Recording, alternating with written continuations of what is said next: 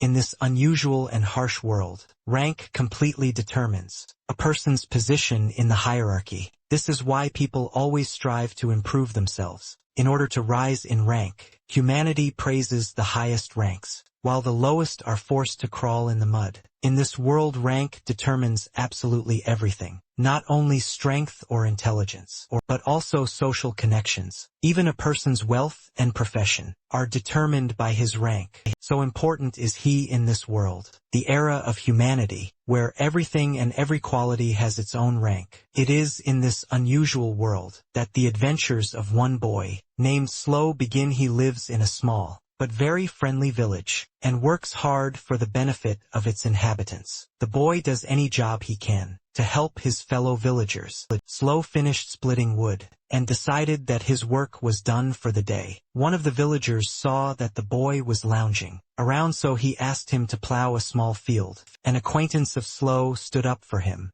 Considering such a request out of the ordinary, the girls shouted at the villagers to leave the guy alone and stop asking him for everything. A fellow villager said that Slow was daydreaming, so he decided that the guy was not doing anything. Luna shouted that the boy would be used as a tool if he agreed to all requests. The guy said he didn't see a problem with it, but the girl said Slow had too kind a heart. The girl said that she had a really great idea. She knew exactly what she could do today if he wanted to leave the village by a secret route that no one knew about. Suddenly an old woman approached and shouted that this was strictly forbidden by the unspoken rules of the village. If this brat had forgotten the rules, and Luna asked why it was not possible, the elder shouted that this disobedient girl should be locked up for a while so that she could come to her senses and calm down. The villager asked if Slow could bring a couple of buckets of water. The boy replied that he would help. The man said that in this village,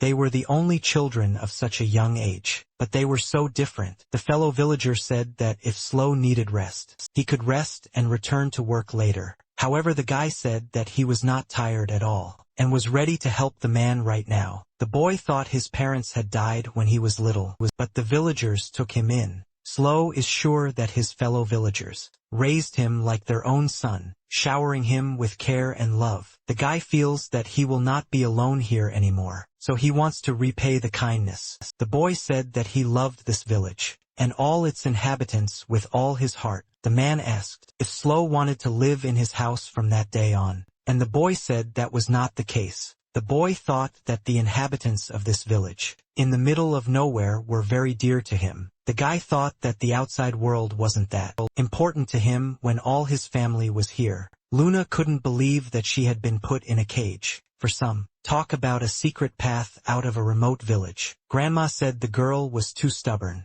If only she were even a little obedient like Slow. The elder said that they sometimes call traitors, and added that the girl was really missing something. Luna stated that there was a big world outside, so why did they live locked within the walls of the village? Grandma said that they were doing this against their will, but because someone hated them. The girl did not calm down. She asked who exactly hated the villagers. What kind of childish story was this? The elder said that the girl should not know all the details. One day time will sort everything out. The boy had already finished pouring water at the request of his elder, who had gone away on business. Slow said that he had done an excellent job. With the task, the boy had filled the well with water. The guy felt a small stone fly at him. It seemed that the one who threw it didn't mean any harm. The boy realized that this someone was his friend, who asked him not to speak loudly. The girl gestured for him to come closer. She had a rather important conversation with Slow. Luna said that the cage would no longer hold her, and the guy noted that this was no reason to be proud. Slow's friend told him that he just needed to follow her, and she would lead him to a cool place.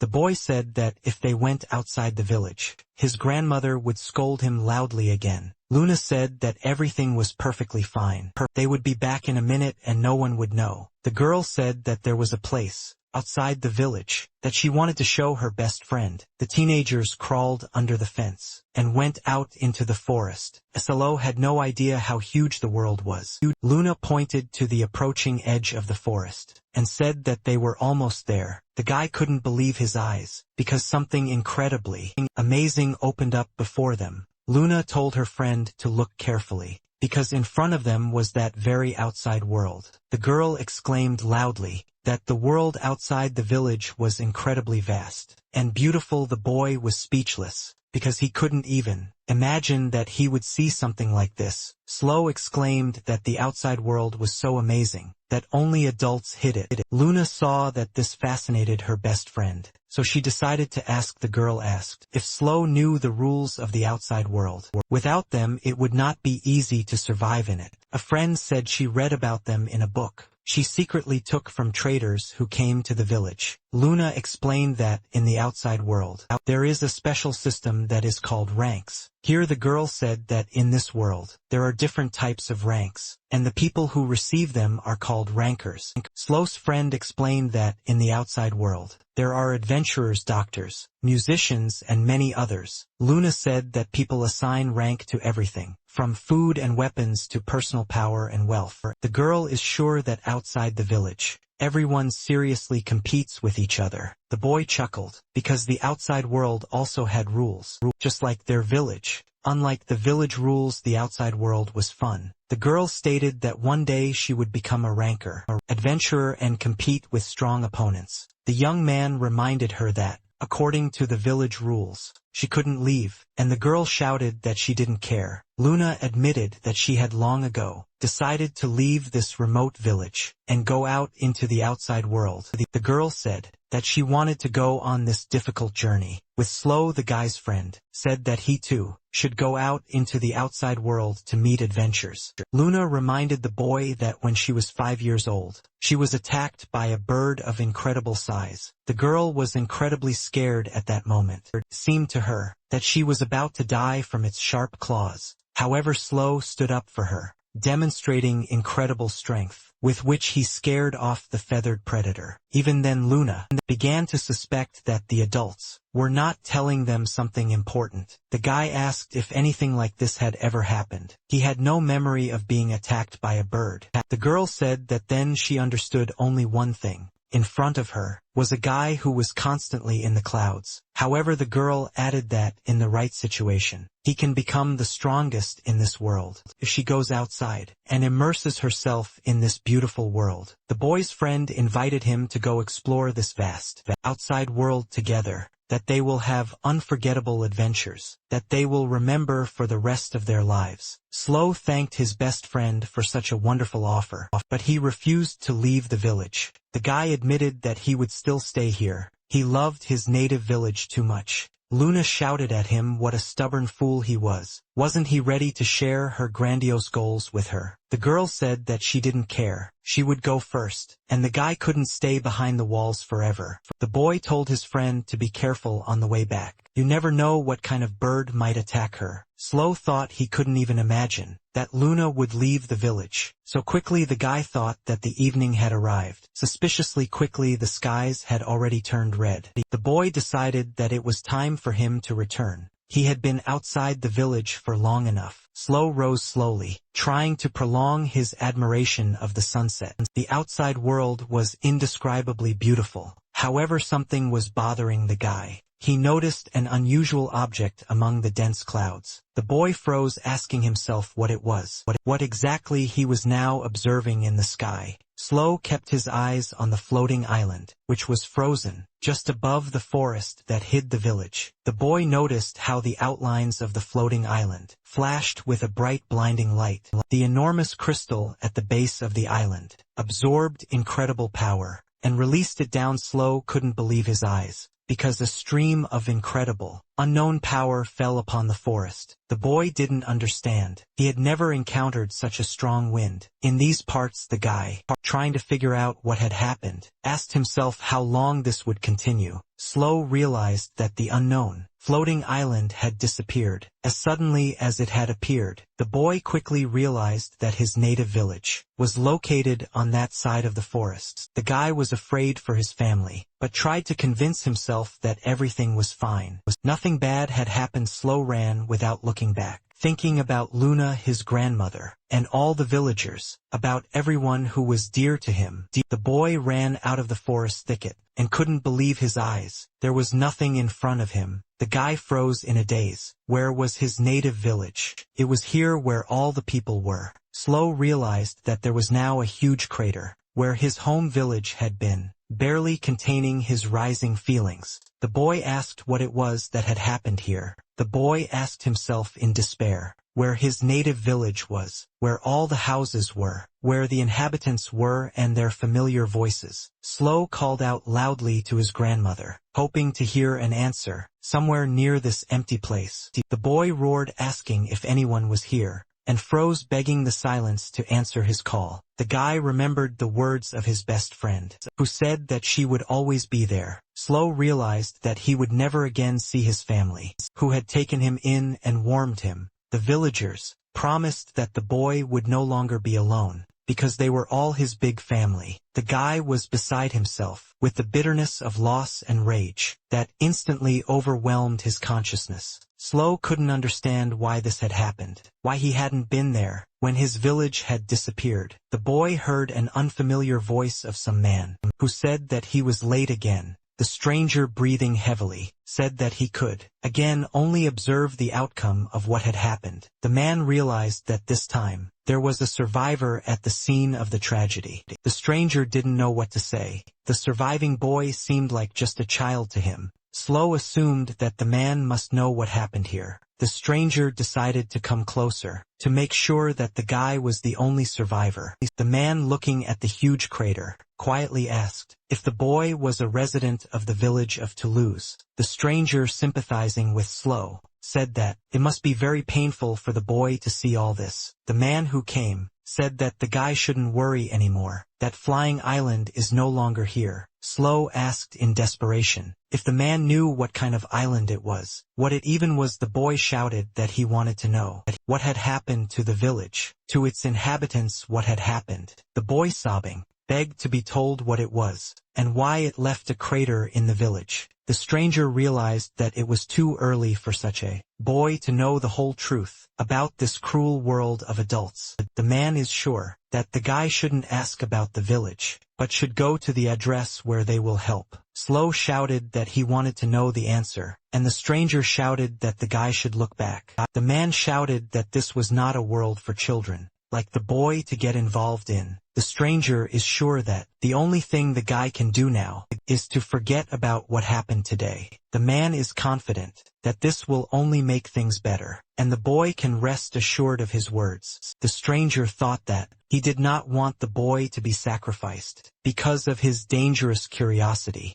Slow said he disagreed with his elder, who was trying to shield him from the harsh truth. The boy asked how he could forget today, what the man was even talking about. The stranger realized that this whiny boy actually possessed incredible strength. Slow asked in a rage how he could forget that unfortunate day when his dear people disappeared. The guy said that he would go to that damn island and bring back everyone who had perished at the behest of its owners. Slow remembers well that when he was still little, his parents died in a landslide. The boy will never forget the despair he felt at that terrifying moment. He remembers how impenetrable the darkness was that surrounded him when he was left alone. However, the residents of the small village of Toulouse came to the aid of the poor orphan, who had lost his family at such an early age. The boy knows that the villagers have always taken care of him, and Luna has always been there. The boy will never forget what all these kind people from the remote village did for him. Slow is sure that they were all good people, who could not pass by a person in trouble. The boy said that he could never forget his family, the inhabitants of the village of Toulouse. The boy screamed that he would get to that lousy island and bring everyone back. The man couldn't believe his own eyes, because he had never seen such a person before. The stranger saw how energy was literally gushing out of the boy. The amount of prana this boy had was astonishing. The man noticed that even the space around him was being deformed due to the force of mental energy. The stranger knows that prana is inherent in every person, but only a few are aware of it. The man understands that only truly talented people know how to use it. The stranger was surprised, because prana usually appears white or transparent. A man knows that people with truly strong energy are able to make it visible. The stranger understands perfectly well that In their world there are also people with special prana. The man understands that there are legends, that some peoples possess special mental energy. The stranger finally realized that the man standing before him was not an ordinary guy but a survivor of Babish. The man thought he wanted to take care of the guy's protection, but he doesn't understand how everything works. The stranger threw his sword to the boy, so that he could pick it up and be ready to fight. The man said that Slow must pick up the sword, if he really wanted to get to the flying island. The stranger said that if he saw potential in the boy, he would become his mentor. The boy realized that he had to show all his strength in order for the man to accept him as a student. The stranger said that Slow must fight to the death, otherwise he would not show his true abilities. The boy immediately picked up the blade thrown to him, his whole appearance showing determination. The boy jumped up. He was eager to start a fight that would allow him to become stronger. The man understood that it was obvious to him that Slow had picked up a sword. For the first time in his life, the stranger thought that the pressure coming from the guy was shaking him. A seasoned fighter, the man understands that all this is not as important as the fact that the guy's waves are practically exceptional. The stranger understands that the boy has a very great future. Not everyone is endowed with such potential. The man thought that the guy was definitely worth his attention because he could surpass anyone. The stranger understands perfectly well that further battle is pointless. Slow's abilities are amazing. However, there was no stopping the guy. He clearly decided that he had to give it his all. The man told the boy that this huge, flying island was called the Island of the Gods. Mentor Slow said that usually, this floating island remains above the vast ocean. The unknown person stated that he is acting to prevent these tragedies, but is always late. The man said that according to legends, people who are enveloped in light are taken to the island of the gods. The mentor told the boy not to even think about touching the beam of light from this floating island. The boy asked how he could get to the island of the gods, and the man said that there was one way. The man said that if the boy gets into the top 10 adventurers ranking, he will end up on the island. Slow asked what was so special about this ranking of adventurers, and who they were. The mentor explained that adventurers are an elite group whose lives are dedicated to exploring the unknown. The man is confident that of all the possible paths, most people choose the rank of adventurer. Slow realized that he simply had to become one of the top 10 adventurers in the world. However, the man clarified that since the opening of the Island of the Gods, only one thing has remained unchanged. The mentor said that almost all the adventurers sent to the floating island died. The man asked the boy if he had changed his mind. He had chosen an incredibly difficult path. Slow stated that he had already firmly decided to become one of the top 10 adventurers in order to bring back his loved ones. The mentor realized that his new student would not be frightened by simple stories of failed expeditions. The man said that he would train the boy for only 1 year, but he would only teach him fencing. The mentor hopes that his training will become the starting point for the boy, who will conquer the island of the gods. The man introduced himself as Adler, and presented himself as a knight of the first rank, the strongest knight of humanity. Adler asked the name of the guy who was aiming to conquer the top of the rankings. He introduced himself as Slow. The mentor stated that he was not going to spare the boy, who was striving to become the best. The man said that Slow was the first one to hit Adler with one swing of his sword anyway. The boy realized that he now had an excellent mentor, who was able to teach him properly. The guy understood perfectly well that this year would not be the easiest in his life, but he had to overcome it. Slow endured torn muscles and burning blisters on his hands and feet, because he wanted to become stronger. A year of training with a first-rank knight became a series of severe trials for the boy. Adler did not spare the boy, so that he would grow stronger and achieve his main goal, conquering the island of the gods. The training of the strongest knight was so tough that the boy bled every day. Slow noticed that after that evening, Adler said nothing more about the island of the gods. The boy realized that his mentor wanted him to figure everything out on his own. Slow understood that 2 questions awaited him. why the village had disappeared, and what the island of the gods was. The boy decided that he would rise in the ranks of adventurers and personally answer them. Slow realized that in order to answer his questions, he would have to do the almost impossible. Adler admitted that this year passed almost unnoticed. For him, although his student experienced a lot, the knight of the first rank asked if the young man was ready to set out on his own adventure. Slow immediately replied that he had been prepared for his journey for a long time. The guy thought that his girlfriend had suggested that he become adventurers a whole year ago. The young man understands that the moon, striving to understand the world, left without realizing her dream. Slow realizes that he is now embarking on a long journey to become a ranker adventurer. The boy clearly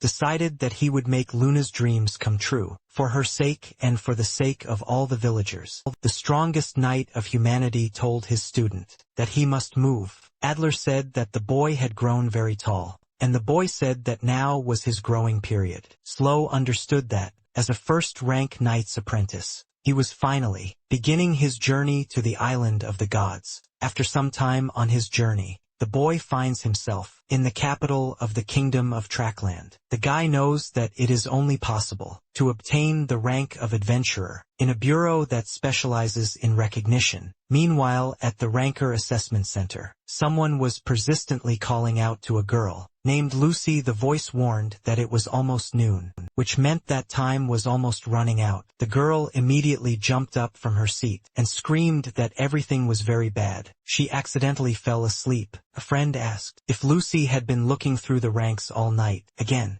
the girl said that since her friend was a recognizer, she had to take care of her health. Lucy understands perfectly well that her main responsibility is to establish the rank of people. The rank of recognizer obliges the bearer to travel to any point in the world to analyze the abilities of rankers. The Bureau knows that recognizers must possess a huge amount of specialized knowledge and be impartial. The girl understands that in order to reach this rank, it is necessary to put in a lot of effort. The recognizer must undergo many examinations in order to evaluate the superiority or inferiority of people. Everyone knows that only a select few can follow the path of one of the most difficult professions in the world. Lucy stated that even as a recognizer, she was still at rock bottom in general, and she replied that she wanted to do all sorts of things. Lucy knows that to get promoted, she must become an exceptional talent spotter. However, the girl admitted that she does not like modern rankers, who are idiots. Lucy said that there used to be competitions in ranks, but now the high positions are firmly occupied. The girl stated that ranks are only valuable when they are updated regularly. The friend thought that Lucy was just a rank maniac, and added that this was a serious case. The girl asked if there was any rising star who would shake up the ranking system. A friend is sure that the rising star could be among the people in this audience. Lucy remembered that today, for the third year in a row, was the day to register for the adventurer's exam. The recognizer asked if there had always been so many participants, and her friend replied that this was not the case. The girls thought that the shambles, forest's promotion to a dangerous zone, had an impact on the young people's interest in the rank. Lucy's friend is sure that this time, they have many promising candidates for the rank of adventurer. The girl pointed to Soldark, the leader of the most developed mercenary squad. Red Wolf, Lucy's friend, knows that the marksman family is known for its archers, and this time they sent Edward. The girl said that there were other promising people. For example, that man in the far row. Lucy recognized him as a ranker merchant, while her friend named the others. The girl determined their ranks. The recognizer's friend said that it was just amazing. All the ranks matched the list. Lucy stated that the title of ranked adventurer is especially prestigious, and many people want to obtain it. The girl knows that this rank allows its holders to enter special and even dangerous territories. The friend realized that she had been called to the reception desk and needed to leave. The registrar greeted the newcomer, and the young man said that he wanted to register his rank. Lucy's friend said that the guy came to the right place. Ranks are the system they run. The girl said that it is possible to update your rank anywhere, but you can only register it at the bureau. Slow said he wanted to register for the adventurer rank test. The registrar said that the guy arrived on time, and that he should fill out the form before the exam began. The girl said that the cost of the exam was 3,000 coins, and the young man did not waste time. Slow said he was done filling out the form, and the receptionist assigned the guy a number, and asked him to wait. Lucy said there was still a redneck left, who didn't even know what a recognition bureau was. It had been a long time since she had had to explain elementary things like that. The registrar asked Lucy to help her prepare. For the exam there is not much time left. After some time, the girl was already explaining the rules for conducting the exam for the rank of adventurer are divided into 3 types: written, practical, and final. The girl explained that the examinee must pass at least 2 tests out of 3 possible. The examiner warned that the written exam had already begun, and everyone should hurry with their answers. Many of the examinees were very nervous. The range of scores on this test was unusually wide. The girl announced that the first stage of the exam was already over and that those taking the test could put their papers aside. The examiner warned that the practical part of the exam would be held in a forest outside the city. The girl said that they would accompany the examinees when they checked the work of the first stage. Lucy volunteered to help her friend to finish checking the forms as quickly as possible. The recognizer came across a special form. She had never seen such sloppy handwriting. Lucy realized that this answer sheet belonged to that illiterate guy with the lifeless look. However, she couldn't even imagine that he was doing so badly, even with his basic education program. The recognizer didn't find a single correct answer, couldn't even cope with the picture task. The girl asked herself not to judge harshly people who can't even answer questions for villagers. 2 hours later, the examiners brought all the participants to the location of the second practical stage. The girl announced that at this stage, the examinees would have to hunt for treasure in the forest. Lucy's friend said that the board behind her displayed items and their point values. The examiner warned that fighting between exam participants is unacceptable. The girls announced that the practical part of the adventurer rank exam was now open. The examiner told her friend that they had a free minute and could finally take a break. Lucy asked her friend how many participants thought would pass the exam. Maybe half. The girl said that this time the participants seemed unusually strong to her, and more than half would pass. Soul Dark asked the examiner if he was the first to return from the forest with prey. The girl noticed that the guy still had plenty of time. Why did he limit himself to just one? Or the young man stated that he would pass this part of the exam anyway, so why should he strain himself beyond his means? The examiner noted that Soul would be able to achieve a rank higher than the one she declared when registering for the exam, was surprised that he was not the first to return with the loot. Had he really been too late? The girl noted that the feather she brought was highly valued, but the guy did not know that these birds were so rare. Soul said that Edward found something to be proud of, some useless bird feather. The archer stated that this bird flies at the speed of sound. The mercenary's gaze could not even keep up with it. Soul Dark apologized, adding that the boy looked much better in a clown costume. Edward asked the young man if he wanted to catch the bird himself, and the young man said that he could. The examiner noted that many of the rankers were incredibly proud people, and Lucy became inflamed by the growing confrontation. Steps of one of the participants. Was someone really hurt, or worse? Those who completed the second stage turned around to see what had happened. That was so unusual. Slow also completed the practical portion of the exam, but was delayed due to the weight of his workload. The young man easily dealt with the huge red bear that ruled the forest. The guy said he didn't know how to remove the gallbladder from this red grizzly. Slow said he had brought the whole carcass and asked if he could deliver the item just like that. The examiner accepted the boy's work without hesitation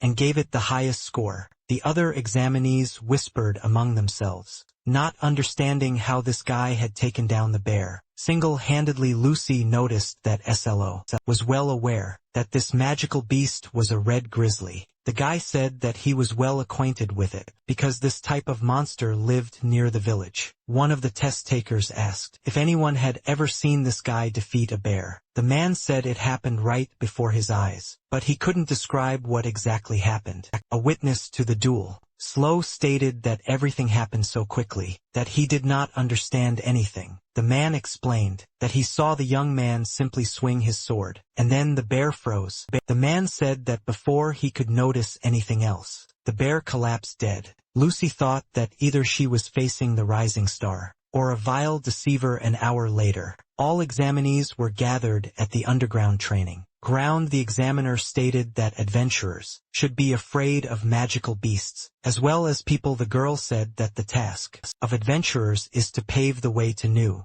unknown lands. Lucy's friend knows that bandits and pirates are a strong threat to adventurers of any rank. The examiner stated that the final part of the exam is a simulated battle and the participants will fight. The girl said that it doesn't matter whether they win or lose, they need to show their abilities. The man asked if Soldark would like to fight him. He was sure that the fight would be equal. The elder heard that this guy only carried stones. During the practical part of the exam, the man declared that he would teach this boy, who was not even third rank, a lesson right now. Soldark didn't even turn around to look at the man who attacked him from behind. The young man easily knocked the man out, so that he would no longer think of attacking him. From the shadows, the boy apologized to the examiner, explaining that he could not contain his anger. The girl said that she would turn a blind eye to this, because the man had already failed the exam. The examiner thought that the only person she could pair with Sol was Edward Marksman. Lucy called out to her friend, because she had a small request. The girl asked the examiner to pair Sol with a boy named Slow. The matches flew by almost unnoticed, and none of the examinees stood out from the rest. The examiner announced the start of the 8th match. She called out numbers 28 and 41. However, Lucy still decided to intervene. In the announcement of the participants of the next fight, the girl said that no 53 was also taking part in this battle. Lucy announced that no 53 would face 2 examinees at once, and Edward said that he hadn't been underestimated like that in a long time. Lucy's friend said the girl was making an obvious mistake, but she was completely sure. The girl joyfully exclaimed that, if her eyes did not deceive her, she had found that very rising star. Lucy saw incredible potential in the unremarkable boy from a remote village. The named participants in the exam were already fully prepared to begin the battle. They were just waiting for the start. The examiner thought her friend was going too far when she demanded a fight between 2 and 1. Slow understands perfectly well that he cannot lose to his opponents, despite their numerical superiority. The girl once again announced the participants of the 8th duel of the adventurer rank exam. Lucy's friend said that Soldark is the leader of the ferocious Red Wolf mercenaries. The girl knows that this squad made its name last year when it destroyed the Cayman Mafia. The examiner spoke about rumors that the leader of the Red Wolf personally killed the mafia boss. Lucy's friend said that Edward Marksman is the young master of a famous family of archers. The examiner knows that he was trained by his father, who was ranked 2nd in the archery rankings. The young man received his rank at the age of 5. There is not a single archer who does not know this genius. The girl stated that an unknown young man would confront these talents. Slow understood that he should not be afraid of his opponents, because his teacher was the strongest knight. The examiner announced the beginning of the 8th duel. To obtain the rank of adventurer, Edward Marksman decided that he had to end this senseless fight. Immediately, the young man prepared to defend himself. He had to assess the abilities of his opponents. The guy easily dodged the arrows heading his way, and noticed Sol running up, the leader of the Red Wolf. Mercenaries quickly closed the distance to Slow. The young men crossed blades, blocking each other's attacks, and a serious fight ensued. Not everyone present at the underground training ground could keep an eye on the swordsman. Sol was not inferior to the 1st rank knight's apprentice, although the boy's strengths were not equal. Some of the examinees asked their comrades why they couldn't see what was going on there, Others replied that they themselves did not see it, but only heard the incessant ringing of steel. Slow decided that he had studied his opponent sufficiently, and parried the swift attack with one movement.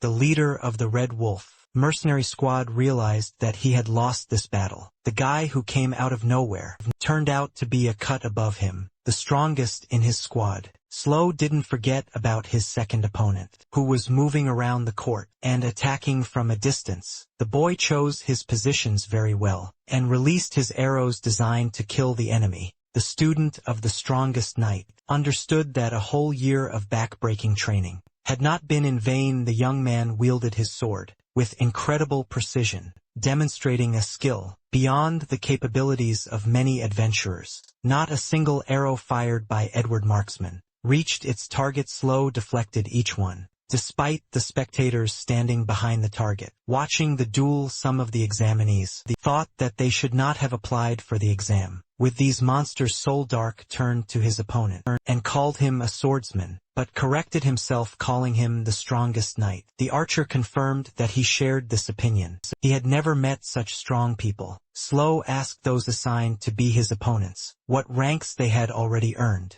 Edward Marksman replied that he was the 402nd in the rank of archers, and that was a very confident position. Soldark said he was the 753rd ranked mercenary, but what was the point of asking that? Slow said that if he beats his rivals, he will definitely rise to the triple-digit rank. The young man decided not to drag out the fight, since there were two opponents. He would use prana. Edward Marksman couldn't believe his eyes, because only the strongest possessed such an amount of energy. Soldark realized that his opponent suddenly had a terrifying aura of intimidation, that its color was visible to the naked eye. The archer stated that ranks are not assigned, only based on a person's specialties. The guy said he was ranked 78th in the world among precision shooters. The boy decided that he could defeat this monster that had come to their land. Out of nowhere, however, Edward Marksman did not even have time to release the string of his bow when Slow knocked him down. Soldark realized that his comrade had lost to the unknown youth. In just one moment, the young man saw how the student of the strongest knight was approaching him to strike. Saul understood perfectly well the gap in strength with the apprentice of a first-rank knight, so he was afraid of him. He saw the confidence in his opponent's eyes. The young man realized that in another moment he would lose consciousness due to his opponent's swift attack. Slow understood that attacking head-on was not as effective as delivering a surprise blow. From behind, the 753rd ranked mercenary shouted that the guy didn't have to defeat him. The leader of the Red Wolf mercenary squad declared that he had admitted his crushing defeat. The young man said that he needed to go to work. After finishing the adventurer rank exam, Soldark said it would be problematic if he fell unconscious, like Edward Marksman. Slow said that he understood his opponent's position, and that he would not intentionally interfere with his plans. The leader of the Red Wolf mercenary squad did not understand what kind of monster came for the rank of adventurer. Soldark, in incredible fear, asked himself who the hell this guy was. The examinees couldn't believe what was happening. An unknown young man had defeated two people with 3-digit ranks. The examiner shouted that this was enough. The 8th duel for the rank of adventurer was over. The girl announced that the winner was exam participant number 53. Lucy's friend shouted where this girl was going. They still had groups of people taking exams. However, the recognizer could not miss this rare chance. She wanted to confirm her guesses. The girl turned to the recognizer's exclusive database to find Slow. Lucy found no record of examining number 53. He never achieved rank. The girl thought it made sense if he lived in some remote village. The recognizer realized that the young man had not committed any crimes and did not belong to any special organizations. The girl thought that it was just a jackpot, and where had such a nugget been hiding all this time? Lucy burst into the room, screaming that she wanted to become Slow Tool's personal recognizer. The guy who made a splash during the exam was literally surrounded by other recognizers. The girl realized that she was late, although she was distracted for just a couple of minutes to check the information. Lucy understands that you can only propose after you've researched the background of your desired ranker. The young man asked who this personal recognizer was, and why everyone was so eager to become one. The girl realized that this was her last chance. She shouted loudly that she was ready to explain everything to him. Lucy said that the personal recognizer only works with one ranker to record rank updates. The girl said that usually to update your rank, you have to wait for a decision from the recognition bureau. Lucy is confident that a personal recognizer saves a ranker a colossal amount of time. The girl said that such recognizers are especially valued by rankers who travel the world.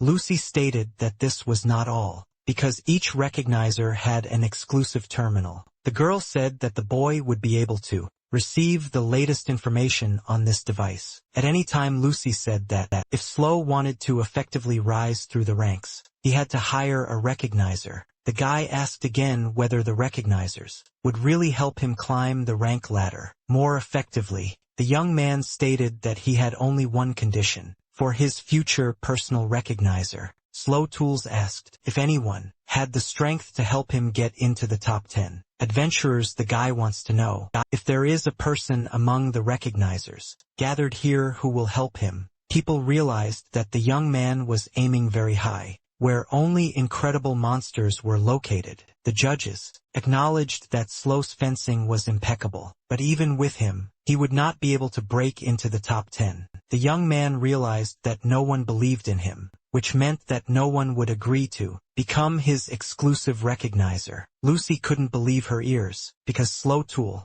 said exactly what she had been waiting for. The girl quickly came to her senses, and noticed that the guy was already leaving. In splendid isolation, the recognizer shouted at the young man not to go far. He should wait for her. However, Slow continued walking, not paying attention to the young recognizer running after him. The girl continued to call him and ask him to stop. She needed to talk to him at all costs. Lucy asked why the young man wanted to be among the top 10 adventurers. The guy cut her off shortly, saying that it was none of her business, making it clear that their conversation would not take place. The recognizer said that in that case, the guy should make this matter hers too. The girl stated that she wanted to become Slow Tool's personal recognizer to help him. Lucy is confident that she can lead the young man into the top 10 strongest adventurers. The guy said that he didn't want to put the child in danger, and that it would be better for the girl to go home.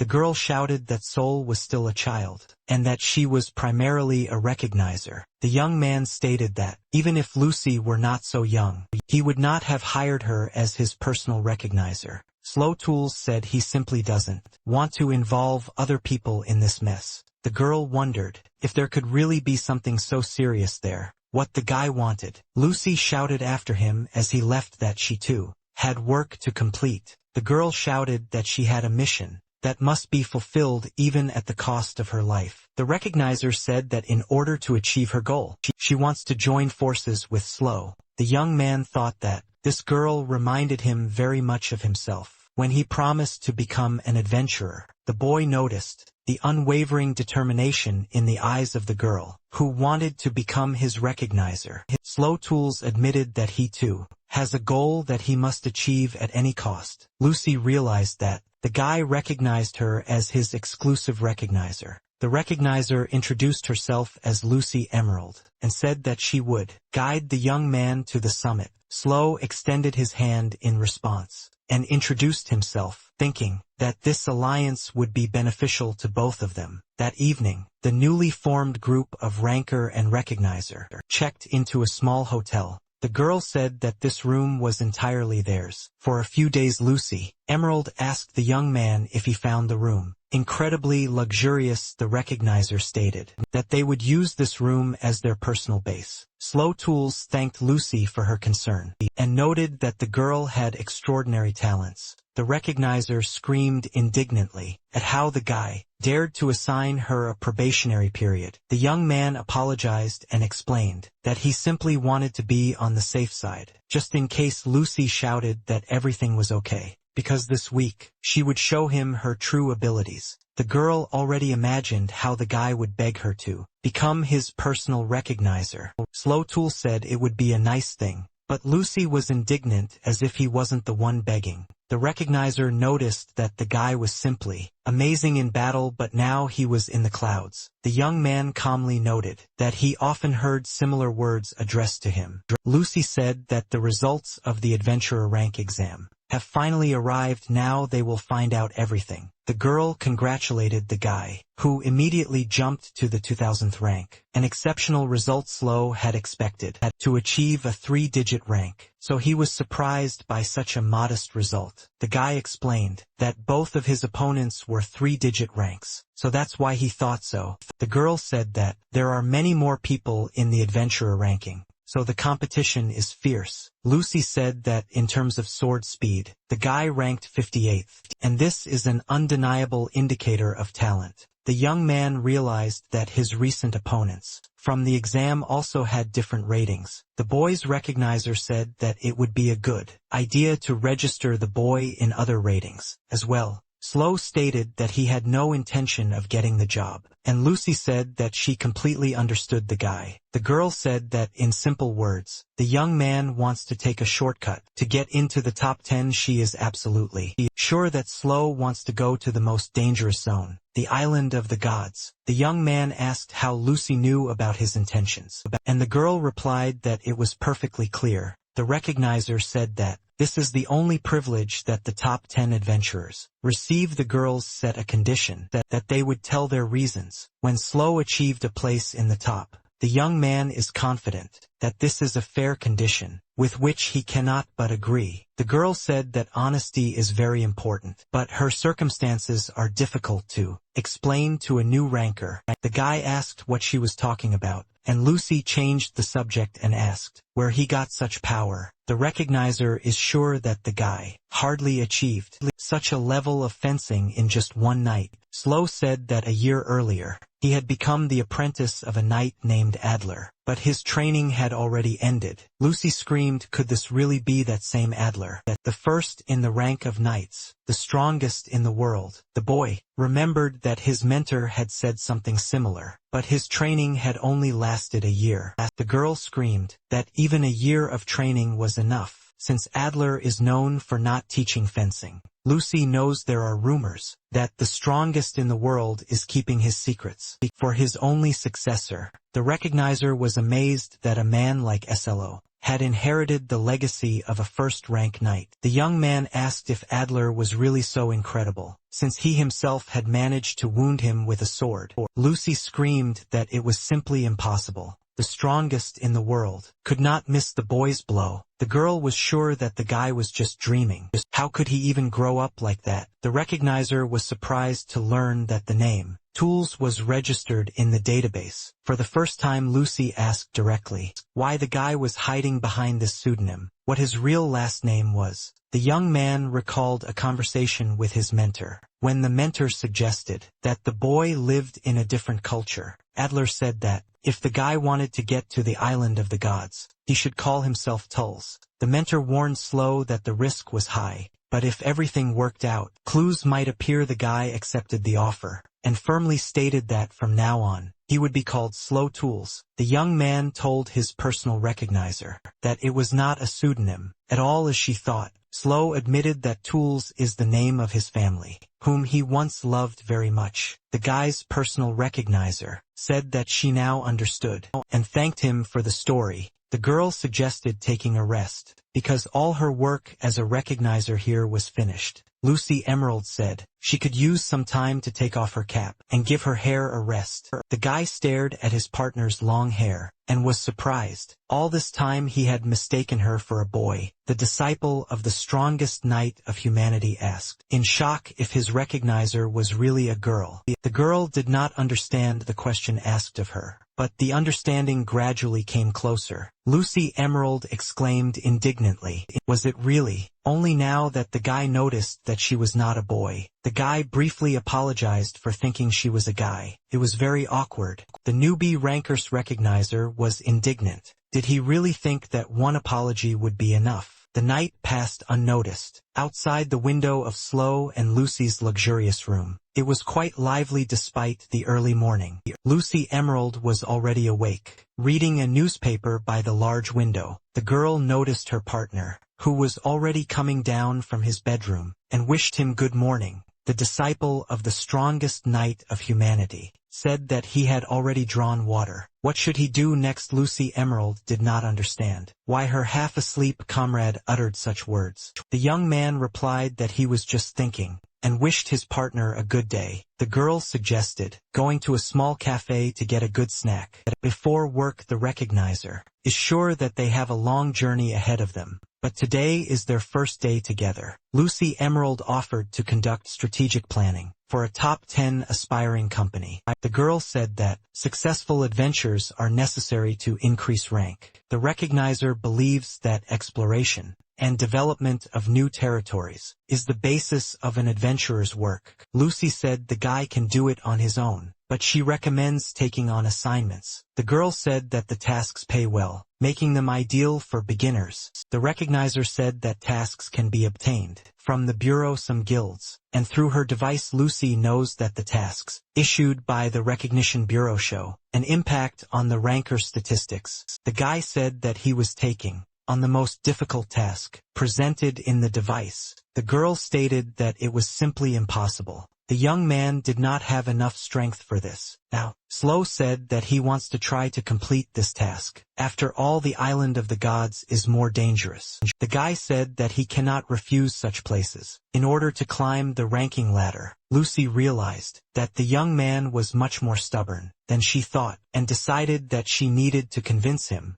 A man having breakfast at the next table noticed that the boys seemed to have a problem. The girl stood up to greet Cloud, who noticed that they hadn't seen each other for a long time. Slow asked who it was, and Lucy introduced the man who approached as Cloud. Blue Ward Lucy Emerald said that this is the person ranked 11th in the adventurer rankings. The guy thought, is it really the whole 11th place? He must be an incredibly powerful person. The young man remembered the words of his teacher, who said that the highest ranks are real monsters. Slow Tussle thought that if he was ranked 11th, he was a top-ranked adventurer. The guy made a logical conclusion that Mr. Cloud was only one step away from the island of the gods. The girl said that the man appeared just in time. She had a big request for him. Slow's personal recognizer asked Mr. Cloud to beat the guy up, to bring him to his senses. The man accepted Lucy Emerald's request, and within a moment they were in the ring. Cloud Blue Ward politely asked the guy how long he had been waiting for him. Unfortunately, he had to wait a little longer.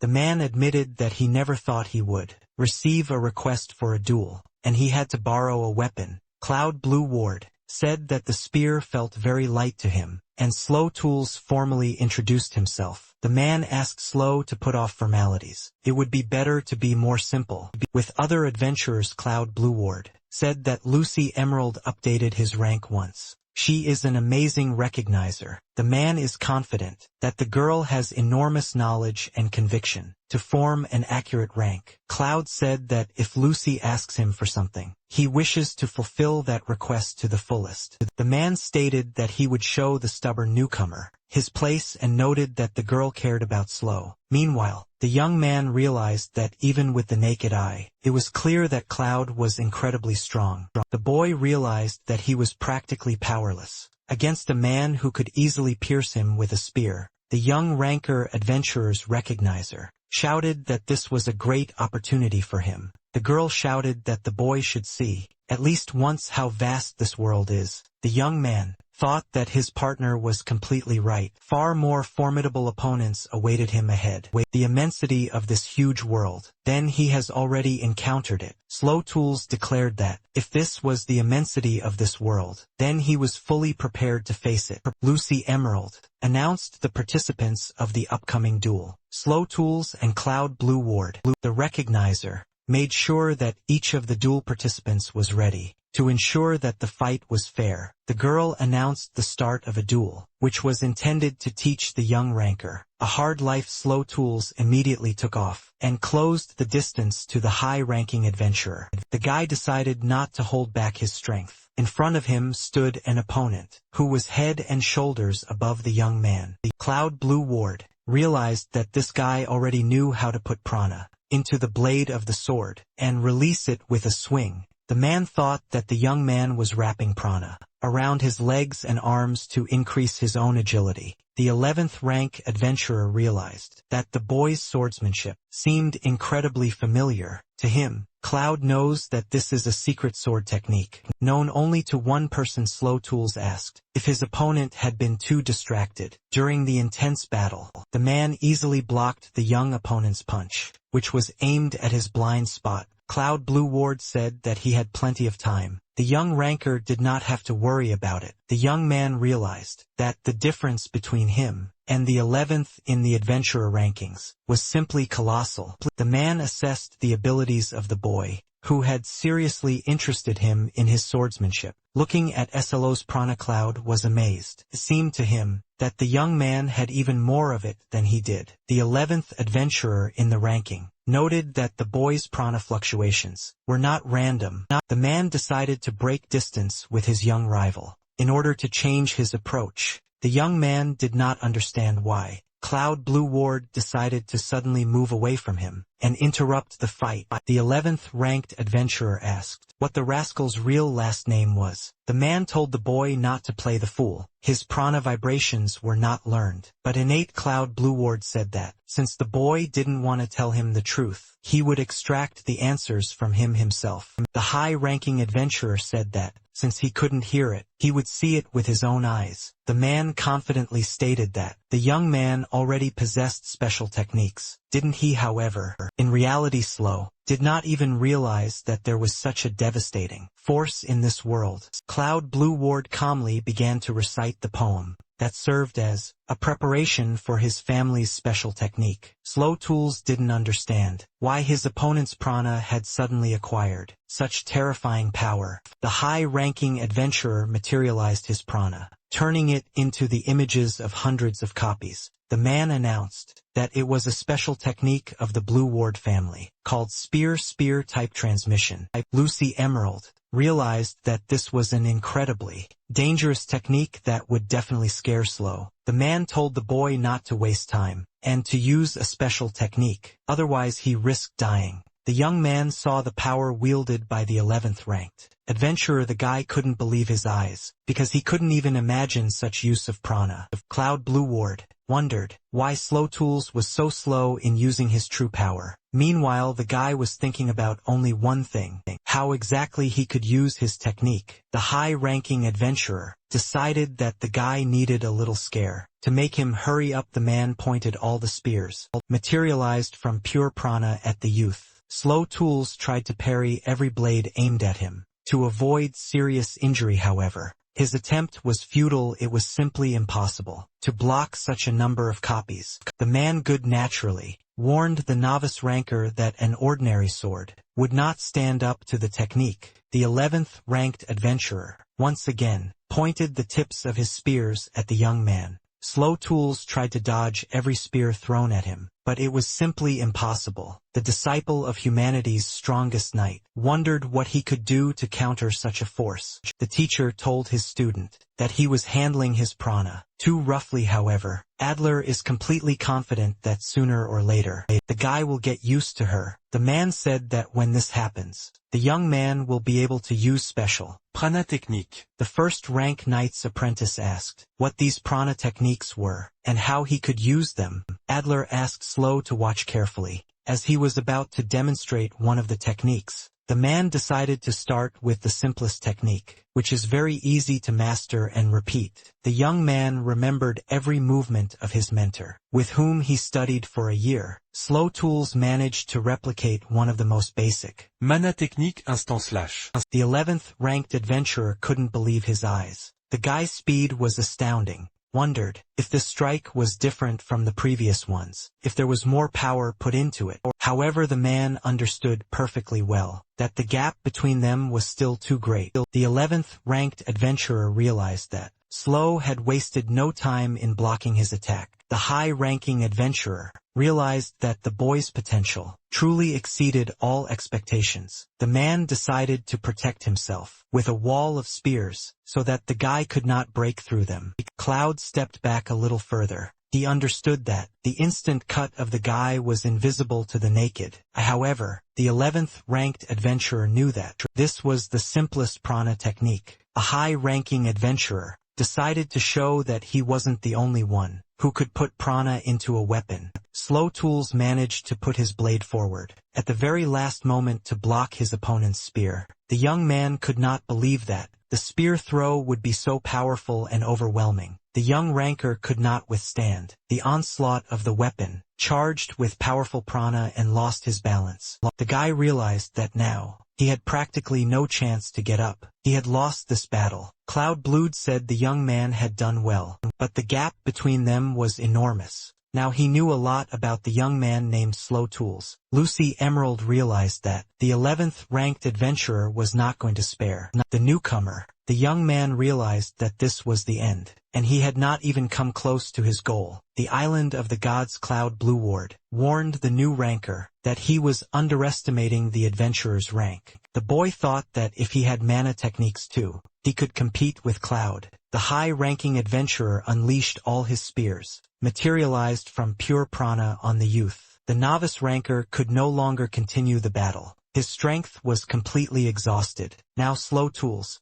understood how big the gap was between him and the 11th rank adventurer. The man decided that their battle was over. He had fulfilled his part of the agreement. Lucy Emerald declared Cloud Blue Ward the winner. The result was expected. A high-ranking adventurer asked the recognizer if she was satisfied with the fight she had conducted. The girl replied that now Slow should clearly understand his limits, and Cloud agreed with her. But Lucy Emerald believed in the guy's victory. The girl replied that she simply thought that such an outcome of the duel was entirely possible. The high-ranking adventurer asked if her belief was based on him being Adler's disciple. The man stated that the boy had a lightning sword, just like the heirs of the hidden force technique. Cloud Blue Ward asked if it was okay to hand over the knight's strongest technique to some adventurer. From the point of view of any knight, this is a treacherous theft of a holy relic. Lucy Emerald exclaimed that she also realized this. Now she would have to protect the guy from the knights. The man thought that the rank of knight could help the boy avoid unnecessary problems and publicity. The girl thought that it was simply impossible. The guy would not be able to act as a ranker knight. Lucy Emerald admitted that she had faith in the young ranker, not because of the hidden force technique. The girl said that she believed in the guy because he struck Adler himself, the strongest knight. The high-ranking adventurer is sure that, with the guy's current skills, this is simply impossible. The 11th ranked adventurer thought that the guy must have had some circumstances in his favor. The man realizes that Slow's hidden force has left him in shock, and the prana fluctuations remain a mystery. Lucy was surprised when she heard Cloud say that the guy also had special prana techniques. Cloud Blue Ward stated that if the boy had used these techniques, he would have definitely lost. Slow Tools saw a woman humming a strange but very familiar tune. She looked back and met the gaze of the guy, who was watching her intently. The village elder Tools burst into the house and shouted that the girl was singing something she shouldn't. The old woman called the woman empty-headed because they couldn't get out because of these songs. The elder told the girl to remember that she was no longer allowed to sing such things out loud. Slow Tools saw how the woman was upset by the reproaches of the angry old woman. The woman asked Slow to forgive her for what she was about to do. The aspiring ranker adventurer opened his eyes and realized that he had just seen his memories. Slow Tools asked where he was now. It seemed like he was in the underground arena. Just recently, Lucy Emerald said that the guy slept all day, and they were now at the recognition bureau. The young man asked how this could have happened, and the recognizer replied that he had lost consciousness in battle. The girl told her friend that according to the doctor, The young man was suffering from acute moral exhaustion. Lucy Emerald said she didn't know what burden Slow had taken on, but whether it was too heavy. The guy replied that perhaps the girl was right, because he really was trying to jump above his head. The boy's personal recognizer thought that the duel with Cloud Blue Ward had taken its toll on him. The girl said that she had to tell Slow Tools something incredibly important. Lucy Emerald asked if the young ranker adventurer knew what poetry techniques were. The young man replied that he did not know the techniques of poetry, and asked if this was really Cloud's powerful technique. The discerner said that this is a method of using prana that is available to some nations. The girl said that at the top of the adventurers list, there are many people who have mastered the techniques of poetry. Lucy Emerald knows that Cloud Blue Ward is from a race of outstanding hunters who live in the mountains. The discerner knows that such peoples transmit knowledge orally, encoding it into poetry. The girl explained that it was for this reason that such techniques were called poetry techniques. Lucy Emerald said that genetics plays a major role in these types of prana uses. The personal recognizer stated that Mr. Cloud Blue Ward had discerned the boy's predisposition to technology. The girl asked her friend if he had any idea where he got such an unusual talent from. The young man said he thought he had an idea, and Lucy cried out joyfully that it was amazing news. Mastering the technique of poetry is an incredible gift. The girl stated that Slow would become the best ranker, and added that she had found a task suitable for him. The guy's personal recognizer informed him that this was an assignment to investigate the Shambles Forest. Lucy Emerald said the boy needed to know the state of the forest. Psychology. The girl reported that in this dangerous zone, people were disappearing, one after another without a trace. The recognizer is confident that if Slow figures out the reason for the disappearances, his ratings will skyrocket. The girl is sure that it is worth it, although the risk is high. Perhaps the guy should prepare better. The young man stated that he was taking on this task. The guy could no longer sit in low positions. Slow Tools asked if Lucy had suggested this task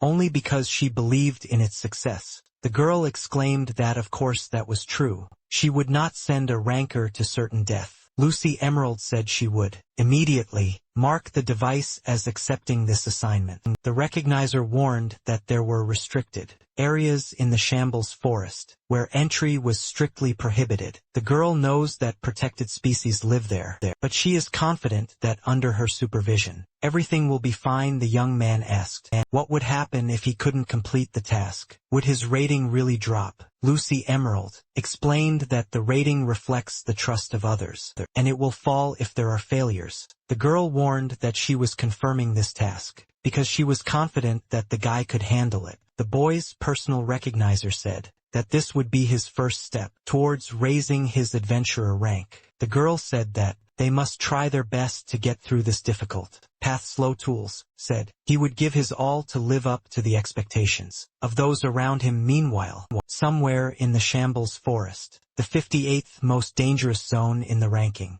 the man said that since this ranker saw everything, he had no choice but to kill the witness. An unknown man approached and asked if the gentleman was really killing again, and he asked what difference it made. The man is confident that, no matter what rank these idiots hold, the Bureau will not look for them. The poacher shouted that climbing the rankings by honest methods was a very stupid idea. The man said that if he sold the horn of this unicorn, he would instantly receive money and experience. The smuggler said that there were a whole bunch of these little animals in the Shambles Forest. A man standing nearby stated that it was impossible to increase an adventurer's rating by force alone. Romeo Cooper said that for those who are forced to suffer, there is salvation that he will bring. The killer asked who in their right mind would give up such wonderful hunting grounds. Iris Darkin shouted that he would instantly rise to the 100th place in the adventurer rankings. The man understood that from his 672nd place in the ranking, it would be easy to rise to the top after some time. Slow Tools and Lucy Emerald approached the guarded border of the Shambles Forest. The guards demanded to see identification. Not everyone was allowed into this area. The man checked the data of the young man, an adventurer ranked 2000th. The guy asked his recognizer how many people there were in the rank of adventurers. The girl replied that there are about 30,000 adventurers in the rating, of which 20,000 are active. The girl said that adventurers with a 4-digit number will be on par with 3-digit ones. From other ratings, Lucy Emerald explained that this is due to the incredible density of the adventurer rating. The young man said that the bar for the adventurer rating is incredibly high, and that he will have to try hard. The girl thought that Slow Tools was thinking about only one thing: how to get to the top as quickly as possible. The young ranker's personal recognizer exclaimed that their adventures began now. The guy stopped thinking about the nature of this place, and Lucy immediately asked what was going on. The young man, without thinking twice, declared that this forest was far from ordinary. Something strange was emanating from it. Lucy Emerald was not surprised that the young man could notice this peculiarity of the Shambles forest. The girl said that an experienced adventurer would understand at first glance how dangerous the territory is. The recognizers said that an ordinary person cannot notice such a feature of such places. Lucy Emerald knows that this is why they, the recognizers, assign danger ratings. The girl said that 2 months ago, this forest was included in the list of dangerous places, accessible only to adventurers. The individual recognizer stated that this was due to the sudden appearance of strong monsters. Frightened by the sudden attack, Lucy Emerald shouted that the young man must protect her. Slow Tool said that his personal recognizer doesn't have to worry about it. He will protect her. The young man easily dealt with every monster that emerged from the depths of the dark forest. The young adventurer felt no threat from the attackers. They were too weak. Slow Tools saw new monsters in the distance, rapidly closing the distance. The young man used one of the simplest techniques taught to him by the strongest knight of humanity. The monsters fell dead one after another, not even having time to get close to Slow and his partner. The girl asked if this was the same incredible technique that Adler had taught him. The young man said that this was indeed one of the techniques that the strongest knight in the world taught him. Slow Tools saw another monster. It looked scary, more dangerous than all the previous ones. Lucy Emerald said that this is a blood orc. He is ranked 126th. The young man said that now was the best time to try one of the more powerful techniques. Slow Tools tried to repeat after his teacher, who once showed him this technique. The young man understands that, in order to strike successfully, he must soften all his insides. The disciple of humanity's strongest knight realized that he had made a mistake in thinking that he could handle it. Slow Tools realized that he was not yet accustomed to his own prana to use complex techniques. The girl realized that the young adventurer had failed to harm the very dangerous monster from the Shambles forest. The young man said it was a complete failure, and Lucy Emerald shouted that he had only angered the orc. The guy admitted that he had hoped that this technique would work, but he had miscalculated badly. The girl screamed that he had apparently forgotten that he was supposed to protect her from the dangers of the Shambles forest. The young adventurer's personal recognizer shouted that there was a cliff ahead, and he needed to turn. The young man grabbed his partner and confidently declared that they would jump, and that she should not be afraid. The recognizer screamed that this was the most reckless plan possible. Lucy Emerald screamed that they were about to crash because of Slow Tulsa. Why did she believe in him? However, the young man didn't even doubt his decision. During his year of training with Adler, he had experienced worse. The young man landed very nimbly in the dense crowns of the spreading trees of the Shambles forest. The guy understood perfectly well that he couldn't just fall, so he slid along the tree trunk. From such antics of the young man, his personal recognizer realized that her soul was about to part with her body. Seeing Slow sigh, the girl yelled at him because something like this should be warned in advance. The young man apologized, saying that due to Adler's training, he had become accustomed to this kind of thing, and had forgotten that it was very dangerous. The girl asked what kind of training these were, and whether they were really so inhuman. The guy said that this place was different from the previous one. The trees looked completely different.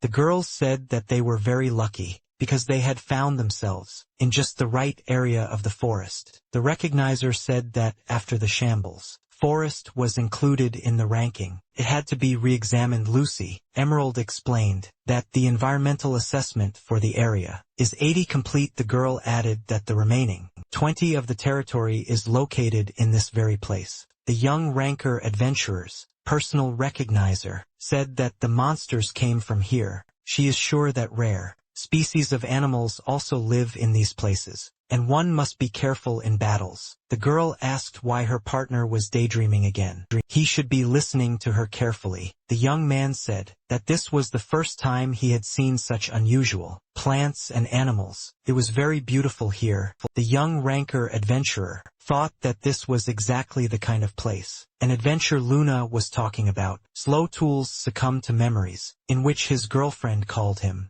to go on unforgettable adventures around the world. The young man realized that Luna dreamed of exactly these kinds of adventures. She longed to see the world. The heavy footsteps of another beast pulled the novice ranker adventurer out of his thoughts. Without thinking, the boy reached for his belt to draw his sword and meet the lone enemy. Lucy screamed at the young man to stop, as she had warned him that there were rare animals here. Slo's personal recognizer said that what they saw in front of them was not some kind of monster. The young ranker adventurer asked why they didn't just kill the beast since it was already wounded. The girl sharply objected that they should, under no circumstances, do such a thing. Slow Tulsa's personal recognizer explained that this was a king's horn, an endangered animal. Lucy Emerald added that this species is ranked 4th on the endangered species list. The young man asked if his partner could really cure such a beast, since she was not a healer. The girl said that she was learning first aid, and that novice rankers often get injured. The young man's individual recognizer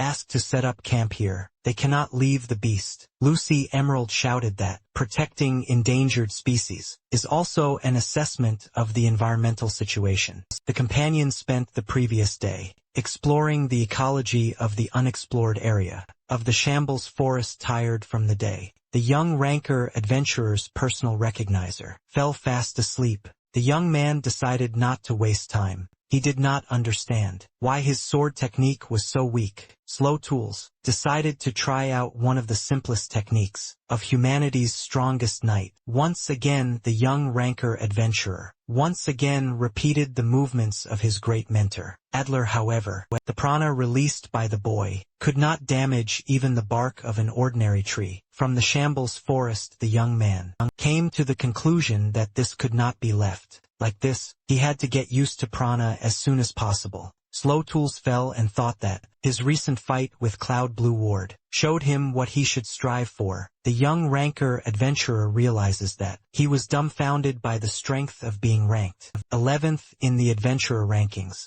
The young man understands that now he cannot go to the island of the gods to bring back his loved ones. The aspiring adventurer was determined that he must become stronger. To fulfill his wish, the guy remembered his Lucy's words. The girl is sure that Slow has special poetry techniques. The young man asked himself how he would understand what special techniques his family had. The morning began with Lucy's sudden scream. The recognizer clearly did not understand what exactly was happening. The young ranker adventurer immediately jumped up, preparing to defend his partner. He shouted out what had happened. The girl said that the royal horn suddenly became angry. She did not understand what was going on. Slow Tools looked at the wounded animal and noticed that it seemed like the beast had already fully recovered. The young adventurer's personal recognizer said that this species has incredible regeneration. The girl noted that it was still a cub, and they usually get along well with people. The recognizer said that such behavior could mean that the animal was injured by a person. Lucy Emerald asked her friend to take a closer look at the horn. It looked like someone had tried to cut it off. The girl is sure that this is the work of poachers, who are hunting for valuable, rare trophies. The discerning ranker adventurer knows that the horn of these creatures is a cure for all ills. Lucy Emerald explained that it was because of humans that their species was on the brink of extinction. The royal horn decided to attack first, without waiting for the actions of those whom he considered his offenders. The young man easily blocked the rare beast's attack. covering his partner with the blade of his sword. The king's horn was frightened. When he saw the tip of Sloth's blade, the poachers left an indelible scar. The young ranker adventurer noticed that the beast was very scared, and Lucy wanted to catch up with it. The girl said that even if he had recovered, it did not mean that he had completely recovered. The recognizer stated that no one had previously known that the king's horn was found in the shambles forest. Lucy said the chase was part of an assessment of the ecological safety of the dangerous forest. The young man immediately prepared himself and declared that he would go forward, and the girl asked him to be careful. Lucy said there might be poachers nearby, and Slow asked what if he ran into them. A young adventurer asked if he would rise in rank if he eliminated the dishonest businessman. The individual recognizer said that everything would depend on the capabilities of the opponents. Encountered, the young man exclaimed that in that case, he would try to eliminate as many poachers as possible. The boy was amazed at the speed of the king's horn, which is a very fast, rare beast. The novice ranker quickly got his bearings and realized which way the frightened beast had run. Slow Tuli continued to run at full speed to catch up with the fleeing kinghorn. The young man managed to notice the arrow in time, which was clearly fired by someone who was not the most simple archer. Soul Dark shouted that this poacher should not have been caught by the leader of the Red Wolf squad. The mercenary who attacked Slow Tulsa said that he was in a very bad mood today. The king's horn's pursuer was able to easily parry the attacker's attack from a blind spot. Soul Dark immediately noticed the bright green color of the prana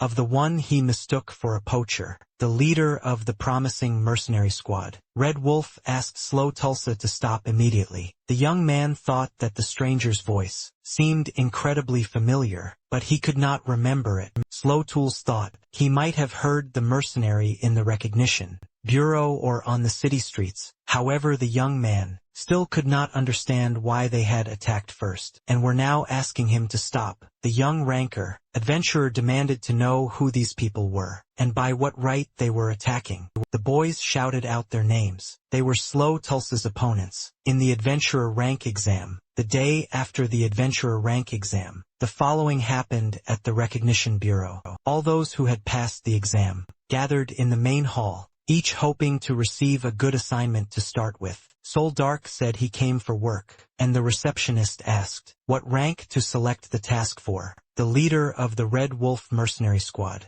said that he was interested in working for the adventurer rankings. Edward Marksman shouted that he had come to receive a quest for his adventurer rating. The boys realized that yesterday they had fought on the same team and lost to a knight who came out of nowhere. Soul Dark and Edward Marksman walked away silently, not knowing where to begin their conversation. The boys turned to each other at the same time, their tone expressing clear dissatisfaction with their interlocutor. Both young men yielded the first word to the other, each waiting for an excuse for yesterday's defeat. The archer sighed and said that he had not been able to find out about the knight who had defeated them both. The leader of the Red Wolf mercenary squad confirmed that there is indeed no information about the mysterious warrior. Soldark said it was hard to believe, but that guy really wasn't listed among the rankers. Edward Marksman admitted that it was shameful for him to lose to someone who is not even a ranker. A boy from a famous family of archers said his pride had been dealt a crushing blow.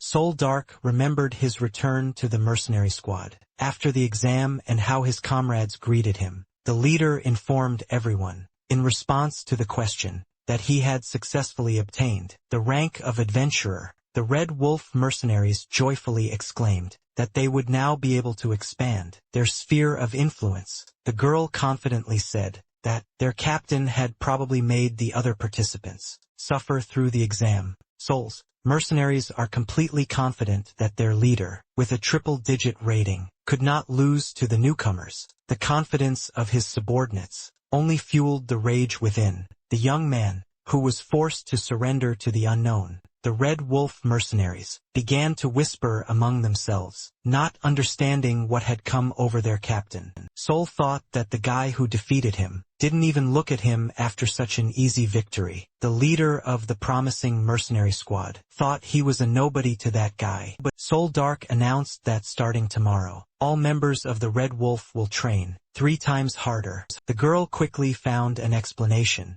for the leader's decision. Now they would certainly be receiving serious orders. Sol Dark stated that this world turned out to be much wider than he could have imagined. The young man clearly decided that he too would train hard to surpass that guy. The leader of the mercenary squad admitted that the stranger had hurt his pride, and he could not leave it unpunished. The archers said that they were ranked 6th in the adventurer rankings, and Slow Tools was ranked 2nd. Edward Marksman said they would catch up with this guy in no time, and might even leave him behind. Sol Dark admitted that he could agree with the guy on at least one thing and offered to take on the task. The archer suggested going to the forest, which is rated as a dangerous place. Sol asked if they were talking about the shambles forest because the more dangerous the place, the higher they would go. The archer and the mercenary knew perfectly well that they would not be able to cope with the warriors. Slow Tussle, the comrades thought that it couldn't be, that this guy was engaged in poaching. The adventurer Ranker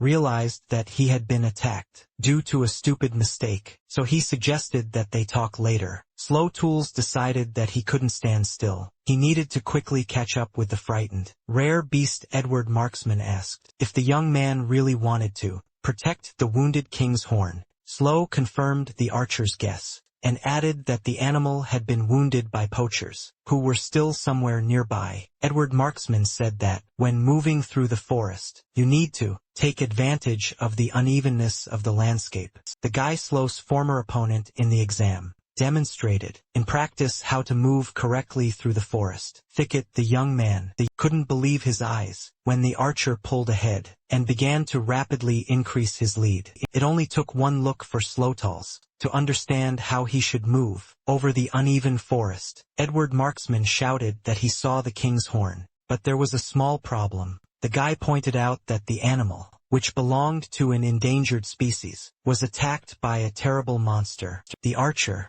is fully confident that this will be a difficult fight, and Slow Tools will have to sweat a lot. The young men understand that saving the endangered animal will have a significant impact on their adventurer rating. The monster that attacked the king's horn immediately noticed its prey, running towards it with a precise blow. Slow Tools severed the monster's writhing limbs, shielding his comrade. The young man realized that the huge creature was approaching, which meant he needed to stop it. The young Ranker adventurer knew he couldn't land a blow that wouldn't hit the king's horn. Slow Tools asked Edward Marksman if he could distract the huge monster for a second. Sol Dark, who had arrived in time, shouted that the archer needed to aim for the eyes, and the knight needed to get closer to the monster. The aspiring Ranker adventurers accepted the mercenary squad leader's orders. Without hesitation, Edward Marksman easily struck the eyes of the huge monster, and it roared in unbearable pain. The young man noticed that the enraged monster had pressed himself to the ground in desperation, exposing himself to attack. Sol Dark shouted that Slow Tools needed to cut the blinded monster's legs. The disciple of humanity's strongest knight received a new order from an experienced commander. The young man put prana into the blade to cut through the limbs and belly of the huge monster. With one blow, the monster didn't know where to go. Terrible pain pierced his body, making him forget about his recent prey. The leader of the promising group of mercenaries shouted that Slow should grab the king's horn and run away. The young man obeyed, and when he ran away from the dangerous monster, he gave a signal to Sol Dark. The leader of the Red Wolf mercenary squad brought down a tree right on the head of a dangerous monster from the forest. The monster that attacked the king's horn felt the massive oak trunk approaching him. The comrades watched in silence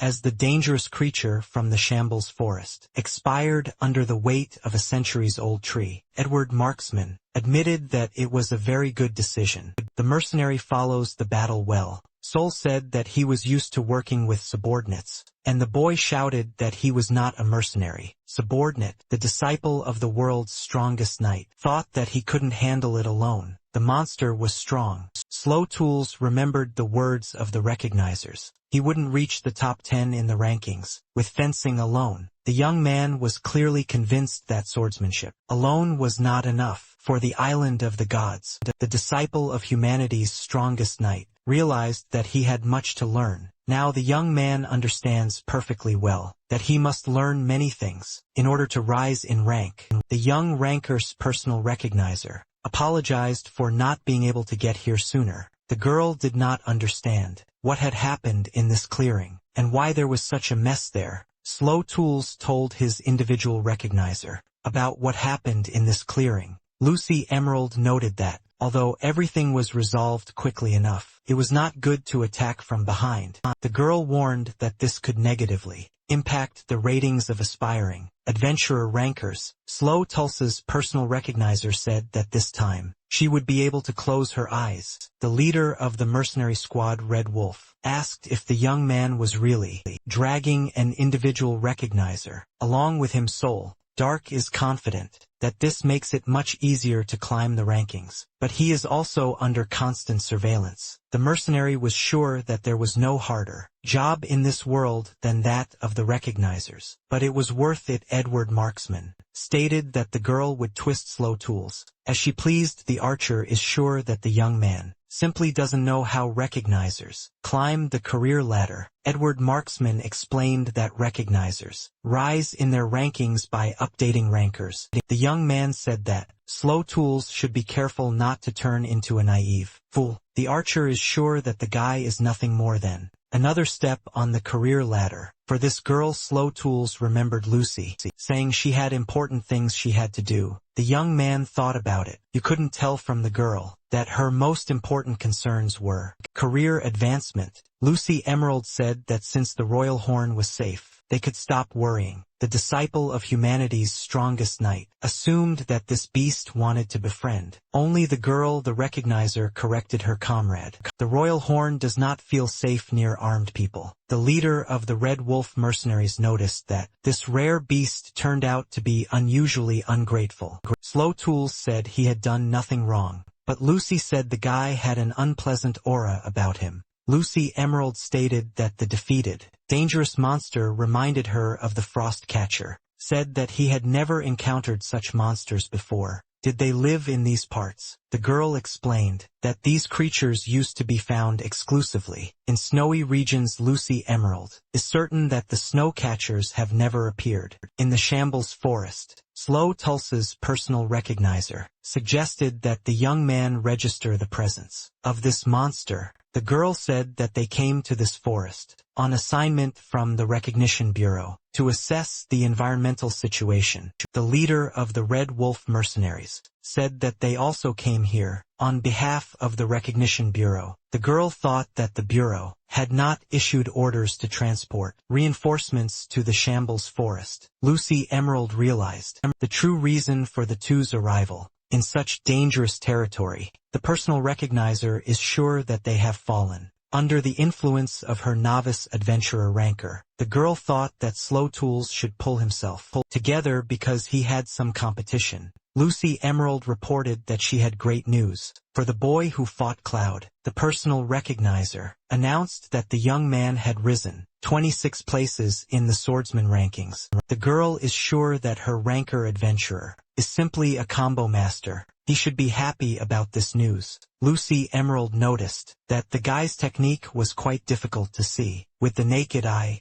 The young man asked if his individual recognizer was really such a talented person. The aspiring adventurer's personal recognizer realized that she had caught the guy's interest. Lucy Emerald asked if Slow Tools had only just now realized all these virtues in her. The mercenary asked what ranking the guy had climbed to, and Edward said he was also interested. The boy's individual recognizer asked if he would allow changes to his rating to be shown. Soul Dark said that the guy jumped so many positions in the sword speed rankings with one blow. Edward Marksman admitted that he is very angry about all these numbers, as they will not catch up with Slow. The student of the strongest knight said that he wanted to learn to fight with more than just swords. Slow Tools asked his comrades to teach him the intricacies of battle tactics and shooting with a combat bow. Edward Marksman clarified that the boy had previously only fought with swords, but now he decided to master the bow.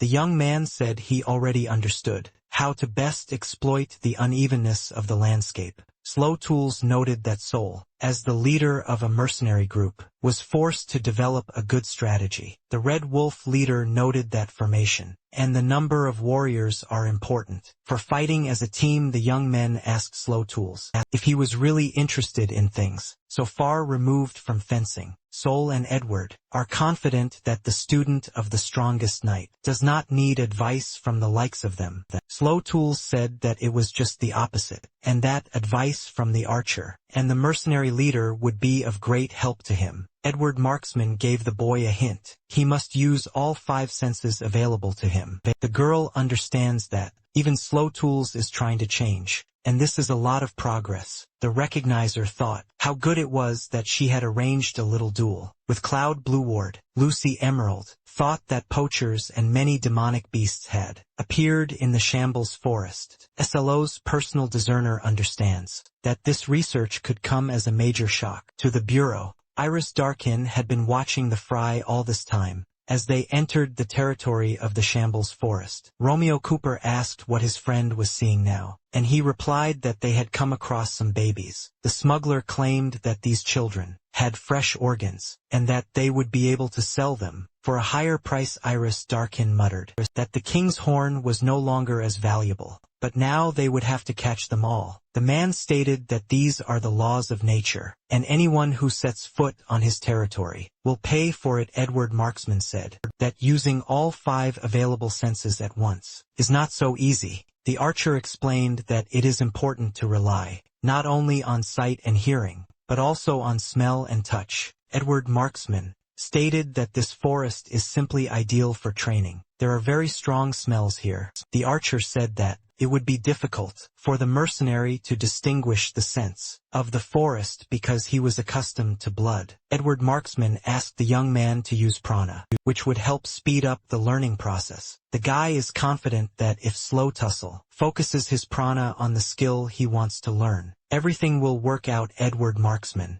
knows that prana is a constantly moving faculty. The archer asked Slow to concentrate on his consciousness. Then he would definitely master all his senses. His comrades were convinced that the guy had an incredible amount of energy. It was mind-boggling. The young man thought that he should direct his prana to the organs of all 5 senses. In an instant, Slow sensed his entire surroundings, felt even the slightest movement in every bush. The guy saw that someone was watching them. This man was already very close. The young man was even able to discern the distraught expression on the stranger's face, who was staring at them. Slow Tools immediately stood up, preparing to meet the man rapidly approaching them. The guy explained that he saw someone, and added that they had incredibly little time. The disciple of humanity's strongest knight instantly realized that their opponent was unusually strong. Iris Darkin put prana into the blow, and threw Slowtle's back a good 10 meters.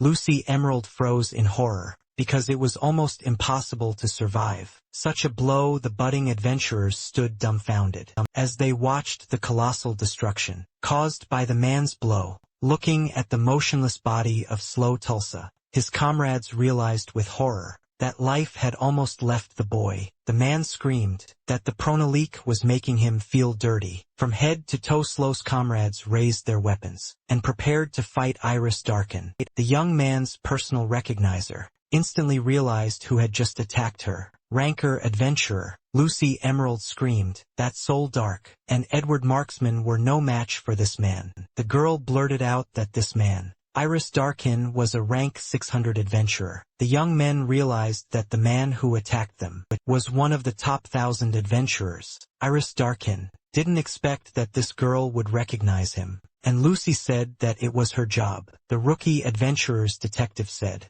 the man was nearly ranked number 100. Lucy Emerald knows that Iris Darkin committed a crime, that caused his demotion. Romeo Cooper said that Iris is very fast. It is very difficult for an ordinary person to keep up with him. The man who attacked the newcomer said that his comrade was very slow, although he could move faster. Romeo Cooper said he didn't expect to see the young identification bureau worker there. The man was surprised that Lucy Emerald recognized him, too unmistakably calling Romeo Cooper the recognizer. Knows that he is ranked 76th among smugglers. The man from the criminal rating said that this little girl knows too much. Everyone knows that the criminal ranking is a hierarchy. In the criminal world among criminals, the most famous ratings are those of murderers and thieves, with scary people at the top. The Recognition Bureau knows that in this world, there are ratings that are not recognized by the government. Recognizers understand that more often than not, such ratings are regularly updated by enthusiasts.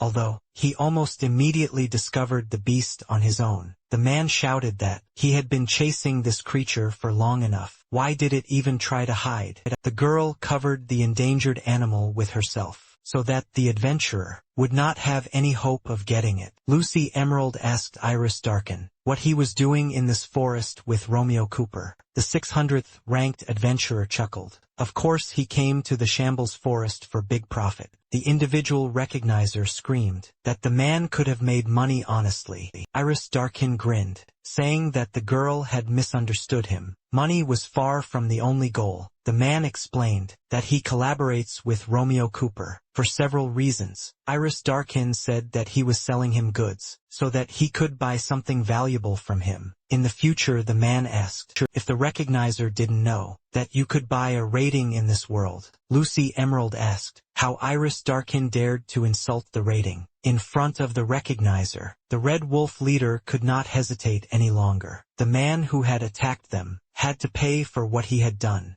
Iris Darkin didn't even strain to block Soul Dark Sword Blade. Edward Marksman said they were assigned by the Bureau of Recognition to patrol the Shambles Forest. The boy with the bow said that they couldn't just let such a dangerous man go. The one who came for profit muttered that these puppies had managed to anger him, so he would do it his own way. The man released his prana to make the aspiring ranker adventurers tremble in fear. Iris Darkin shattered the steel blade of Soul Dark Sword with frightening ease, leaving only shards. The man shouted in rage that he would kill anyone who dared to irritate him. In the hunting grounds, the leader of the promising mercenary squad thought that this ranker was definitely going to kill him. Slow Tools came to his senses and instantly assessed the situation. He rushed to help his unarmed comrade. The young man managed to shield Soul Dark and block Iris Darkin's crushing blow. The man shouted, "Who is this boy? Is he really capable of resisting such a force?" Slow Tools said that Iris Darkin beat him to it because he wanted to ask his opponent the same thing. The opposing sides increased their power by releasing more and more prana. From the sidelines, the forest of Shambles was seen to be lit up by two bright flames. As the rivals tried not to give in, Iris Darkin couldn't understand how some lousy kid could withstand his crushing blows. Slow Tools didn't feel the crushing pressure he had felt when fighting Cloud. The recognizer shouted at the boy to be wary of this man because he was incredibly strong. The young man agreed, but noted that it was not so important, since it was only a poacher standing in front of him. Slow Tools knows full well that he will be rewarded if he defeats this man in combat. The boy's personal identifier confirmed that Iris Darkin is, without a doubt, an obvious poacher. The student of the strongest knight took his partner's words as a kind of permission to attack the young man. Decided to use the best sword technique available to him. Iris Darkin, without hesitation, took the full force of the guy's attack on himself. He was completely confident in himself. The poacher shouted that this guy was still such a baby, but he was already using prana at a decent level. Slow Tools became convinced that the man who attacked them had incredible physical strength. The young man knows that his mentor spoke about the need to be wary of those who use prana. Adler knows that prana awakens only when a person becomes a master in some field. The strongest knight gave himself as an example. When he became a master of the sword, prana was revealed to him. The man said that people study something carefully, and then hidden powers awaken within them. The mentor of a boy from a remote village knows that prana tells about a person's achievements. Humanity's strongest knight found himself at the top of a steep slope. Adler stated that if a person has prana, then he is already a master in some field. The young man understood that he would not be able to compete with such people, so he had to be wary of them. However, now, Slow Tools could not avoid fighting Iris Darkin, because he was a poacher. The guy's personal recognizer shouted that Darkin was ranked 12th in the boxer rankings. The girl stated that the man who attacked them was ranked 48th in the speed rating. The recognizer informed the young man that Iris was ranked 19th in the power rankings. Lucy Emerald realized with horror that the man was ranked 7th in the weightlifting rankings. The girl shouted that this man's power level was the highest in the world. Iris Darkin said that he doesn't like the methods of the recognizers. They find out everything about a person without asking. The man declared that he would destroy this little girl first so that she would not get under his feet. The poacher who attacked the rankers easily tore out the massive tree, not noticing its weight. The girl realized that Iris Darkin didn't care, that she was a recognizer. The man understood perfectly well that the employees of the Recognition Bureau could not compete with the adventurer rankers. The poacher wished the girl to die quickly, and not to bother him with her presence anymore. As Iris darkened through a centuries-old tree, at Lucy Emerald, who was trying to help her partner, Slow Tools managed to shoot down a flying tree. In time to protect a girl from his squad, the young man took the full impact of the flying tree on himself, in order to deflect it from the poacher's intended trajectory. However, the force with which Iris threw the tree was incredibly great. Slow Tools now understood what it meant to stand against the world's strongest. In pure power, Romeo noticed an unusual fluctuation in the boy's prana, which he found incredibly amusing. The smuggler promised his worker a decent reward for catching the boy. Iris Darkin accepted a new assignment from Romeo Cooper, because the man's word carried weight. The man said that he would grab the boy as he was asked, but he could not be responsible for his health. Edward Marksman warned the man who attacked them that it would be difficult for him to stand up to. 3 men, a young man from a famous family of archers, fired his arrows at the one who was breaking the laws of the kingdom. However, the man didn't even feel the projectiles of the novice ranker adventurer. Iris Darkin asked the boy if he really thought he could hurt him with that toy. The young man realized that they weren't even considered opponents, which meant the gap in strength was simply incredible. Soul Dark wasted no time, taking full advantage of the opportunity to throw a bomb at his offenders. The leader of the Red Wolf mercenary squad understood perfectly well that this would buy time. Somewhere in the shambles forest, a small explosion thundered, and the clearing was filled with thick smoke. The mercenary shouted that it was his comrade's turn, and they had to complete this maneuver. Iris Darkin shouted in rage that he would destroy every one of these annoying boys. The most powerful man in the world decided that he would squash all the annoying fleas. With one blow, a ranker adventurer who betrayed justice crumbled the earth to prevent the fry from escaping. This destruction could not go unnoticed. After the powerful attack, there was a roar over the shambles forest. Iris Darkin realized that he had not managed to get ahead of the novice ranker adventurers. They had fled. The one who attacked the defenders of the King's Horn clicked his tongue in displeasure when he did not find the little ones. With his gaze, Romeo Cooper warned his employee that he had acted recklessly and extremely dangerously. The smuggler asked what they would do if Iris Darkin killed that special boy. Meanwhile, the budding ranker adventurers tried to run as far away from the poachers as possible, and Soul said that the guy understood him correctly. The archer said that he decided to run away from there because fighting with such a man was very dangerous. Slow Tools knew he couldn't even handle the adventurer, ranked 600th. The King's Horn slipped from the hands of the boy, who was trying to help the beast leave this dangerous zone. The young man apologized to the rare beast, which growled at him due to a sense of danger. Lucy Emerald said they could stop here. The distance to the smugglers was quite large. The girl said that there was something she had to tell. The disciple of humanity's strongest knight Slow Tulsa's personal recognizer stated that they must capture the smuggler. Romeo Cooper, the young man, asked if his personal recognizer was talking about that bearded man. Lucy Emerald said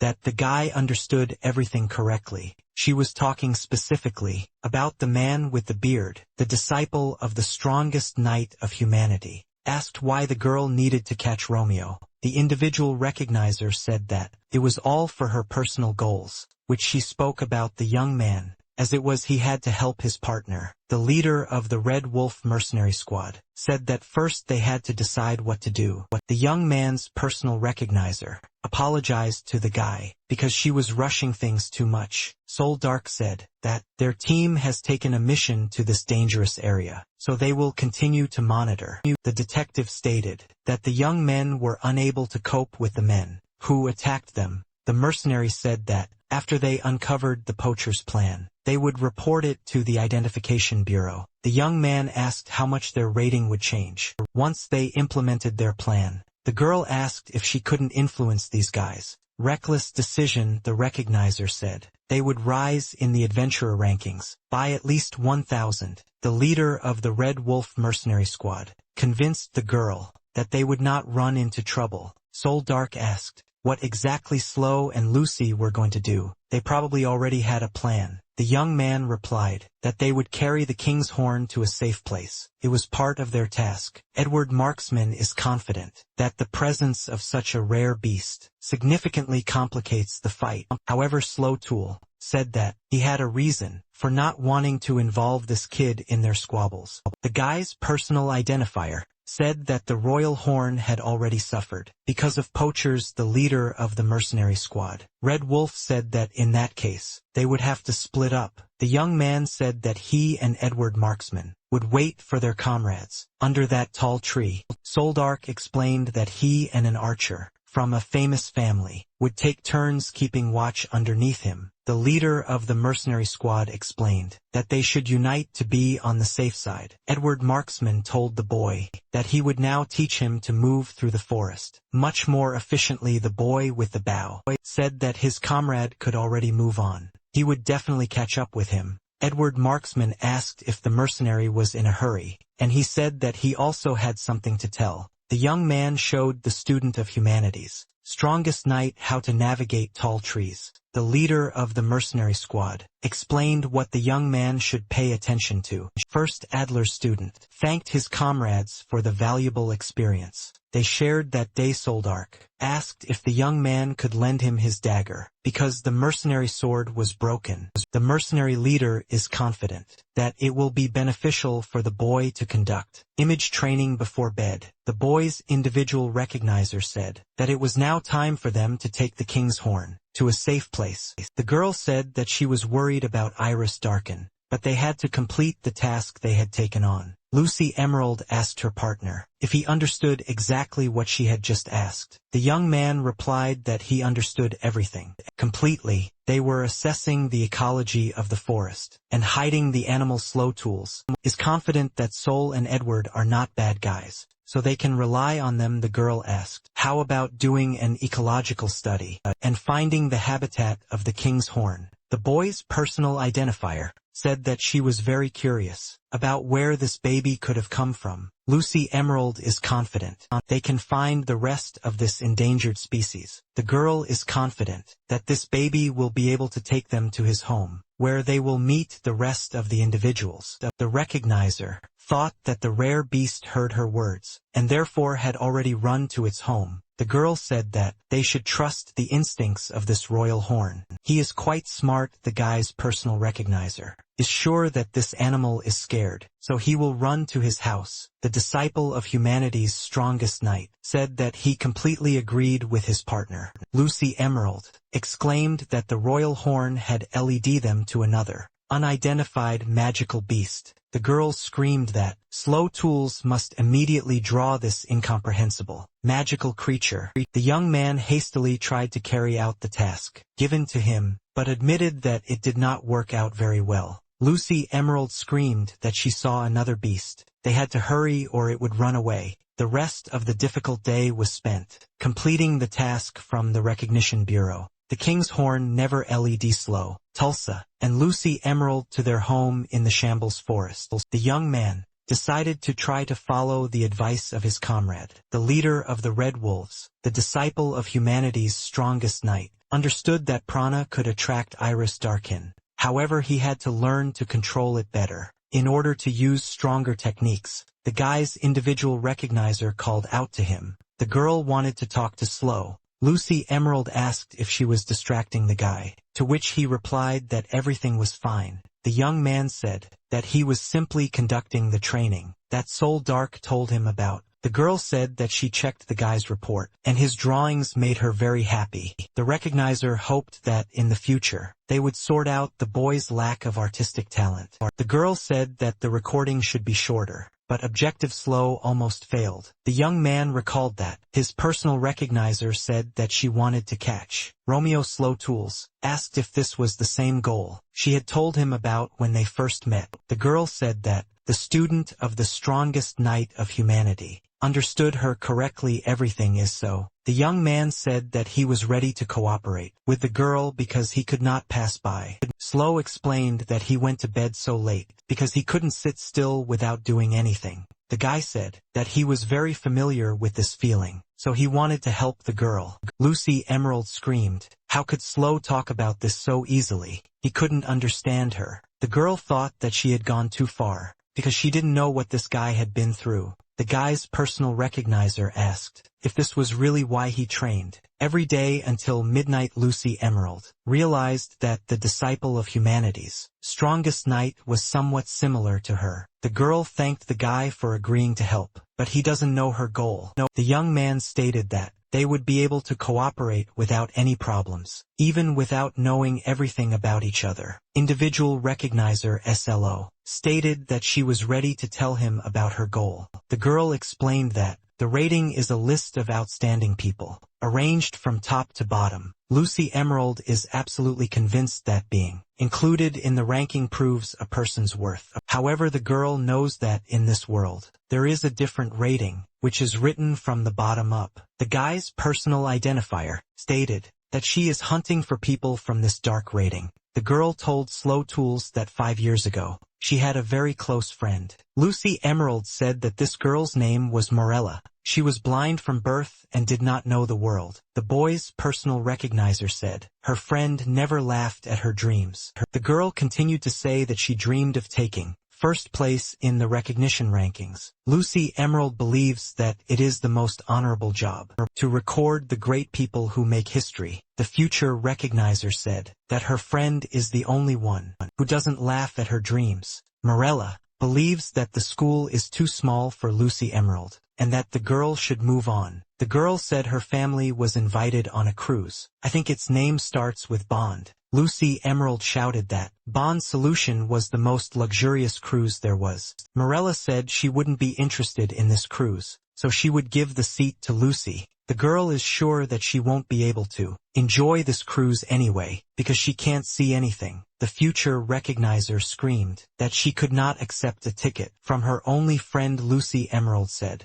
she doesn't want to go on the luxury cruise without her best friend. The girl said that she would hold Morella's hands and tell her everything she noticed. The future recognizer's best friend said that she would definitely ask her father for permission. Lucy Emerald was very glad to hear such words from her only friend. After this conversation, Morella's mother gave her ticket to her beloved daughter's friend. The future recognizer boarded the Bond Solution liner with her friend and her friend's father. Morella and her family were incredibly grateful to their only daughter's best friend. Lucy Emerald remembers that after 2 days of sailing, the liner ran aground due to engine failure. The recognizer said that the ship began to sink quickly due to the hole that had formed. The mate shouted that they had lost almost all of their lifeboats. After the impact, the captain ordered his crew to gather all the liner's passengers. On the upper deck, the man said he had decided who would board the surviving lifeboats. The cruise ship captain knew full well that he had no other choice. The man said that he would now announce the list of passengers for the first lifeboat. The captain warned that all named people must immediately climb up to the lifeboat. Lucy Emerald told her friend that everything was okay, because she would always be there. The future recognizer heard her name and was upset, because her friend's name was not mentioned. The captain announced that this was the end of the list of passengers. On the first lifeboat, the girl did not understand why the man only said her name, why he separated her and her friend. Morella let go of Lucy Emerald's hand and shouted that her friend was wasting a lot of time. Because of her, the future recognizer's friend said that she was completely fine, and there was no need to worry about her. The girl is sure that they must obey the captain's orders, otherwise everyone on this liner will die. Morella said she believed Lucy Emerald would be a great recognizer. Recognizer slow, remembers the lifeboats reaching the shore, and then heading back immediately. The girl in the second group of evacuated passengers from the plane. However, when the lifeboats docked again, the girl's only friend was not on board. Lucy Emerald knew that the lifeboats would not have time to return to the liner. A third time, the future recognizer fell into despair because her only friend did not return from the ship. The sailors rejoiced at their rescue, believing that they survived only thanks to their honesty and clear conscience. Lucy Emerald heard the sailors. They were sure that the people with the worst rating were left to drown. The girl asked what these people were talking about, what they meant by the words worst rating. The men were scared because this was not information that every person should know. The future recognizer asked to explain to her the meaning of these words, otherwise everyone would find out about this conversation. The sailors realized they were cornered and agreed to tell if the girl did not turn them over to the captain. Lucy Emerald still can't get the words she heard that dark evening out of her head. The recognizer explained that it was a list of people, arranged in order of least ability. The girl said that no one knows where such ratings will be used. They are terrible. The young man suggested that such ratings are used when the situation gets out of control. The guy's personal identifier said that such ratings are reserved for those on whom human lives depend. The girl is sure that even hospital directors have lists in store to decide who will live. Lucy Emerald has stated that she wishes, with all her heart, to wipe the worst ranking off the face of the earth. The guy understands what the worst rating is, but what does it have to do with the smuggler? Romeo Cooper. The girl explained that she sincerely wanted to defeat a criminal with the help of another criminal. The individual recognizer said that the criminal ranking is also an unofficial ranking. Lucy suggested that Romeo Cooper might know who was compiling the unofficial rankings. Slow Tools asked the girl if she had any idea who might be behind this, but she just shook her head. The young man's personal recognizer suggested that there might be an entire underground hierarchy. There, the young man said that it must have been difficult for Lucy Emerald to go through all this all alone. The guy said that it must be very painful, but still the girl never stopped and moved on. Slow Tools is absolutely sure that his individual recognizer is simply an incredible person. The girl thought that the young man now knew her personal goal in life, but still had not revealed his. The individual recognizer asked the guy not to say anything like that, otherwise she would cry. The disciple of humanity's strongest knight thought that his recognizer was very easily moved. Lucy Emerald said it was now Slow's turn to share the goal he was working towards. The girl raised her voice and said that she thought it was unfair that she was the only one crying there. The young man agreed to tell what he was striving for, but warned that he would not cry. The partner of the disciple of humanity's strongest knight said that she would make him cry. In the morning, the guy asked his personal recognizer if she had really been crying all night. Lucy Emerald said she had no idea how sad her partner's story was. The girl said that she now understands the impatience of the young man, who is so eager to get into the top 10. The young man said that he already understands that impatience will not lead to anything good. Slow Tools admitted that Lucy had taught him this, and asked the girl to always talk about his shortcomings. An aspiring adventurer ranker asked Lucy to officially become his personal recognizer. The girl quickly wiped away her tears, and declared that she would not let down her ranker, who hired her. The disciple of humanity's strongest knight now knows he has a reliable comrade. The girl said that they had already walked quite a long way. Could the poachers really have gone that far? The individual recognizer hopes that the royal horn can find its way home. Slow Tools wondered if the girl even knew where the royal horns lived. The guy's personal recognizer knows that they have a lot of life force, so they hunt. Little Lucy Emerald said, most individuals of this species live in spacious caves. The king's horn sensed something ahead, so he immediately rushed into the forest thicket. The boy's personal recognizer shouted to him that they couldn't miss this rare beast. The girl understood that they would soon approach the probable lair of the king's horn. However, the recognizer and the aspiring ranker adventurer were surprised when they saw something in front of them. Lucy Emerald said it was a very large stone. She had never seen anything like it before. The girl already roughly understood what exactly they had stumbled upon, but she wanted to make sure of it. The guy's individual recognizer shouted that this was definitely not an ordinary stone. Lucy Emerald exclaimed loudly that it could be a very rare, magical beast. The girl said that it was simply impossible. Such a monster could not be here. Slow Tulsa's personal recognizer informed the adventurer ranker that her doubts were now cleared. Lucy Emerald asked the young man if he had heard of mimics, of insidious monsters that lure people with treasures. The girl claimed that the mimic muses lure poachers with magical beasts. The personal recognize explained that these monsters travel the world and collect magical beasts. Slow Tools quickly realized that the royal horn found in the forest was in the mimic muses collection. Lucy Emerald knows that when these monsters hunt, they release all their stored magical beasts at once. The disciple of humanity's strongest knight realized that this mimic muse was unlucky enough to run into Iris. Lucy stated that the boy had completed the task. He had unraveled the cause of the environmental change in the shambles forest. The young man said it was simply terrible. The death of the mimic muse had affected the entire region. Slow asked if the wound had been inflicted by poachers, and Lucy remarked that it had appeared after death. The girl knows that neither the mimic muses form strong bonds with their pets, nor are they the ones who hurt her. The recognizer is absolutely certain that only an animal that originally lived in the forest could have done this. The royal horn deeply misses the mimic muse, which was his home.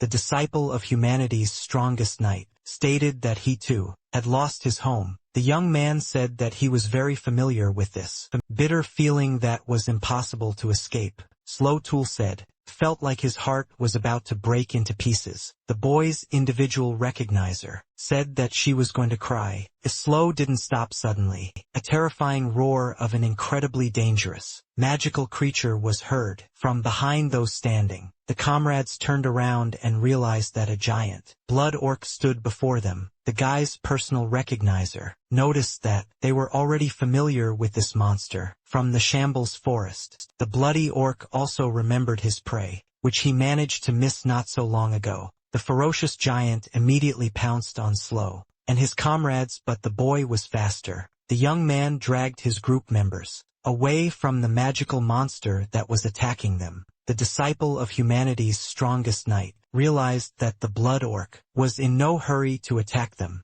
A starving giant beast from the shambles forest unceremoniously tore off a chunk of flesh from a dead creature. The guy's personal recognizer screamed that this monster was devouring the mimic muse. The king's horn could not bear to watch some magical monster desecrate his home. The guy's individual recognizer screamed that their new comrade was making a big mistake. The giant beast from the forest of shambles didn't even notice the small king's horn. Throwing it aside, however, the magical beast did not give up. It wanted to protect the body of its deceased master. The disciple of humanity's strongest knight blocked the path of his new comrade to prevent him from rushing into battle. Slow Tolls asked the king's horn not to be a hero, and to stay behind him in safety. A young ranker, adventurer, declared that he would deal with this magical beast. From the Shambles Forest, the boy remembered the words of Edward Marksman, who had suggested to Slow how to use prana more effectively. A boy from a famous family of archers knows how to use a skill that always fails, however.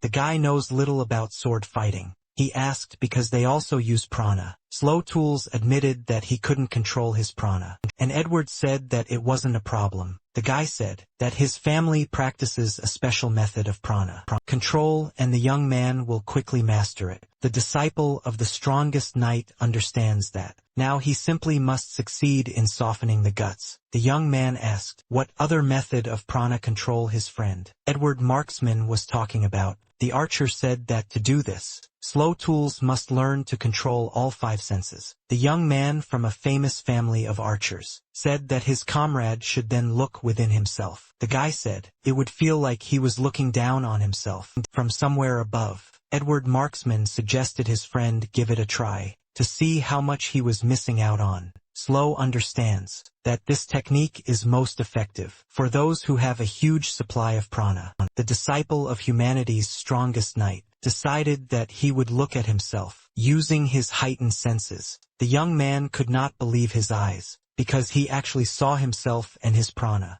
Slow Tools thought that the movements of his prana were erratic, which is why he couldn't get used to it. The young man thought that now he was beginning to understand how his prana really worked. The guy decided to take control of his mental energy in order to subordinate it to his will. The furious monster felt a real threat from its prey, and therefore rushed at it. The young man grabbed the sword handle more comfortably and used a special technique, softening the insides. The bloody orc couldn't believe that this brat's technique was more powerful than it had been before. The individual recognizer exclaimed that Slow Tools' second technique worked perfectly. However, everyone understood that one blow was not enough for such a huge and ferocious monster. The disciple of humanity's strongest knight knows that the power of this technique increases with each strike. That is why the young man did not stop and continued to deliver his crushing blows. Slow said the softening of the guts technique gradually gains power with each strike. The disciple of humanity's strongest knight knows that this special sword technique has no end. The furious creature from the Shambles Forest had never met such a powerful opponent. Slow Tools understood perfectly well that the blood orc was no longer able to continue the battle. He was destroyed. The young ranker, the adventurer's individual recognizer,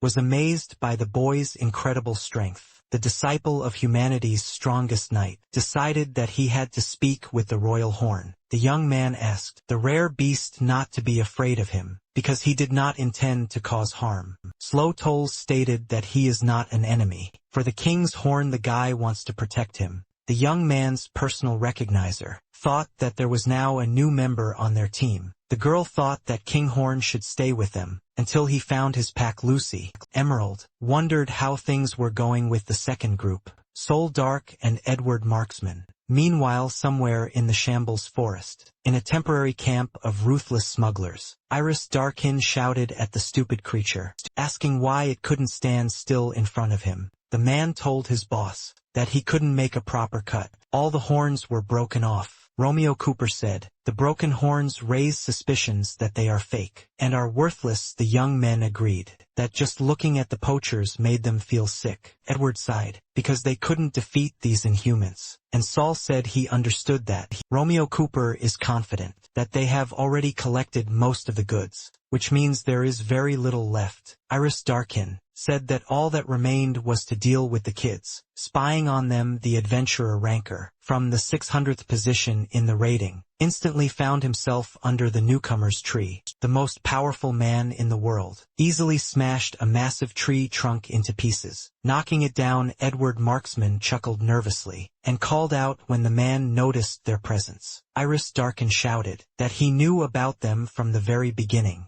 Were these idiots really that naive? The man claimed that they knew the location of every magical beast in the Shambles Forest. An archer from a famous family shouted out that this triple-ranked freak was more than just strong. The ranked adventurer, ranked 600th, easily caught the mercenary smoke bomb. The man said the same trick wouldn't work on him twice. Were they really that stupid? Iris Darkin screamed in rage that he would kill these little bastards. They could not escape his wrath. The leader of the mercenary squad, Red Wolf, is confident that they won't be able to escape. They will be caught. The young man remembered something incredibly important that could definitely help. In this difficult situation, Edward Marksman said they had little choice, but they could slightly improve their chances of survival. A young man from a famous family of archers soaked a torn leaf in his blood and released it with an arrow. Edward Marksman stated that he did everything in his power.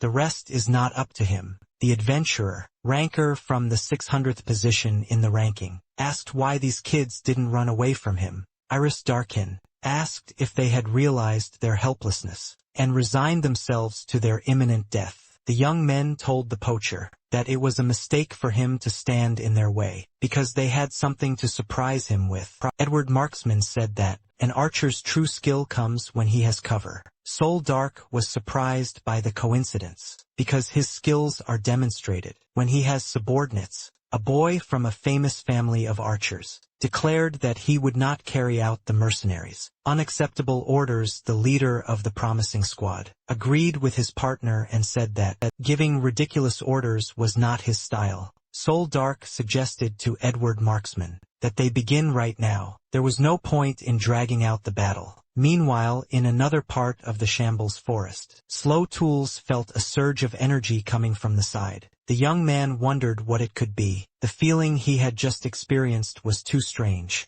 The young ranker adventurers, discerning, asked what they would do with the royal horn. The girl is sure that the best thing they can do now is to provide protection for this baby. The guy is sure that, in order to protect the king's horn, they must defeat the poachers they encountered yesterday. Lucy Emerald said that Slow Tools might be right, but they had nothing to counter Iris Darkin. The personal recognizer said that she could only think of two ways to defeat such an opponent. The girl said that they could send a letter to the Recognition Bureau so that they could send reinforcements. Slow Tools admitted that Iris Darkin handles her prana head and shoulders above the boy. Lucy Emerald stated that there is another way, which is the easiest to perform. The disciple of humanity's strongest knight realized that his partner had come up with something incredible. Meanwhile, in another part of the Shambles forest, a serious confrontation was raging. The aspiring ranker adventurers were barely able to stand on their feet due to the pressure of Darkin's prana. The man asked if the brats also had prana.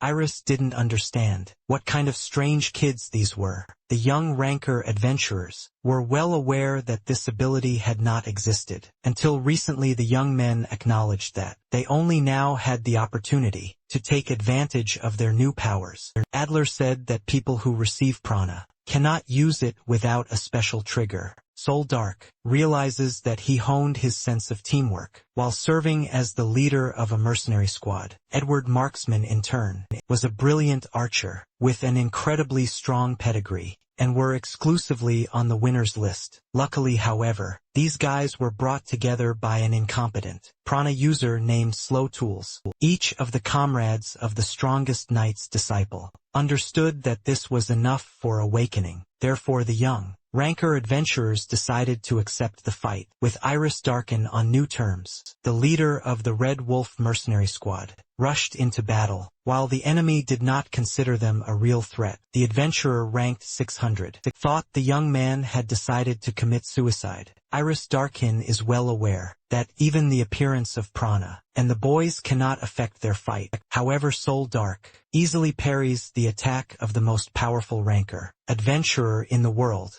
The poacher is amazed by the abilities of the boy, who previously could only fear his devastating strength. The leader of the mercenary squad thought that now he could see the enemy's attacks. Could it really be the power of prana? Meanwhile, a young man from a famous family of archers has already taken aim at a powerful poacher. The young man noted that he had used something similar before, but this was the first time he had seen everything in color. Notes that he will now shoot more accurately, using the precision arrow technique. The young man clearly sees the point where his arrow, charged with mental energy, will fly. The man realized that this little bastard was aiming straight for his head. Now he was a formidable opponent. The ranked adventurer from the 600th position released his prana to block the arrow. Iris Darkin realized that the leader of the small mercenary squad had used the smoke bomb again. The man did not waste any time and immediately rushed after the retreating ones. This time he would not let them go. The poacher couldn't believe that an archer from a famous family was able to hit him through the thick haze. The adventurer, ranker from the 600th position, quickly found the guy who dared to injure him. Iris Darkin understands perfectly well that the young man manages to aim exactly where he is moving away. The world's most powerful poacher realizes the boy has climbed a tree to improve his view. Soul Dark knows that now he will be able to attack the enemy almost endlessly without interfering with the archer. The adventurer, ranker from the 600th position in the rating, quickly realized that the newcomers understood each other. The man wondered if this mercenary was really signaling to his comrade. With his free hand, the smuggler's worker thought he could understand how they communicate, but Soul is a master bluffer. Iris Darkin stated that he would retreat because he saw no point in wasting his stamina on brats. The man asked to be understood because this was not a problem that could be solved simply by thinking. The leader of the promising mercenary squad shouted that the poacher was wrong to underestimate them. A boy from a famous family of archers released his arrow at the same time as his partner's swift attacks. However, Iris Darkin was not just a simple ranker adventurer. He was one of the best. The man parried Edward's precise arrow and Soul's sharp blade with one left hook. Iris Darkin is ranked 48th in the reaction ratings, making him difficult for newcomers to defeat. Therefore, he easily grabbed the young man's dagger and decided to lose that only weapon. The man said that he is ranked 19th in the strength rankings. Have the brats really forgotten about that? The poacher easily threw aside the guy who had just lost his weapon. The leader of the promising mercenary squad, Red Wolf, realized that prana had not helped them at all. A boy from a famous family of archers called out to his comrade, who could no longer continue the fight. Iris Darkin tore out the nearest tree to use it to cut off the remaining boy's support. Soul Dark, with the last of his strength, croaked to his partner to run. Without looking back, they had lost. The ranked adventurer from the 600th position smirked as he saw the mercenary clinging to life. The poacher said the boy's organs were already damaged, so they wouldn't be able to sell him for a high enough price. The poacher realized that someone had prevented him from finishing off the brat, who had lost to him in a fierce battle. Slow Tools thanked his comrades for the message. Without it, he certainly wouldn't have made it on time. The leader of the Red Wolf mercenary squad asked the man who came to their aid to call Edward. Iris Darkin snorted in displeasure that he was once again being interrupted by this brat with a very unusual prana. The young man declared that this was his last simple way he had to defeat the poacher in battle. Everyone understood that an incredible duel was beginning. A 2000 rating against 1 to 600. Romeo Cooper noticed that his subordinate was late. How much longer could he mess around with stupid kids? The man with the beard thought that it was definitely not because of those brats. Something unexpected must have happened. The smuggler thought that the only possible option was the boy with unusual prana. Romeo Cooper couldn't help but grin,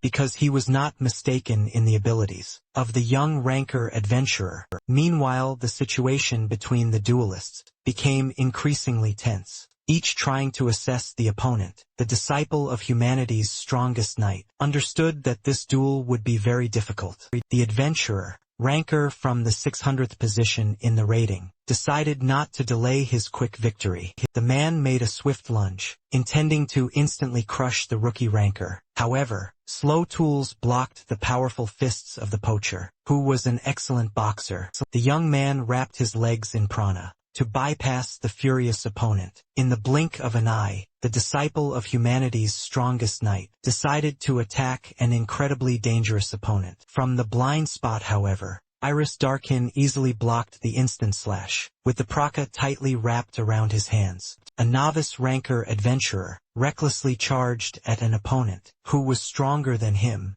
The adventurer ranked 600th smirked at the boy's obvious stupidity. However, the man encountered unprecedented resistance. His fist was unable to reach the insolent man, The world's most powerful poacher noticed that the boy began to move much better. The disciple of humanity's strongest knight already understood that he would not lose this difficult battle. Iris Darkin stated that the boy had shown a significant increase in strength, but it was still not enough. The man released all his prana and declared that this newbie ranker was no match for him. The young man didn't understand why his poacher had such overwhelming power that it shocked him. The guy didn't even have time to realize that Iris Darkin was going to crush him. With one blow, the adventurer, ranked 600th in the rankings, sent the guy flying with a powerful kick. Slow Tools couldn't do anything. He could only protect himself with prana. Until he landed, however, the young man did not lose faith in victory over such a formidable opponent. Despite his crushing power,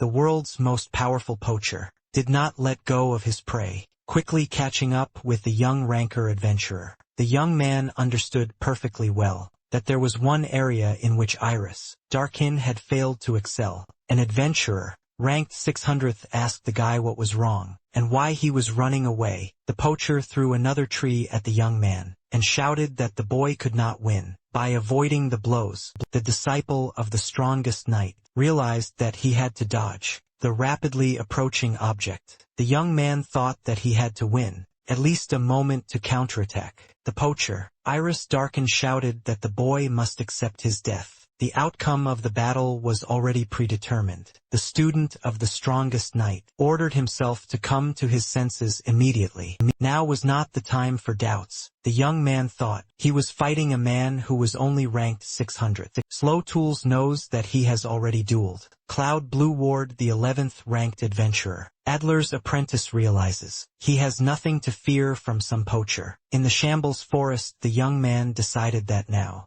was the best moment to show all his prana and counter-attack the enemy. Iris Darkin didn't expect to see such volumes of prana in a boy who had recently become a ranker. The disciple of humanity's strongest knight delivered his crushing blow and wounded the powerful poacher. The adventurer, ranked 600, shouted that this guy was copying his technique. The young man stated that the technique he used was not even close to a special prana technique. The man shouted in anger that the young man was talking complete nonsense when he called his techniques anything other than techniques. Slow Tools remembered the words of his comrade, who said that he should not attack head-on. The young man realizes that he must use his brains to defeat the powerful poacher. Soul Dark stated that in their world, the success of a battle depends on the templates. A boy possesses the leader of the mercenary squad, agreed to reveal several patterns for Slow to follow as an example.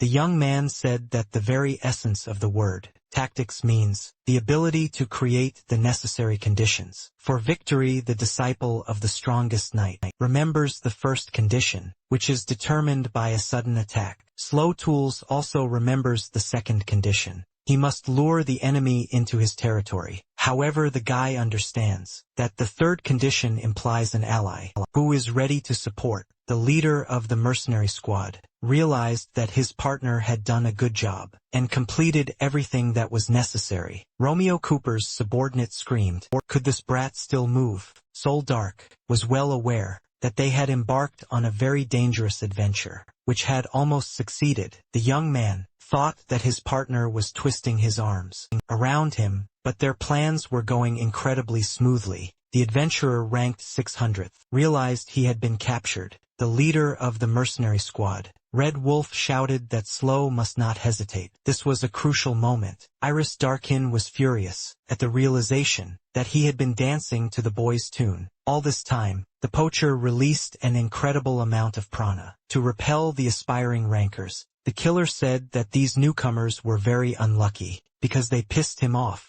Edward Marksman decided that he should contribute to his partner's victory and took aim at the poacher. A boy from a famous family of archers took out Iris Darkin's eye with a sniper shot. The man roared with rage, as these brats had partially blinded him. Edward Marksman knew he had given Slow the perfect opportunity to counter attack. The young man croaked that the rest was left to the student of humanity's strongest knight. The aspiring ranker adventurer understood perfectly well what exactly he had to do now. Slow Tools used his first sword technique, instant slash, to crush the powerful enemy, and the partners decided that this was enough to completely disable. The poacher Edward Marksman and Soul Dark were completely exhausted from fighting such a fierce opponent. Slow Tools realized that his opponent was still standing strong, meaning he had not lost. The adventurer, ranked 600, shouted out and asked who they thought he was. The man was filled with anger and shouted that these bastards would pay with their lives for their behavior. The leader of the Red Wolf mercenary squad realized that they had failed to defeat the powerful poacher. The disciple of humanity's strongest knight realized that he was about to feel a crushing blow. The adventurer, ranked 600th, understands that this blow should have finished the guy off. However, the man noticed Slow Tulsa, who was high in the sky due to his prana emission. The man was surprised that the young man was able to successfully block his last blow, but the guy was finished. The powerful poacher shouted that he would tear Slow to pieces as soon as he hit the ground. Iris Darkin shouted that the young man deserved credit for holding out for so long. The man is completely sure that all of the young ranker adventurer's comrades are unconscious. The poacher shouted that Slow Tulsu had no one left to rely on. He was left alone. The adventurer, ranked 600th, is certain that the young man should simply die. The disciple of humanity's strongest knight realized that he had been driven into an incredibly dangerous trap. The student of the strongest knight noticed familiar silhouettes below, his comrades rushing to help. The king's horn understood that the man who had helped him was now in great danger. The young ranker's personal recognizer shouted the poacher's name. To get his attention, Iris Darkin wondered for a moment what this girl was even thinking about. She was completely out of her mind. The king's horn took advantage of the dangerous poacher's moment of confusion and attacked the smuggler. Subordinate quickly realized that this was the same puppy that had escaped from them. It was a rare magical beast that understood perfectly well that he had already done enough for his comrade. The boy's individual recognizer screamed for Slow Tools to gather his strength and finish off the poacher. The girl is completely confident that the student of the strongest knight has enough strength to do this. The young ranker adventurer expended all his prana to use a special technique. Iris Darkin couldn't believe his eyes, because this young man's body contained an unprecedented power. Slow Tools was well aware that now was the best opportunity to resolve the issue with the poacher. Therefore, the young man used the most powerful sword technique available to him at that moment in time. The smuggler's subordinate watched as an unimaginable barrage of prana blasts rushed towards him. Iris Darkin took the full force of the young ranker adventurer's prana that fell upon him. The world's most powerful poacher realized with horror that he was powerless to block these swift attacks. The disciple of humanity's strongest knight used his second technique, softening the viscera. Iris Darkin felt that, with each new blow that reached its target, the power of the technique grew. Lucy Emerald once again witnessed the indescribable beauty of her partner's special technique. Romeo Cooper's accomplice could no longer contain the power of the young Ranker adventurees sword technique. The disciple of humanity's strongest knight understood that he had spent all his strength on this blow. The young man tried to land as carefully as possible, but the overwhelming fatigue made his legs give way. The individual recognizer ran up to her partner to make sure he was safe. The girl wanted to ask if Slow was badly injured, but quickly realized that he was indeed terribly wounded. Lucy Emerald exclaimed that her partner was incredibly amazing. He defeated Iris Darkin. The young ranker adventurer noted that he had most likely simply knocked out an incredibly powerful poacher. The young man is confident that the smuggler's subordinate will not be able to move. For a short time, Iris Darkin, with the last of his strength, fueled by incredible anger, reached out to the guy who defeated him. The man, in a fit of rage, growled that he would kill Slow Tools, finish off that annoying little bastard. The young ranker adventurer realized that the man still had not lost his strength and could resist. Romeo Cooper's henchman realized he lacked the power to finish off the nasty Ranker boy, the novice ranker, adventurer's recognizer, shouted at Iris to let the boy go immediately. The man, standing on his feet only out of anger, looked back at Lucy, who had dared to order him around. The individual recognizer was convinced that the poacher standing before her was incredibly dangerous. Lucy Emerald whispered under her breath that Iris Darkin was a real monster in the flesh. The world's most powerful poacher realized he wasn't strong enough to crush the brat's head. The smuggler's accomplice pushed the young man away because he realized that he would have to act differently. The young adventurer ranker noticed that the dangerous poacher was completely exhausted. Iris Darkin decided to catch his breath to gather his strength, but an uninvited memory appeared before his eyes. The man shouted, asking how much longer his partners would be lazing around. Why were they such slackers? The comrades replied that they were in no hurry. Iris Darkin simply had too much stamina. The partners of the smuggler's future accomplice said they needed to be a more cohesive team. Iris Darkin remembers the words of the recognizer, who asked him to think not only about himself, but also about his comrades. A man really doesn't like it when someone tells him how he should act. At any given moment, the poacher realized that his memory had receded, and with it new powers had appeared. The most powerful man in the world admitted that he and Slow Tools now look incredibly pathetic. The young ranker adventurer couldn't understand where the smuggler's assistant got his new powers from. The powerful poacher declared that he would strangle this impudent little fellow right here and now. The disciple of the strongest knight thought that he could not allow himself to die in such a place. The young man remembered how Luna smiled when she called him to go on unforgettable adventures around the world. A young ranker adventurer realizes that he cannot afford to die without achieving his goal. Those distant memories he had seen recently flashed before Slow Tels's eyes again. In these memories, a woman familiar to the young man sang the pleasant tunes of some poem. The disciple of the strongest knight realized that these motives were a special technique of poetry of his family. Iris Darkin asked what was going on. Why was this guy suddenly lit up with a green glow of prana? The man couldn't understand why the young man had such overwhelming prana power. This time the young ranker adventurer was able to hear the poems that the woman from his memories was singing. A woman the boy knew sang about the life they had on the unhindered sunny slopes. The young man could not resist and repeated the verse after the woman, who seemed incredibly close to him. Iris Darkin felt an incredible power awakening within the body of the young ranker adventurer. The smuggler's assistant couldn't believe how the boy's prana, power and glow continued to grow.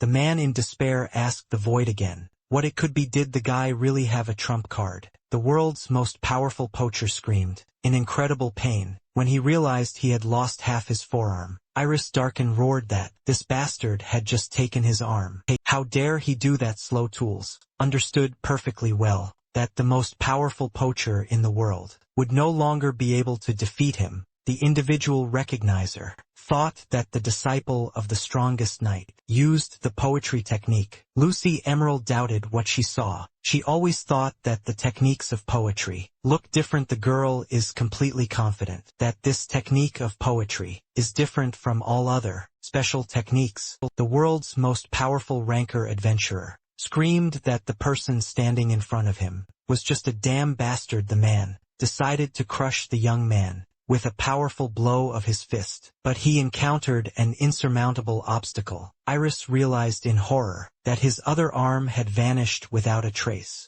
As soon as it collided with his opponent's prana, the poacher suddenly realized that this was his crushing defeat inflicted on him by some brat. Slow Tools confidently announced that Romeo, Cooper's assistant, had lost his last fight. Iris Darkin knew perfectly well that someone like him would not be spared. He had stumbled too many times. The student of the strongest knight decided to deliver his decisive blow to finally bring down the poacher. Those watching this duel understood that Iris, who had strayed from the right path, was defeated. the world's most powerful ranker adventurer, couldn't believe what had happened because he couldn't lose to the boy. The recognizer stated that a man must have team merits to rise in the adventurer rankings. A representative of the Recognition Bureau said that Iris Darkin never carried out tasks in the group. The employee explained the Bureau's position. The man had too little ability to cooperate with other rankers. Iris Darkin shouted that the recognizer should judge on merit. He was stronger than many double digits.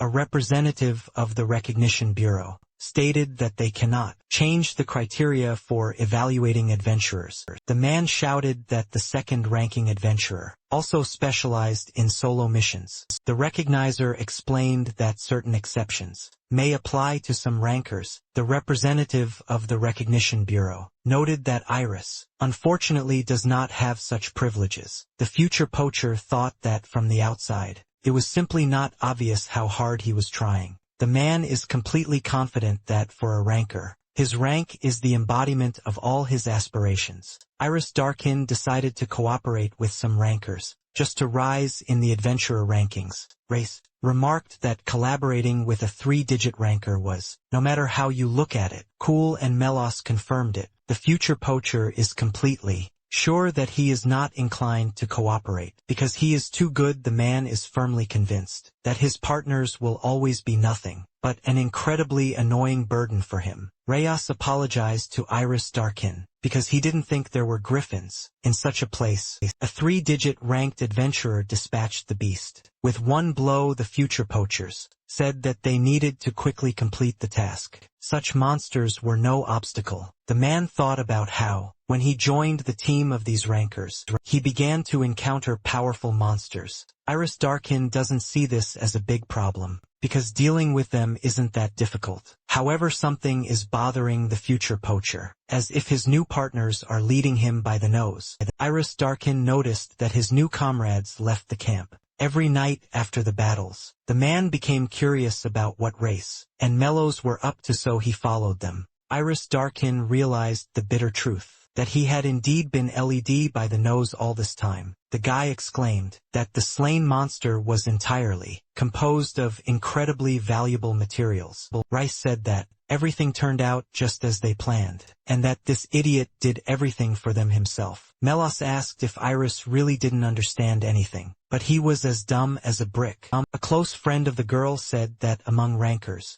there are sometimes such complete fools. Iris Darkin approached his comrades, who had betrayed him, and told them that they had turned out to be incredible scum. The man warned those who were leading him on that they should throw away the bag containing the stolen valuables. The future poacher's comrades realized that their plans had been discovered, and there was no turning back. The guy figured out how to get out of it. Reyes called out to his friend and without hesitation punched her in the face. Melos didn't understand why her partner had acted so meanly, how he could hit her so hard. The guy's face immediately changed, and he asked why the girl's face was covered with such terrible wounds. Race smiled cynically and raised his voice, asking what the adventurer Iris Darkin had done. The man approached the actor and said that he was not just a scoundrel, since he was ready to do something like this for profit. Race shouted. Even if they were bothering Iris so much, it was still no reason to beat his comrades. The guy made a face and said that this was the very reason why a man couldn't rise in the rankings.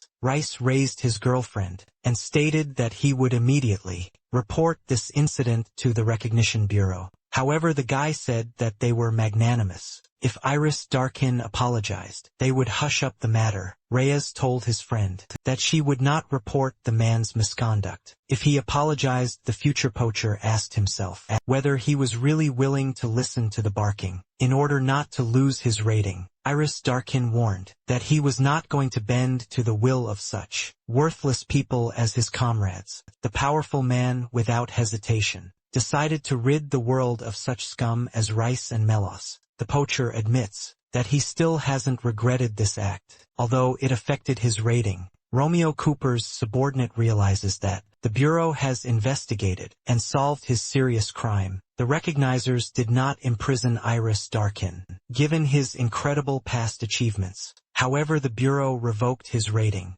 and prohibited him from registering a new one. For 3 long years the future poacher, in a fit of fleeting anger, sold everything he had, and this became a turning point. While waiting for the opportunity to get a rating, the man earned money as best he could. Romeo Cooper found Iris Darkin and offered him a very strange and incredibly profitable deal. The smuggler asked if the former adventurer would be interested in buying a rating. The poacher was incredibly happy with this offer and admitted that he wanted revenge. Iris Darkin wanted to destroy the existing rating system because the ratings are complete crap. The man wanted to make all the recognizers regret that they underestimated his abilities. Now Iris was thinking that this damned boy Slow would experience the bitter torment of a rancor. Romeo Cooper's subordinate understands that the young man will soon be plunged into hopeless agony. The boy's individual recognizer declared Slow Tulsa the winner of the duel with Iris Darkin. The young man exhaled calmly. Now the dangerous poacher would not harm anyone. He was exhausted.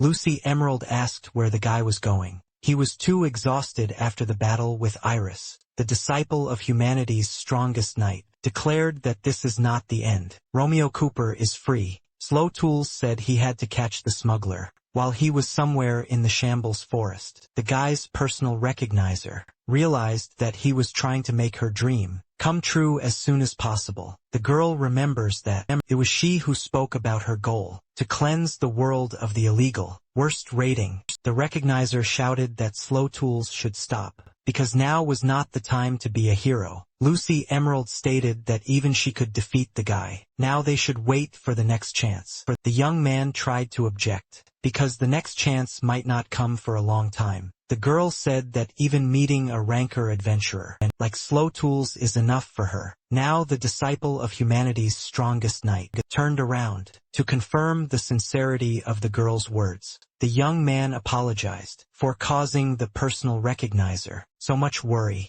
The aspiring rancor adventurer who defeated Iris Darkin collapsed to the ground from his own exhaustion. Edward Marksman was the first to wake up and decided to immediately go to the recognizer's bureau to report. The next to wake up was Soul Dark, who volunteered to help treat Slow Tool's wounds. The leader of the mercenary squad, Red Wolf, admits that he is also wounded, but his prana allows him to move. The comrade of the disciple of the strongest knight of humanity understands that his strength serves to help his partner. Slow Tools realizes that while he is unconscious, he is having an incredibly long dream. In this dream, the boy's mother asked if it was really enough to just talk about their techniques. The woman understands that Slow is only 1 year old and is unlikely to be able to remember her words about poetry techniques. The boy's father said that everything was fine, because that's how the techniques work. They are imprinted in prana.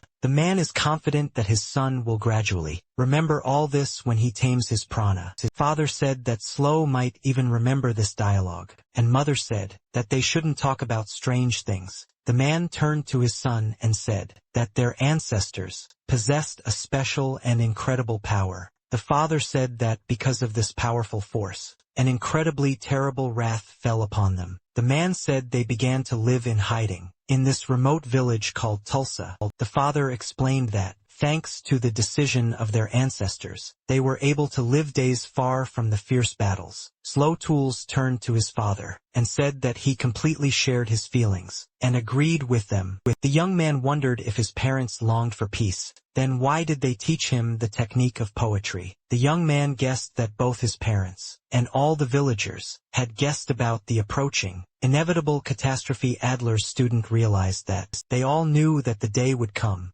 when he would have to fight. Cloud Blue Ward was one of the first to notice that the guy who defeated the poacher had already woken up. Lucy Emerald was incredibly happy that her partner woke up. He made her worry. The recognizer said that the young man slept the whole day, and everyone began to worry about his health. The young man noticed that his wounds were bandaged by his partner, so he immediately thanked her. Slow Tools asked why Mr. Cloud was here. Did the Bureau really send such an important person? The man replied that he had heard a story about a friend of his getting involved in such a troublesome matter. The 11th ranked adventurer asked if Slow could move on his own and he confirmed it. Meanwhile, Sol was asking Edward why he had returned, and whether he was really worried about his comrades. Cloud Blueward asked Iris Darkin if he could move. They needed to go to the bureau. The 11th in the rank of adventurers said that he would remove the shackles from the poacher, who had won his own. The man realized that he had made a mistake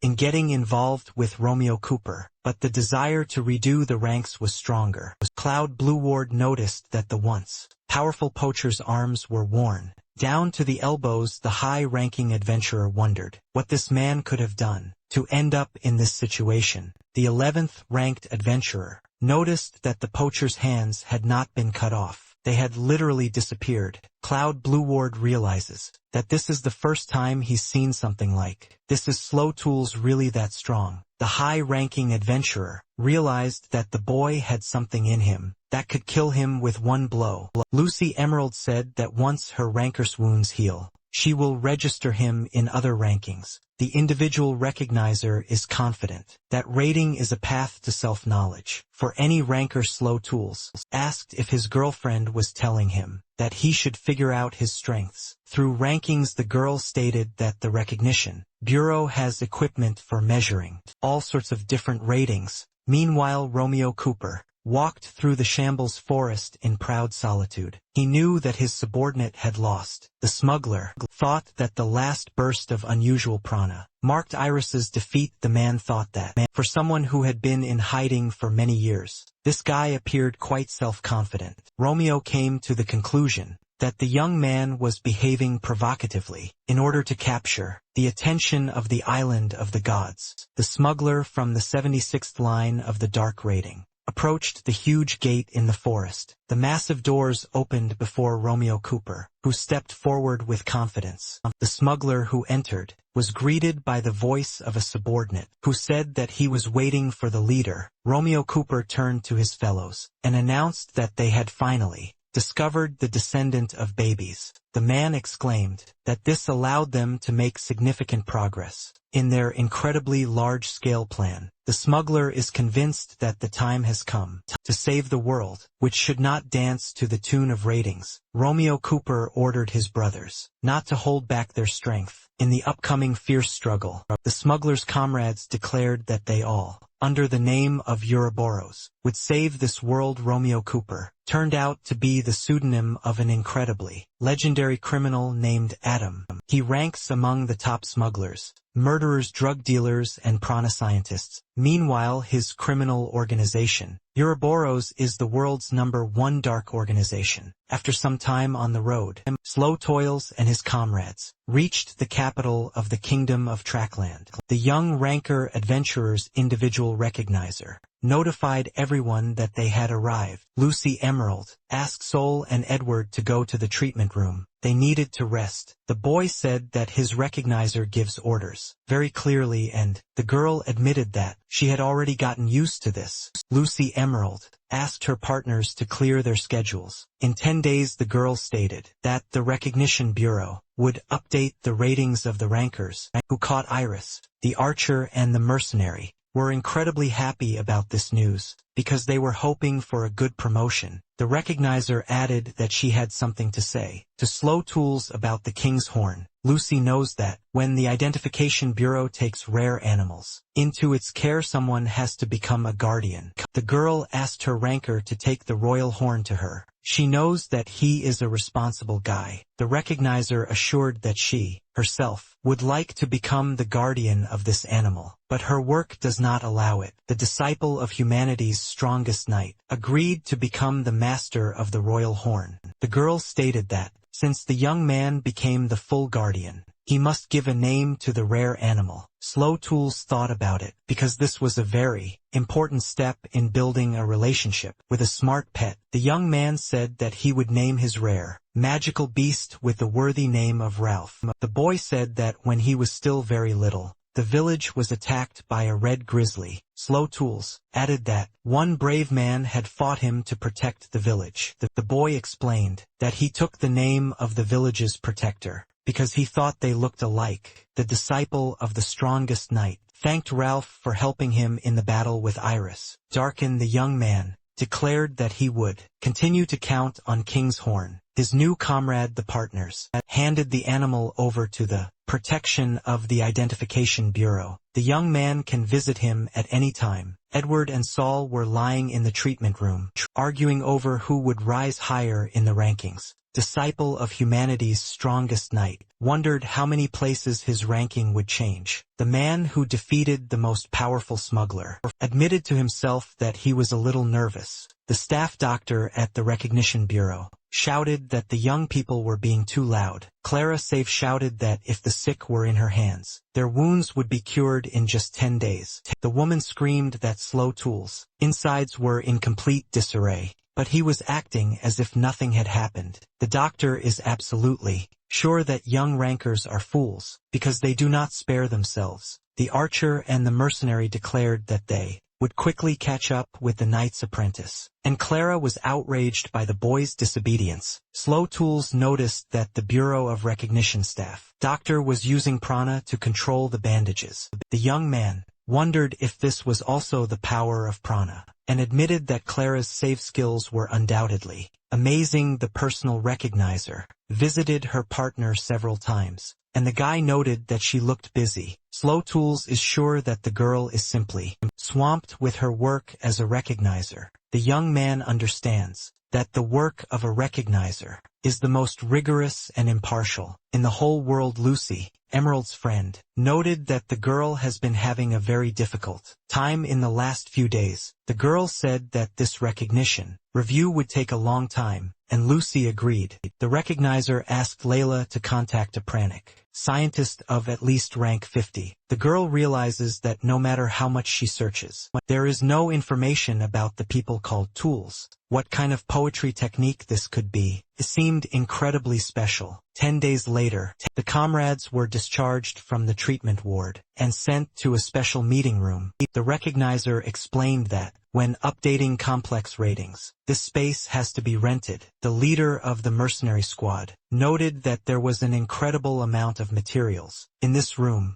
The girl stated that she works on all of this mostly alone, so the results are more accurate. Soul Dark thought that they hadn't collected that much documentation when updating the mercenary rankings. The mercenary thought that this recognizer could handle the update of 3 at once. On his own, the disciple of the strongest knight said that they caused trouble for his personal recognizer. The girl joked that among the recognizers, there would be those who could handle it in just half a day. However, the girl quickly warned the novice rankers that she would now get to the heart of the matter. The individual recognizer stated that she would now update the ratings for the 3 adventurers. Lucy Emerald stated that Soul Dark cornered Iris Darkin while patrolling the Shambles Forest. The girl said that the guy showed real leadership qualities and was promoted to a 2000 rating. The recognizer declared that Edward had demonstrated true mastery of hitting the target in any situation.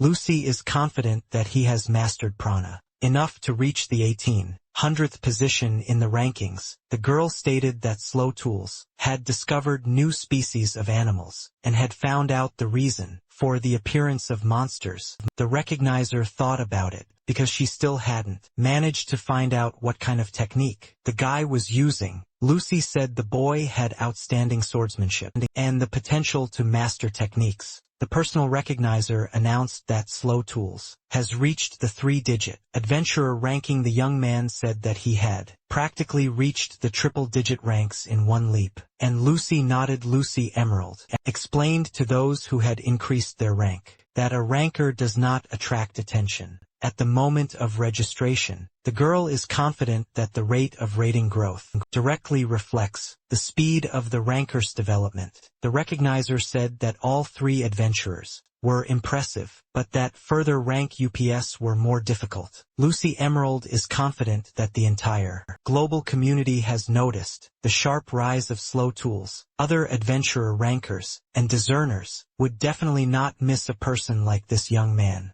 The individual recognizer understands that today, the whole world has learned the name of the unusual guy. Slow Lucy Emerald stated that from now on, The boys as rankers will face a variety of changes. The personal discernment said that these changes will manifest themselves in both good and bad ways. Meanwhile, in another room of the Recognition Bureau, the recognizer was finishing the announcement of the night's ranking. Asked permission to use a special recognition device to view the rating. The girl said that this morning, by the way, there was one guy who instantly achieved a high rank. The knight realized that the rank of the novice adventurer Slow Tulsa had increased dramatically. The girl doesn't know the whole truth, and that's why she thinks that this guy stole Adler's equipment. The knight unconsciously gave in to angry thoughts and released her incredibly powerful prana. The girl immediately took control of herself and apologized for such provocative behavior.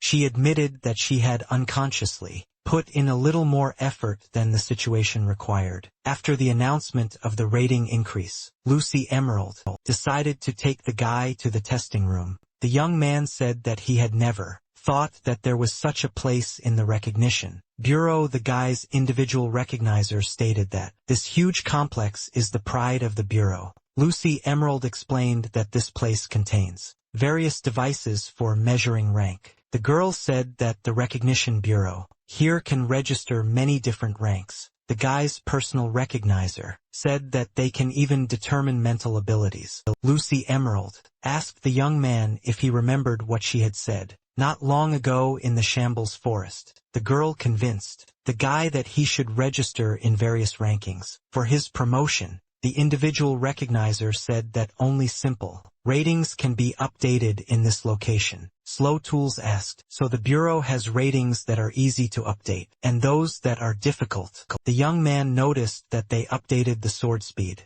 remotely, while the adventurer rating was updated at the Bureau. The girl understands that Slow Tulsa has a sharp mind. If you explain something to him, he will understand in general terms. The guy's personal recognizer thought that the problem might not only be in the village boy's intelligence. Lucy Emerald thought that he was constantly thinking about what he had once heard. He was a philosopher. The girl's, the young man's abilities in this room all day today. The recognizer stated that the guy would raise his rating if he took high places on the equipment. The boy asked if he could use prana, and the girl said that this was also his ability. The young man promised his personal recognizer that he would approach the matter with the utmost seriousness. The first thing Slow Tools did was head out onto the track. Interested in the rankings among sprinters, the specialized equipment in the testing room immediately displayed the result to the Recognition Bureau. Lucy Emerald noted that the guy is ranked 1000th in the world for the highest jump. The recognizer recorded that the guy ranked 2200th in the grip strength rankings. The girl noted that in weightlifting, Slow Tools took the 1800th position in the ranking. Equipment measuring reaction speed placed the guy in 900th place. In the ranking, Lucy Emerald recorded the boy's result. In the sense of balance, he took the 800th position. The personal recognizer noted that the guy's lung capacity corresponds to the 2500th place. The individual recognizer decided to conduct a test of the heightening of all 5 senses of Slow Tools. Lucy Emerald was surprised by the guy's high position. He almost broke into the top 100. The girl noted that Slow Tools ranks 98th in the sense of smell rankings. The guy's personal recognizer informed him that they were finished with the physical tests for today. Some of the rankers noted that this guy is impressive. No wonder he rose to rank 1000. The young man couldn't help but notice that there were too many eyes watching him, and the girl said that it was logical. Lucy Emerald said that this is because the guy took very high places. He will have to get used to it. The knight watched closely to see who, in her opinion, dared to take away the relic of all knights. The personal recognizer said that the guy occupied quite high positions. Related to feelings, the guy said it was because of Edward Marksman's explanation, and the girl partly agreed with her partner. The discerner concluded that the boy's prana was effective in enhancing the senses, observation and accelerating movement. The girl chuckled because it made her compare Adler's student to a wild animal. Lucy noted that his muscle strength has potential to grow, but the guy needs to develop his mobility. The individual recognizer said that she was still in doubt because of the guy's strength. The partners heard a man's voice behind them, saying that Lucy had made a wise decision. The guy's personal identifier quickly realized that it was the head of this department. Mr. Grand Slow Tools asked who the man was, and Lucy Emerald told the boy to bow immediately. The man who approached said that everything was fine. There was no need for ceremony. In the adventurer rankings, the disciple of humanity's strongest knight thought that he had heard similar words somewhere before. Lucy Emerald explained to her partner that Mr. Grand was the head of the Recognition Bureau. The girl explained that the Bureau does not have a traditional hierarchy in order to maintain the impartiality of all the recognizers. Lucy Emerald said that Mr. Grand was also a recognizer, and many people started under him. The girl said that it was this man who brought Cloud Blue Ward to 11th place in the ranking. Mr. Grand admitted that he is not such an outstanding recognizer. The girl flatters him. The partners thought that this was genuine modesty from the head of the Recognition Bureau. In the capital of Trackland, Mr. Grand said that, in addition to the outstanding Cloud, he also dealt with the adventurer Iris Darkin. The man said that he came to Lucy and Slow for this very reason. He wants to apologize and thank them. Grand acknowledged that this young man was an outstanding ranker who quickly mastered the ranks. The man bowed before the recent newcomer and his recognizer in gratitude for capturing Iris. Mr. Grand announced that the Identification Bureau had already determined the cause of the attack by the powerful ranker poacher. The man said that Race and Mellows tried to frame Iris Darkin, and that they caused him to stumble. Mr. Grand now understands why that couple constantly indulged in luxury unbecoming of their rank. The man regrets that the Bureau found out about all these affairs after Iris got her hands dirty. Mr. Grand said that the recognizers evaluate rankers with pride, and false reports are not accepted. Lucy Emerald didn't even know how to respond to such frankness from her boss. The disciple of humanity's strongest knight said that he understood what Mr. Grand was talking about. However, the young man added that this could not be considered the fault of the head of the Recognition Bureau. Mr. Grand Slow Tools said that adventurer rankers have their own heads on their shoulders, and recognizers are their support. The young man stated that they also have pride. The boy is sure that Iris followed his pride. Individual recognizers Slow Tulsa realized the full depth of her partner's thoughts. Mr. Grand learned something valuable from the speech of the adventurer who had stepped into the top 1,000. The man decided that he had to meet with the ranker who had embarked on the slippery path of a poacher. Iris didn't expect to see her old recognizer, who said they hadn't seen each other for a long time. The loser of the duel, Slow Tulsu, said that this damn recognizer appeared in his cell. Mr. Grand replied that he would not deny it, and asked why Darkin had not fled from the Bureau. The Bureau chief is confident that this ranker could have easily escaped from Lucy before Cloud Blue Ward arrived. The captured poacher told the man to shut up. He didn't want to talk about such topics. Mr. Grand thought that a ranker, striving for the top, was paying tribute to someone stronger than him. The Bureau chief realized that Iris had remembered the ranker's pride, and it was Slow who had helped him remember. Mr. Grand said he once again expressed his deepest gratitude to Slow Tools. The man said he thought he'd go, and Lucy said they planned to practice. The Bureau chief asked which specific rankings the young adventurer ranker was planning to participate in. The recognizer stated that she was very curious about the prana capacity rating and ratings related to fencing. Mr. Grand looked at the guy carefully and came to an ambiguous conclusion about him. The Bureau chief stated that measuring the boy's prana might be extremely difficult.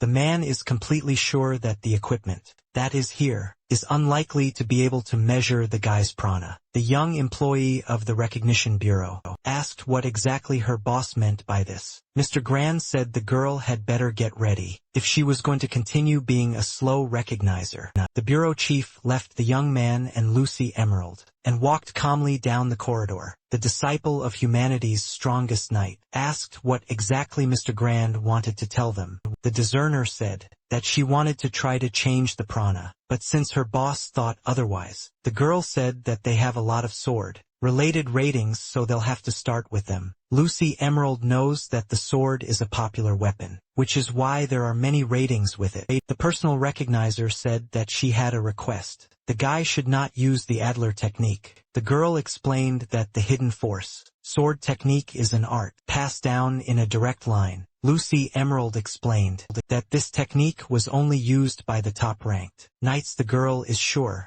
that it would not be an exaggeration to say that everyone dreams of mastering this secret technique. The guy admitted that he never attached any importance to the technique that the strongest knight taught him. Lucy tried to explain to her partner that hidden force was an advanced technique. From the start, the girl said that even the instant cut, which is simple for slow, is available to others with a rating of 800. The recognizer said that this legendary technique was founded by the greatest knight, Lawrence Wolfe River. Lucy Emerald explained that the man was a genius who developed many sword styles. The girl explained that the power the young man possessed was a great treasure that was worth hiding. The boy's personal recognizer is confident that the young man should not incur the wrath of the High Knights. Lucy Emerald said that they will still try to register new sword ratings. Slow asked if it wouldn't be better not to register in the rankings than to occupy low places. The girl said that the guy was worrying for nothing.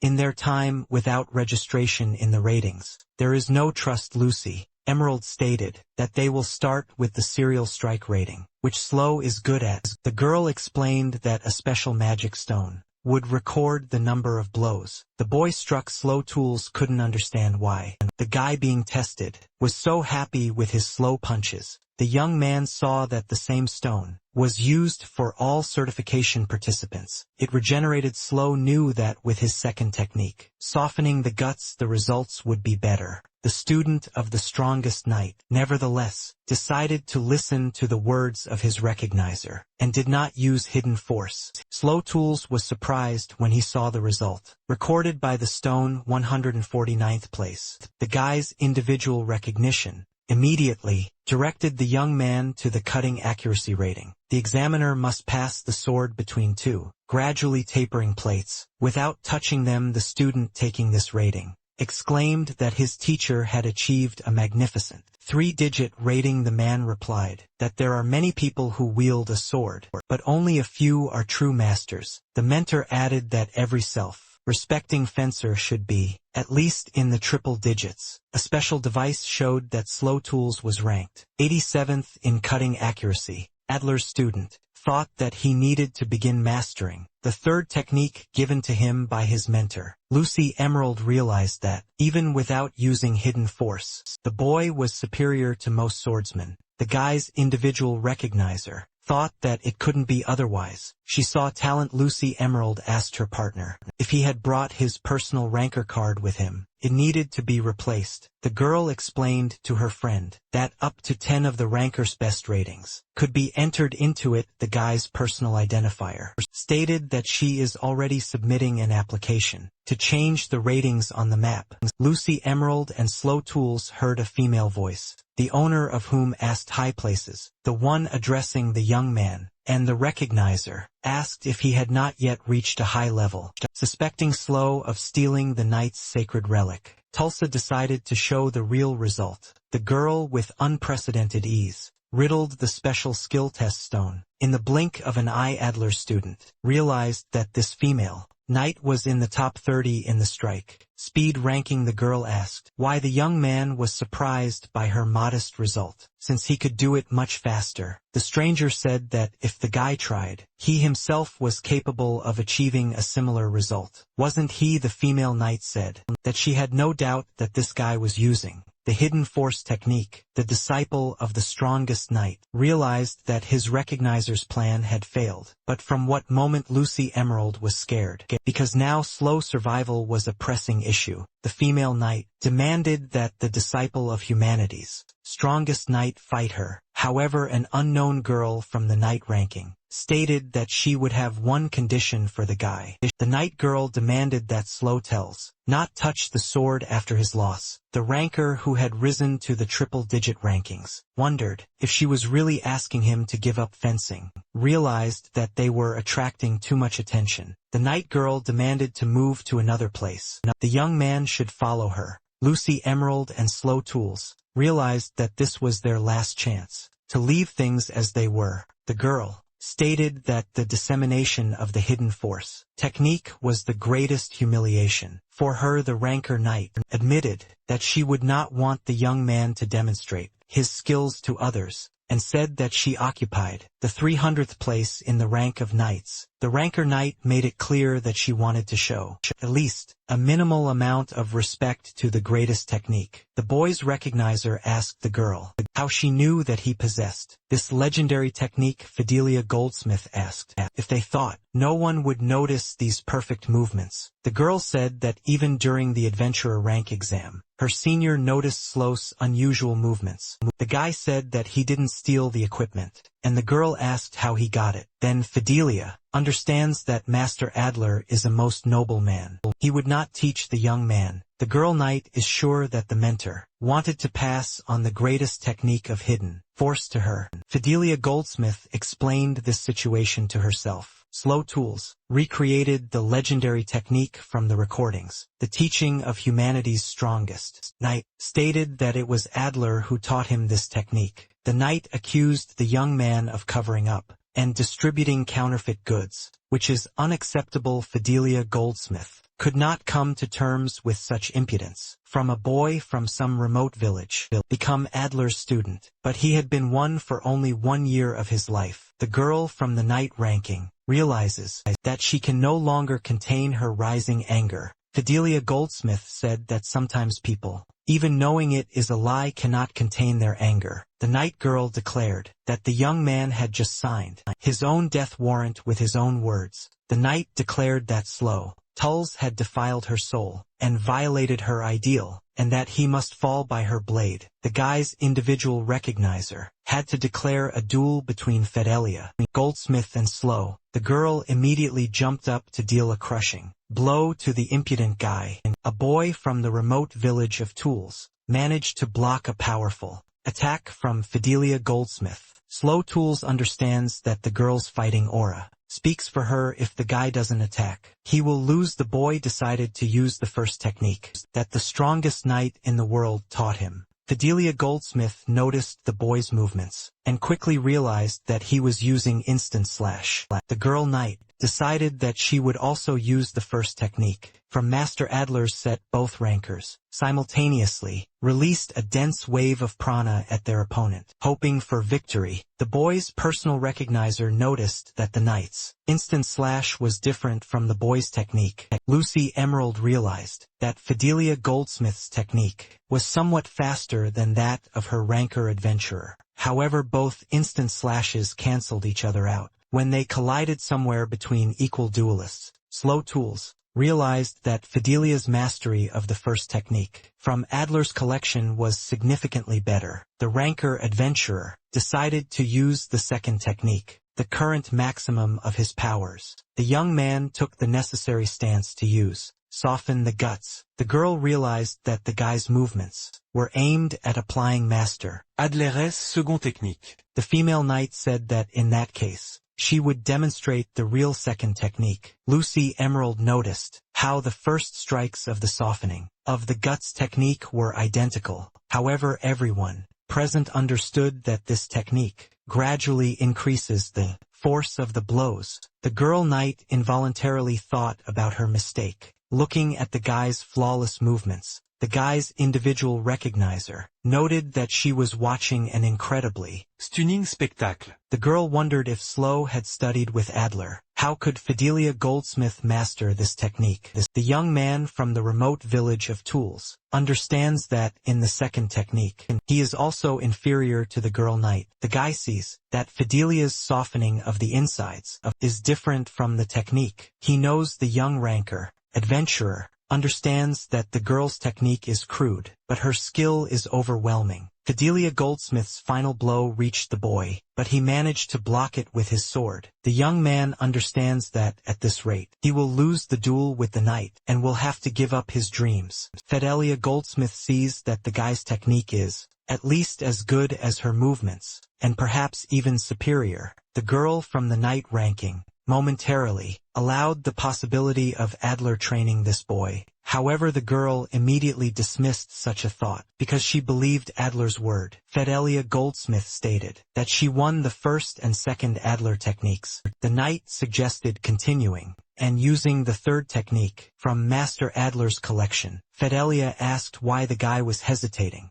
Did he really only know 2 techniques? From the hidden force style, a girl from the knight's ranking asked if he really allowed himself to do something like that. After his loud statements, Lucy decided to turn to her recognition device to learn more about Fidelia Goldsmith. The individual recognizer of the guy realizes with horror that all the knight's ratings exceed the youth. Lucy Emerald admits that the current slow tools will not be able to cope with such a powerful opponent. The girl realizes that her personal ranker adventurer will not win using just a sword. A boy from a remote village called Tools realizes he must play his trump card. The youth released all his prana to use the technique of his family's poetry. Fidelia Goldsmith realized that this new ranker already possessed some special technique. The girl shouted that a newbie like Slow Tools couldn't possibly have such powerful techniques. Fidelia Goldsmith admitted that, as much as she was upset, the boy's growth rate was abnormal.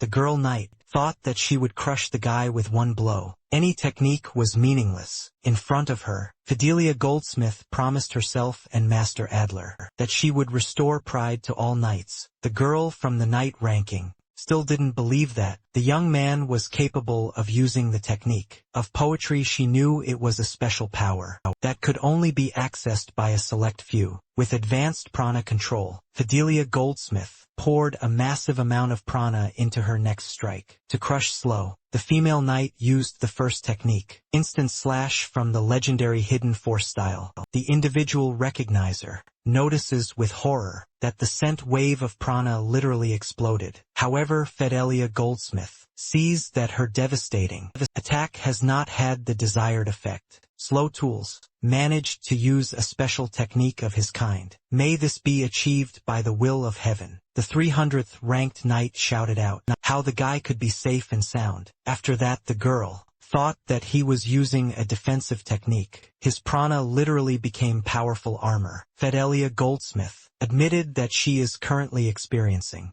some incredible feeling. The girl knight feels very well, that her instincts are screaming at her not to go any deeper. The knight realized that in those short moments, when she was thinking the boy had come very close, Fidelia Goldsmith thought she might have time to dodge. His movements were still inferior to hers in speed. The knight decided to finish off the guy. Before he did something worse, she resorted to the third technique. Fidelia shouted that she was using flurry, but the boy continued to ignore his opponent's weapon. The knight ranked 300th doesn't understand why the guy doesn't block her sword. The girl confidently thought that he would not be able to withstand her attack, but Fidelia's sword cracked. The knight couldn't believe that she had been defeated by some guy from a remote, unknown village. The young man decided that he could not end his opponent's life, so he stopped the sword in advance. The recognizer overseeing the rules of the duel shouted that it was enough. Slow had won. Fidelia Goldsmith collapsed at the realization that she had managed to lose to the novice ranker. Adventurer Lucy Emerald noticed that the young man also could not stay on his feet and fell to the ground. The girl asked if everything was okay with her ranker, and he replied that his body was refusing to obey. The individual recognizer realized that Slow Tools poetry technique provides an extreme load. Now Lucy Emerald understands that, after the battle with Iris, the guy fell for the same reason. Fidelia Goldsmith turned to the void before her, as if humanity's greatest knight stood there. The girl knight burst into tears, because she could no longer contain her feelings caused by defeat. Fidelia Goldsmith asked through tears why a man like this guy needed the hidden force technique. Lucy Emerald decided that she had to calm the knight down, who was restless. The recognizer said She understood that the knights idolized the hidden force, but it was wrong to attack like that. Lucy Emerald is certain that Fidelia Goldsmith has some special reason for attacking slow. The knight cried out that of course she had such a reason, because she was Adler's only student. The girl explained that her knightly ranking had once been stagnant. Due to her powerlessness, Fidelia Goldsmith said that Master Adler only secretly taught her the hidden force technique. Once the strongest knight of humanity approached her and advised her to loosen her grip. The knight admitted that it was at that moment that she realized that Adler had decided to show interest in her. Fidelia Goldsmith realized that humanity's greatest knight wished to impart the hidden force technique to her. Lucy Emerald realized that in front of her was not Adler's student but his crazed fan. The 300th ranked knight stated that, "Master, Adler is known for not teaching people techniques." Based on what happened at that moment, the girl decided that she was the only exception to the rule. The girl lived with the thought that she had a talent that proved worthy of the recognition of the great knight. Fidelia Goldsmith admitted that she tried her best to raise her ratings and get closer to Adler. The female knight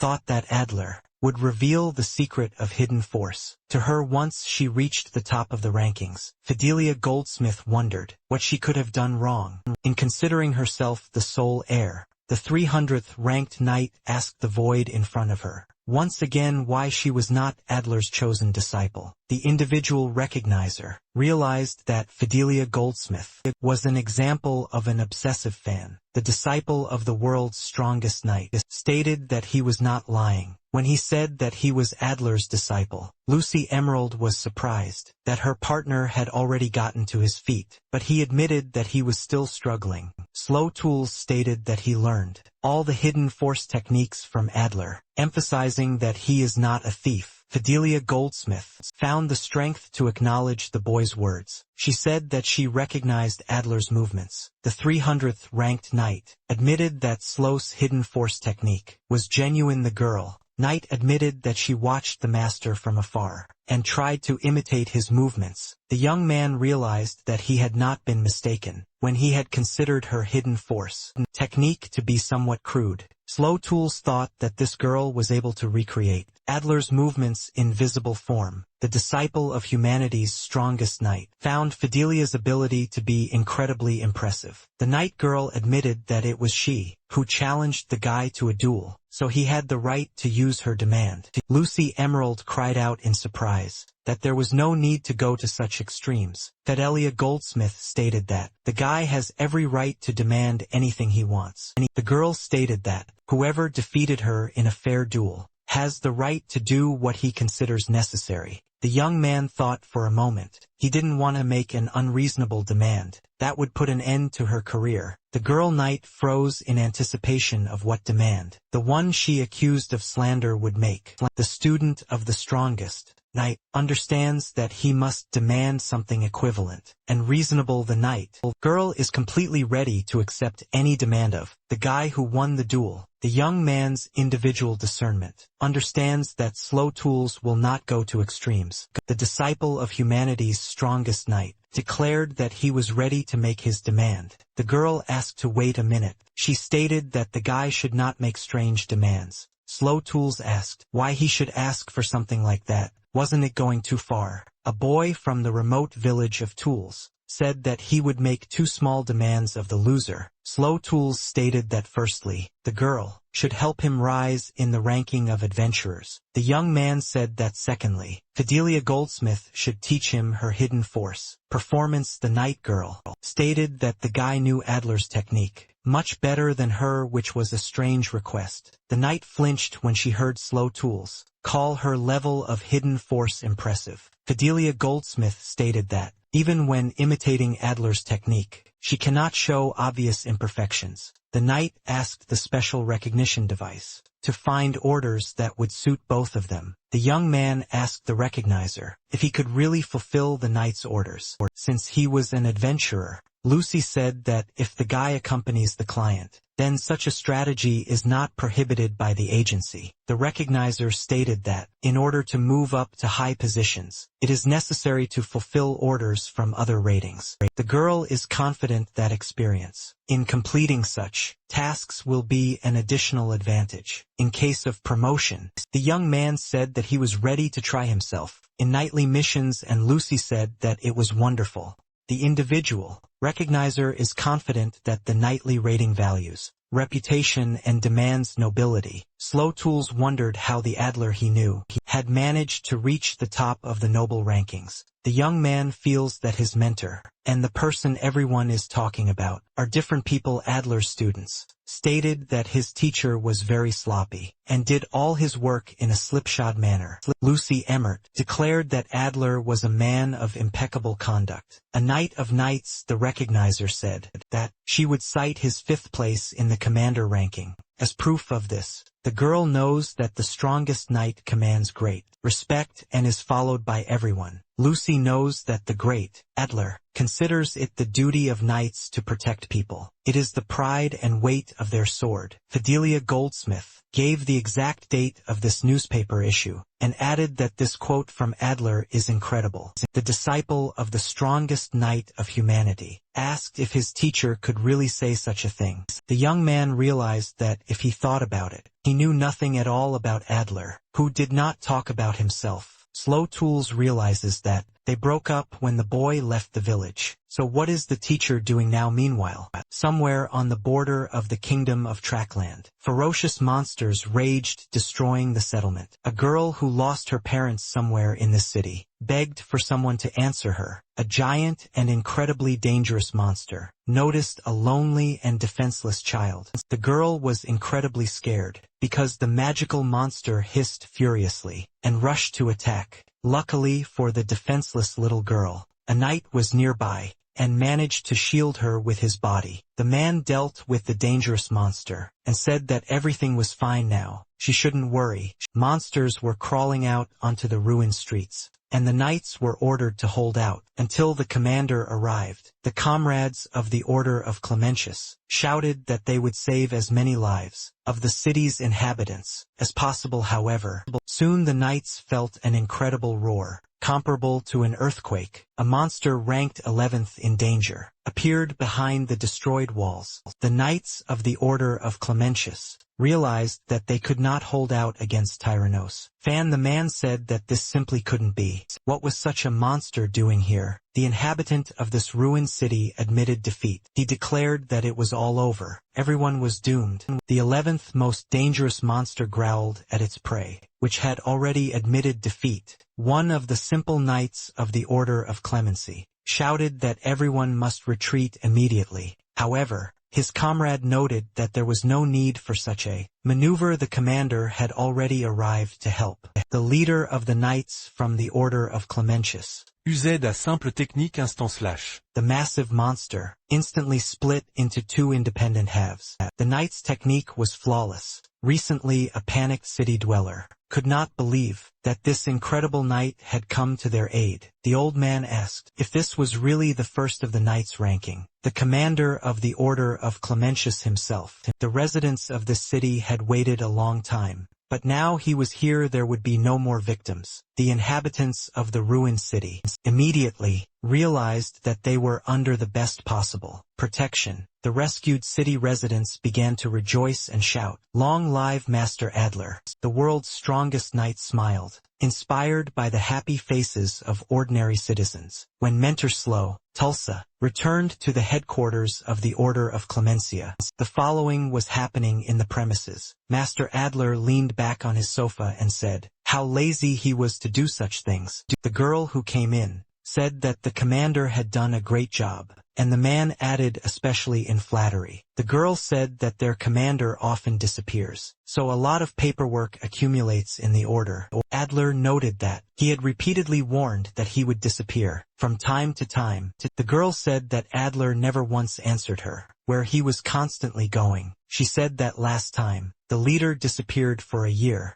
and when he returned they saw an incredible scar. The girl noticed that in the Order of Clementius, everyone believed that commander Adler could not be wounded. The man chuckled when he heard that. His subordinates considered the one who inflicted the scar to be the strongest. Adler said that everything would become clear very soon, and thought that Slow Tools was already a triple-digit adventurer. The head of the Order of Clemencia thinks that his student is unlikely to possess more than 2 hidden force techniques. Adler realized that the guy would not rise through fencing alone, which meant he would awaken the technique of poetry. The man remembered his first fight with Slow Tools. The guy had amazed him beyond belief. The head of the Order of Clementius already understood that the young man had an incredibly special prana. Adler remembers well what he felt the moment he and his student crossed swords. At that moment, the man noticed that the prana of the young man from the village of Tools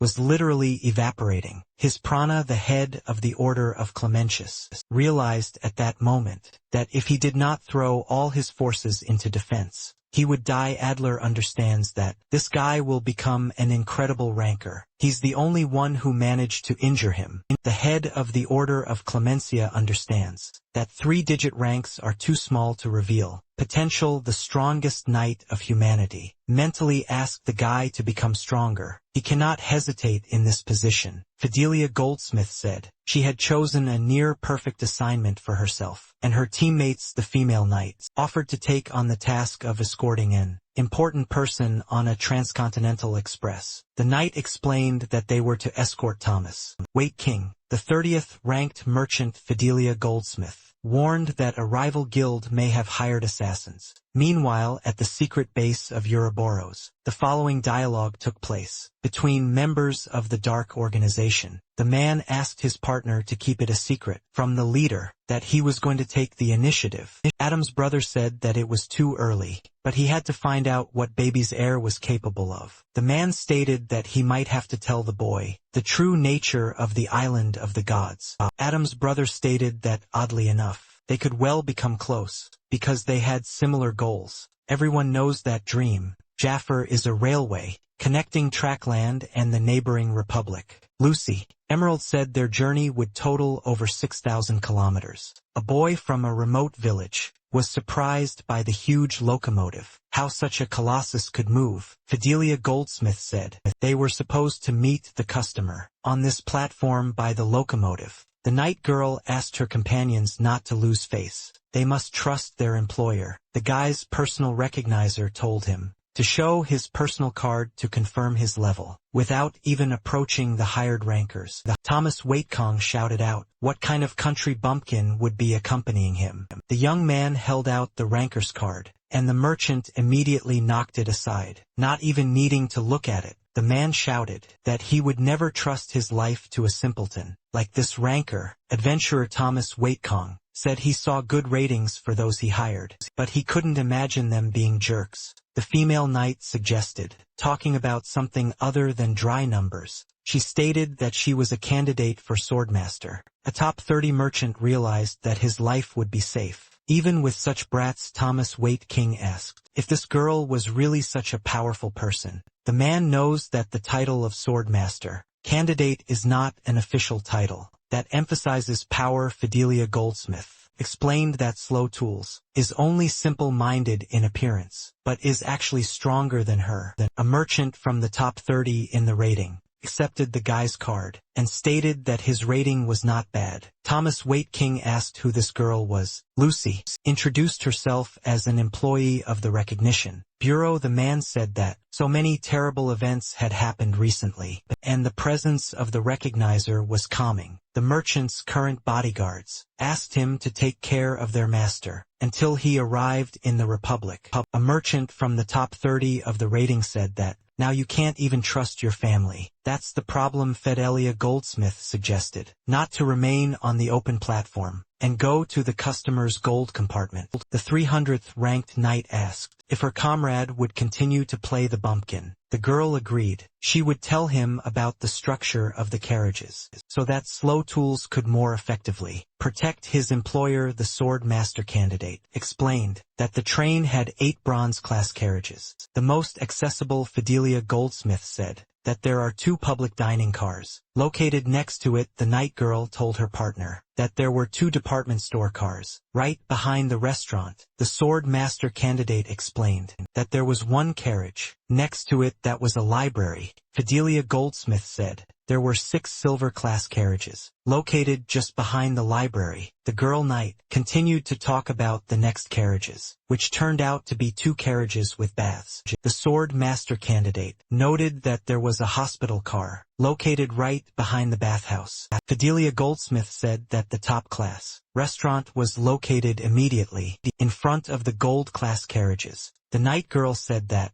there are only 4 carriages in the gold class, and they are used by wealthy people. Thomas Waite King brought the hired rankers to his room, and stated that they could use the next one. Fidelia Goldsmith thanked the man and asked if he knew anything about potential opponents. The top-ranked merchant thought for a moment, and replied that a rival guild simply wanted him dead. The night girl asked if their employer was really talking about Raoul's trading guild right now. The man was surprised that the rankers knew the details, and the knight said they had done minimal investigation. Thomas Waite King stated that the professionals he hired simply had to deal with the mercenary scent. Thomas Waite King stated that the professionals he hired simply had to deal with the mercenary scent. Thomas Waite King stated that the professionals he hired simply had to deal with the mercenary scent. Fidelia Goldsmith realized that the evasive answer meant only one thing. Their employer was hiding something. The man realized he had to say a little more, so he added that they had been hunting him for some time. Now Thomas Waite King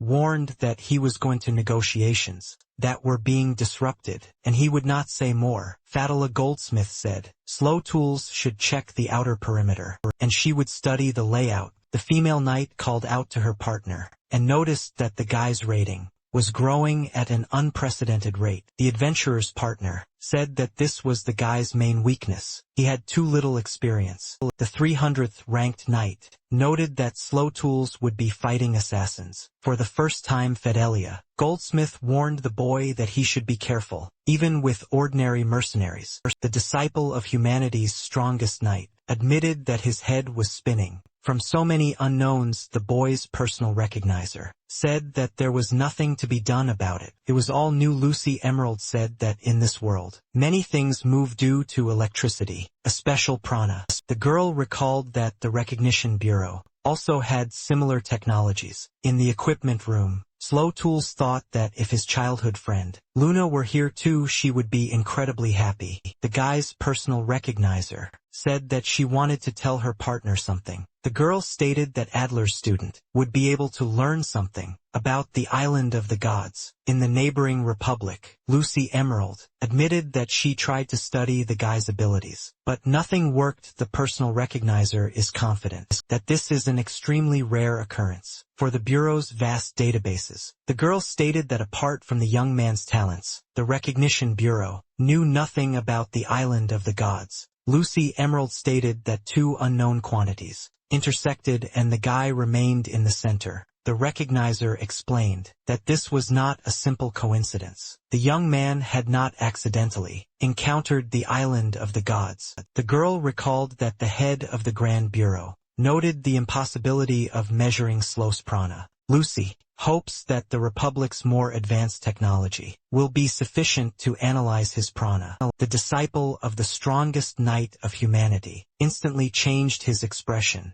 He sensed the assassins nearby. Fidelia Goldsmith asked if her partner had noticed that the gold-class carriages were full of enemies. The night girl asked Slow Tulsa to act as naturally as possible. The train was leaving soon. The 300th knight in the ranking quietly said that the young man should already understand when they would attack. Adler's student wondered when they would begin to act, and heard the announcement of the locomotive's departure. The boy heard the flight attendant thanking the passengers for boarding. The dream Jaffer, the young man, didn't expect the floor beneath his feet to shake so violently. When the train's powerful engine started, Slow Tools didn't expect that, at that moment of the locomotive's jerk, one of the passers-by would reveal his killer nature. The individual recognizer realized that her partner fell, because he did not know the train would shake. Lucy Emerald thought that if the boy hadn't fallen, he would already be dead. Due to the killer's lightning-fast swing, the disciple of the strongest knight also saw the incredibly fast blade of the knife fly past the killer.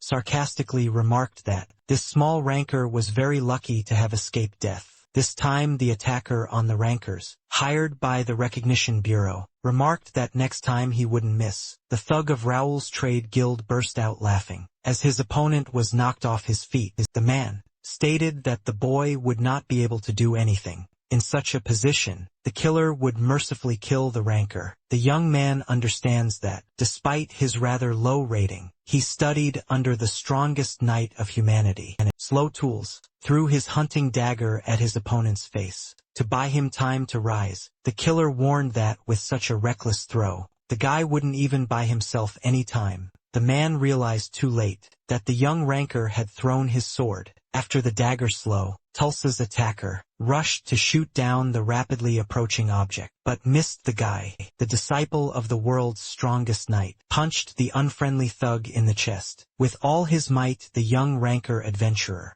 wasting no time, raised his sword and prepared for the assassin's attack. Hired by the trading guild, Raoul realized that this was no ordinary adventurer. The thug decided to quickly close the distance in order to crush the impudent boy. At once, the disciple of humanity's strongest knight easily blocked both daggers of the agile assassin. The man pushed off the floor to gain the most suitable position for himself. The thug used the power of his prana to appear on the ceiling of the carriage. In an instant, the killer wrapped his legs in prana to pounce even faster on the guy, who managed to jump back. However, Adler's student immediately noticed that the man who had attacked him had already prepared his daggers. The man burst out laughing because he decided that the young ranker adventurer would not be able to handle such a maneuver. The thug's confidence faded as he noticed the dagger blades glancing over the head of the man kneeling down. Raoul,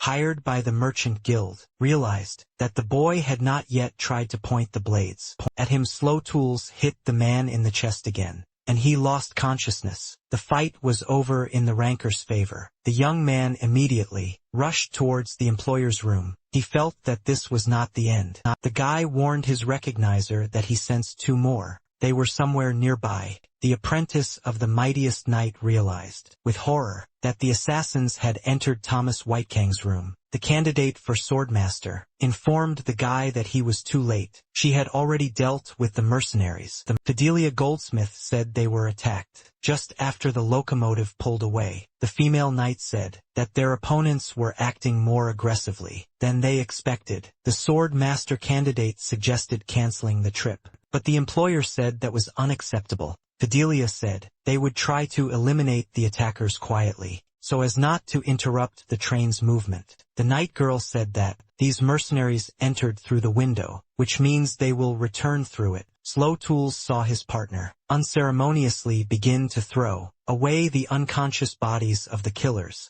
Fidelia Goldsmith asked, "I guess that seems pretty harsh for someone like Slow Tools." The girl knight is sure that this is the best way out, because they do not have a person for interrogation and protection. The guy asked if they were dead, but his partner reassured him, saying that was unlikely. Fidelia Goldsmith asked the employer to let them know if he decided to move around. Dream Jaffer, the female knight, asked the recognizer how she assessed the level of the mercenaries who attacked them. Lucy Emerald immediately named at least the 500th place in the criminal ranking of assassins. Fidelia Goldsmith said they could handle that level, and added that she was incredibly happy with the recognizer. The night girl asked how Slow Tools had done. His rank was quite different from that of the mercenaries. The guy admitted that he had dragged out the fight with the lone killer. For quite a while it wasn't easy. Fidelia Goldsmith said that all rankers who have experienced the rank wall go through this. Lucy Emerald explained that the rank wall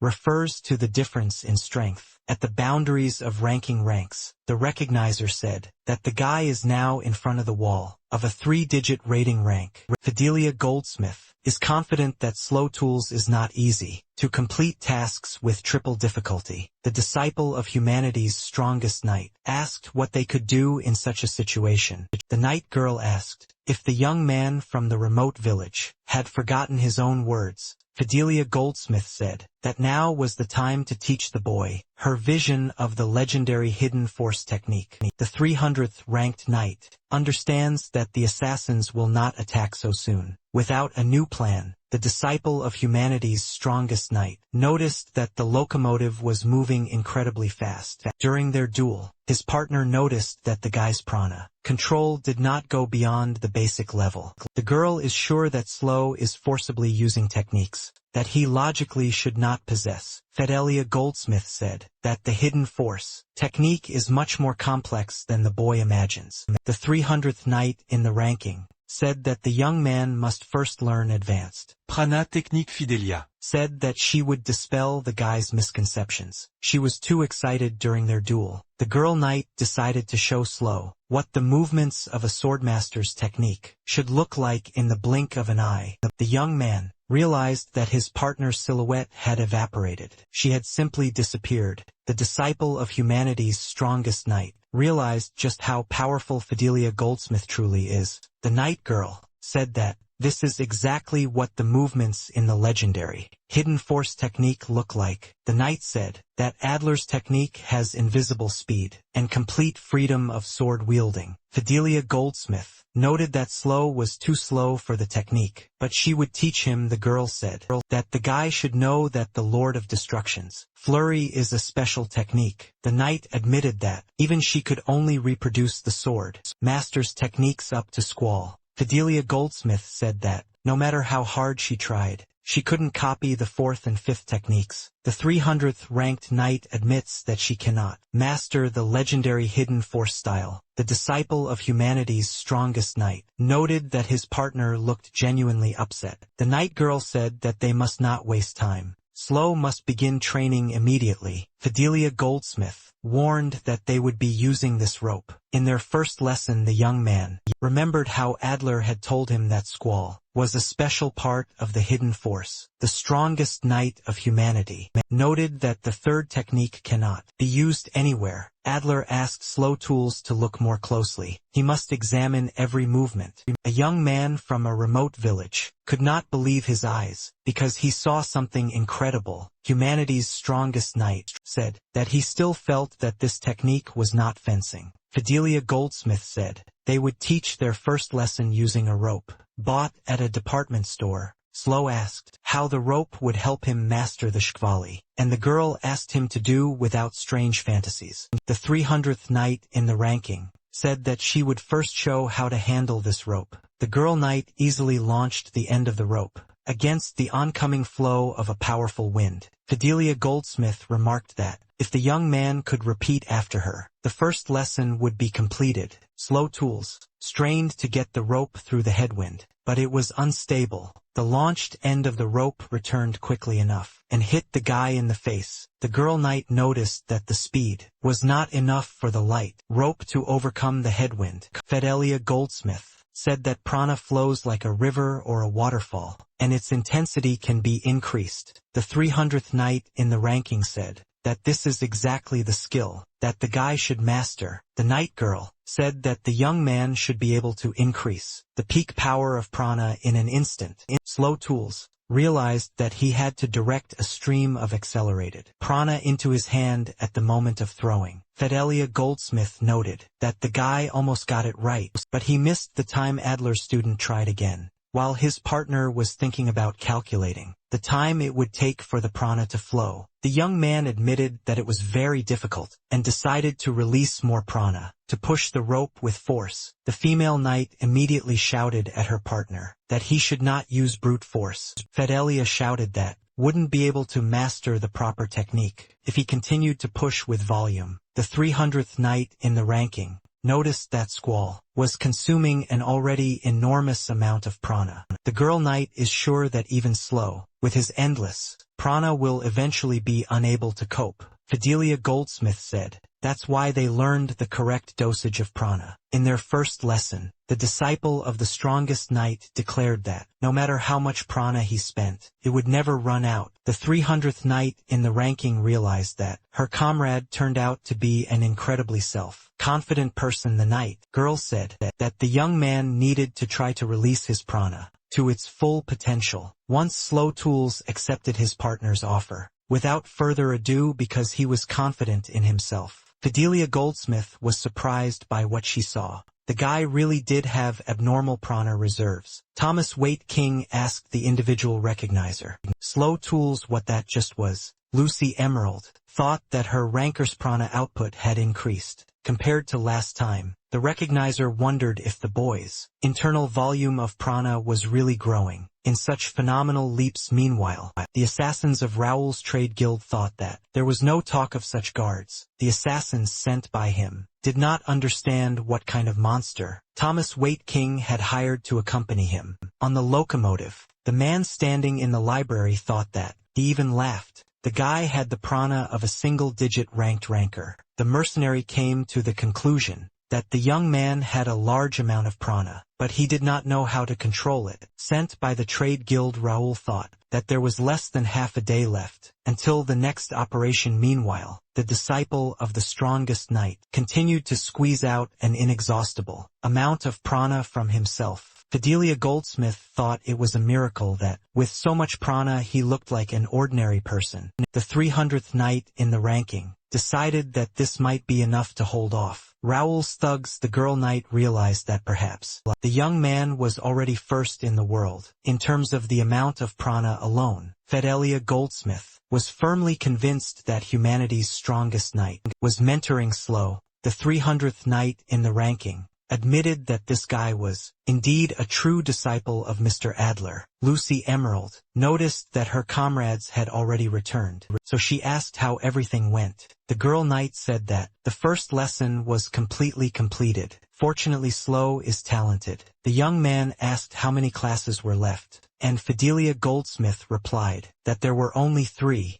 The girl warned that tomorrow's training promised to be tough, and noticed that Thomas was sleeping. The night girl said that she could sense Thomas Waite King's prana because everyone has this energy. Fidelia Goldsmith said that with proper prana control, even such sensitivity is possible. The 300th knight in the ranking said that she saw how poorly the young man was handling his powers. The night girl said that, since Mr. Thomas had fallen asleep, her companions needed to look at the important documents. Slow Tools asked what it was, and Fidelia Goldsmith replied that it was a document describing their employer. Lucy Emerald exclaimed joyfully, "Could this really be the work that is shared in the knightly order?" Adler's apprentice realized that Thomas Waitken was the head of the Waitken Merchant Guild. In the second generation, Slow read that Waitken's company was engaged in retail trade and was managed by a major department store. The young man realized that initially it was a small company selling medicines and pharmaceuticals.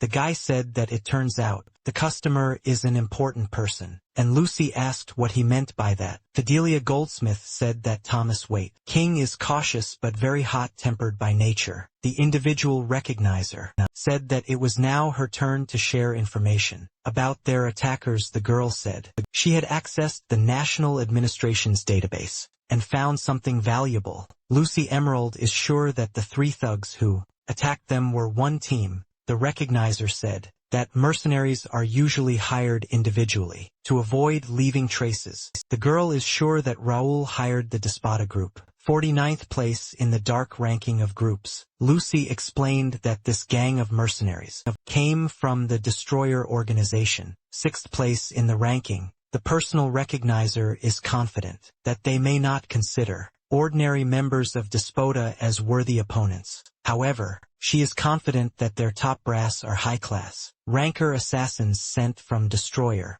Lucy Emerald said that it was bad if she was really right, and such people were nearby. She is completely confident that this task can, rightfully, be considered the most difficult for her comrades. Meanwhile, the killer came to the restaurant. He knows for sure that there is a place for transmitting messages here. The man found a bookmark that contained a coded message that the preparations had already been completed. The killer thought he wanted to get away from the work that got his hands dirty, but he had no choice. ranked number 100 on the list of killers. John Tuffle said he would have to take action personally. When Thomas Wade King woke up, he wanted to go to a fine restaurant to have a hearty meal slow and for. Delia's employer exhaled. He had just had a great meal. The food here really is good. A merchant from the top 30 of the rating said that he didn't spend so much money for the gold class. In vain the guy whispered, it was hard to taste food for poisons. The knight replied, it's good that the chef understood everything. The boy asked Lucy why she wasn't eating, and she replied that she needed to have the same experience as him. The employer, forgetting to warn his companions, walked away from the table and decided to go shopping. A high-ranking merchant noticed that the department store carriage sold only good things. The man said that the selection of porcelain here was poor. It seemed they were not used to dealing with tableware. Slow Tools asked his partner if it was okay to let Thomas wait. King shop in such peace. Fidelia Goldsmith admitted that she did not want to let her employer out of his golden room at all. The 300th ranked knight warned the ranked adventurer that she would be stepping away for a while. Lucy Emerald asked how the guy was finding his new partner's training. Slow replied that it wasn't hard. The young man said that he was learning to use prana effectively, so that it was even easier for him physically. The recognizer asked if her ranker had exhausted all of his prana, not counting the poetry technique. The disciple of humanity's strongest knight thought for a moment, as he did not remember such moments. Lucy Emerald said that this is what she finds strange. There is no load without a limit to endurance. The young man assumed that it was all because he had an incredibly large amount of prana. The recognizer said that this is where the main oddity lies. His technique drains his prana in an instant. The girl said that if his ability destroyed everything, he would remain naked and fall into the ground. The recognizer said that such precedents exist, but the guy's ability is on a different level. Lucy Emerald said she had only one hypothesis left regarding her ranker's verse technique. The girl said that Slow Tulsa's ability destroys everything that poses a danger to him. The young man said that he had not previously thought about how the special technique of his family's poetry worked. The girl is sure that the killers are not going to show up so easily. Slow said it remains to be on guard. A sudden click preceded the instantaneous power outage. In the department store car, passengers on the locomotive wondered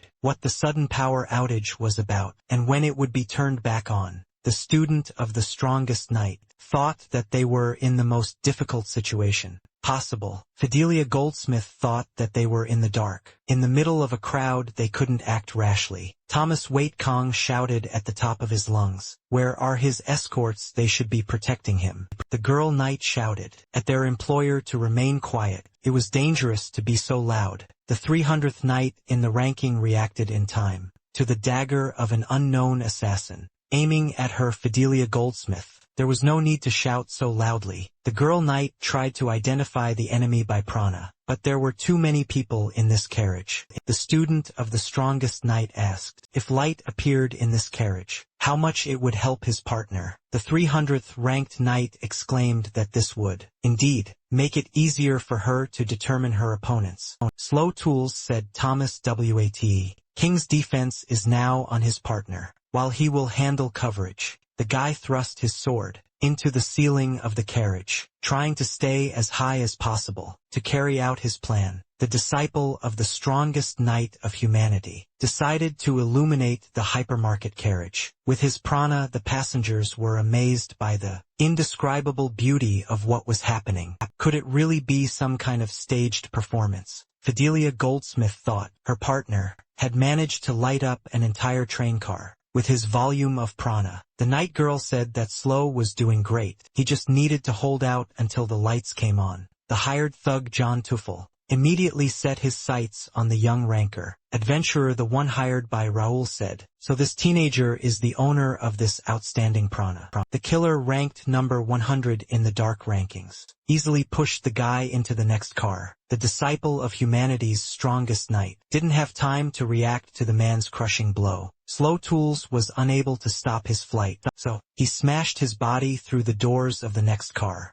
The adventurer ranker stopped and thought about who his opponent was and where such strength came from. hired by Raoul's merchant guild. The high-ranking assassin addressed the teenager in front of him. The man declared that now was the time to hunt this monster. With an immeasurable amount of prana, Fidelia Goldsmith realized that she and her partner had been separated, probably by one of the mercenaries. The 300th knight in the ranking noticed that the assassins who attacked them had painted their daggers black. The girl knight understands that the real master has gone to slow tools, and it won't be easy for the guy. Fidelia Goldsmith released some of her prana and asked if the assassins were underestimating her. Hired by the merchant guild, Raoul decided that attacking from a blind spot would be the best solution. The sword master candidate felt the prana that was getting too close to her. The killer did not believe that anyone was capable of such a thing, and the girl instantly killed him with a sword. The fallen thugs' comrades wondered what had just happened, and why their partner had collapsed. Raoul, hired by the merchant guild, thought it was an explosion, or a technique that exploded prana. The man was sure of only one thing. This night girl had struck 3 blows at once. The thug thought he saw some strange objects made of prana surrounding Fidelia Goldsmith. The assassin decided that these shining snowflakes were the prana technique of this night girl. However, the killer quickly dismissed the idea, because he did not sense any prana fluctuations. From the rancor, the man admitted that he really wanted to find out what it was, but he couldn't wait too long. Fidelia thought that the softening of the guts technique overlapped each other. The girl knows that the final blow of this technique detonates and creates a powerful explosion. The 300th knight in the ranking understands that this final blow can be prevented. She knows that this way she can create a frozen bomb from the blows, which is easy to activate. The female knight said that this swordmaster technique is absolutely undeniable power. Fidelia Goldsmith said she was the only one who understood the legendary swordmaster's technique. The disciple of humanity's strongest knight attempted to throw a rope against a strong wind. The 300th knight in the ranking saw that the young man had coped with the task set before him superbly. The night girl said that the young man must definitely remember this feeling of the flow technique. Fidelia Goldsmith said that this technique is very common among the higher ranks. The 300th knight in the ranking said that Slow would be able to handle the force better once he mastered the flow. John Teufel and the apprentice of the strongest knight assessed each other. Rushing into battle was dangerous. A high-ranking assassin hired by Raoul's guild realizes that the boy's defenses have many gaps, and the disciple of the strongest knight of humanity saw clearly that the one who attacked him was not an ordinary killer. The young man decided to crush his opponent with his new prana technique called flow. John Tufnell saw that the young man was about to jump up from his seat, so he decided to keep up with him. Slow tools and the high-ranking assassin crossed blades, each one as strong as the other. Hired by the trading guild, Raoul realized that this guy was no ordinary rancor adventurer. The man asked and if the boy could already use the flow to enhance his actions. John Teufel decided that he should not hold back against the boy. He was too dangerous. The disciple of the strongest knight of humanity felt that his opponent's strength had suddenly increased. The high-ranking assassin again threw the guy into the doors of the next car. In the coupling of this locomotive, the people who were in the library shouted, "What was going on here? Was there really a fight between rancors?" John Teufel noticed that the young man had such promising prospects that it was even a shame to kill him. The boy from a remote village thought that his opponent was on a completely different level. Slow tools thought that the attacker had free control of the flow. Probably he was the leader of the hired thugs. The young man understands that this killer is superior to the previous rankers, but he will still have to fight. The student of the strongest knight decided that he also possessed the flow, which meant he had a chance. The guy rushed forward at his opponent, but he easily dodged Slow's direct attack. The young man from the village realized that, despite the high speed of the equipment, its attack was easy to avoid. The high-ranking assassin noticed that the young rancor adventurer had not yet fully mastered the flow. Hired by the trading guild, Raoul thought that this boy's fate was very unenviable. The man is sure that, if an ordinary person were born with such power, he would have been shown how to control it. John Tufo guessed that the young man grew up in an environment that avoided conflict, and that his talent was not fully realized. The leader of the attacking thugs stated that it would be very easy to deal with such a monster. In a shell, Slow Tools noticed that his opponent had disappeared. In the blink of an eye, his speed was simply incredible. The disciple of humanity's strongest knight barely managed to block the assassin's swift attack. What his main problem with using the flow technique was, Slow Tools decided that firstly, he could not control his flow of prana. He was too straightforward. The disciple of the strongest knight realized that. Secondly, he could not combine the flow and Adler's technique. The young man realizes that, when he tries to use a technique from the hidden force style, an explosion occurs. The leader of the hired thugs thought that the young man had just used a self-destruct technique. Slow Tools realized that the legendary swordmaster technique in the stream could not synchronize.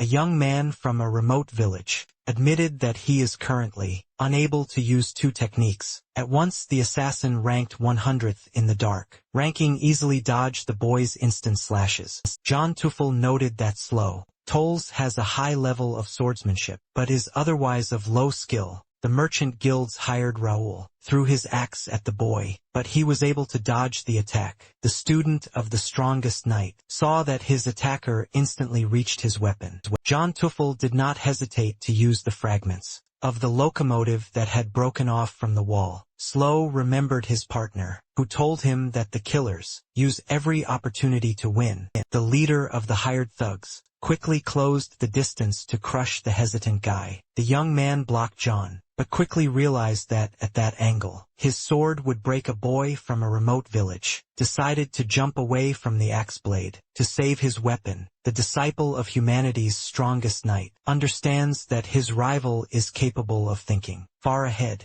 The young man understands that the stronger a person is, the more he relies on tactics and forward thinking. Slow thought that he was not inferior in flexible thinking, because he had experienced fighting strong opponents. Adler's student knows that a sword master's techniques are changeable and can be adapted to any situation. The guy decided to use the first technique of the sword master from the legendary hidden force style. The young man immediately released a large number of instant slashes to distract his opponent. The high-ranking assassin thought that this adventurer was a fool for using the same technique. John Tufel fought off several instant cuts and realized that he was wrong. Something had changed. The man realized that this time, the boy's attacks were incredibly fast. He compared them to fired bullets. Raoul's guild hired him to note that the cuts accumulated and could not be dodged, but were easily reflected. John Tufel shouted that with such power,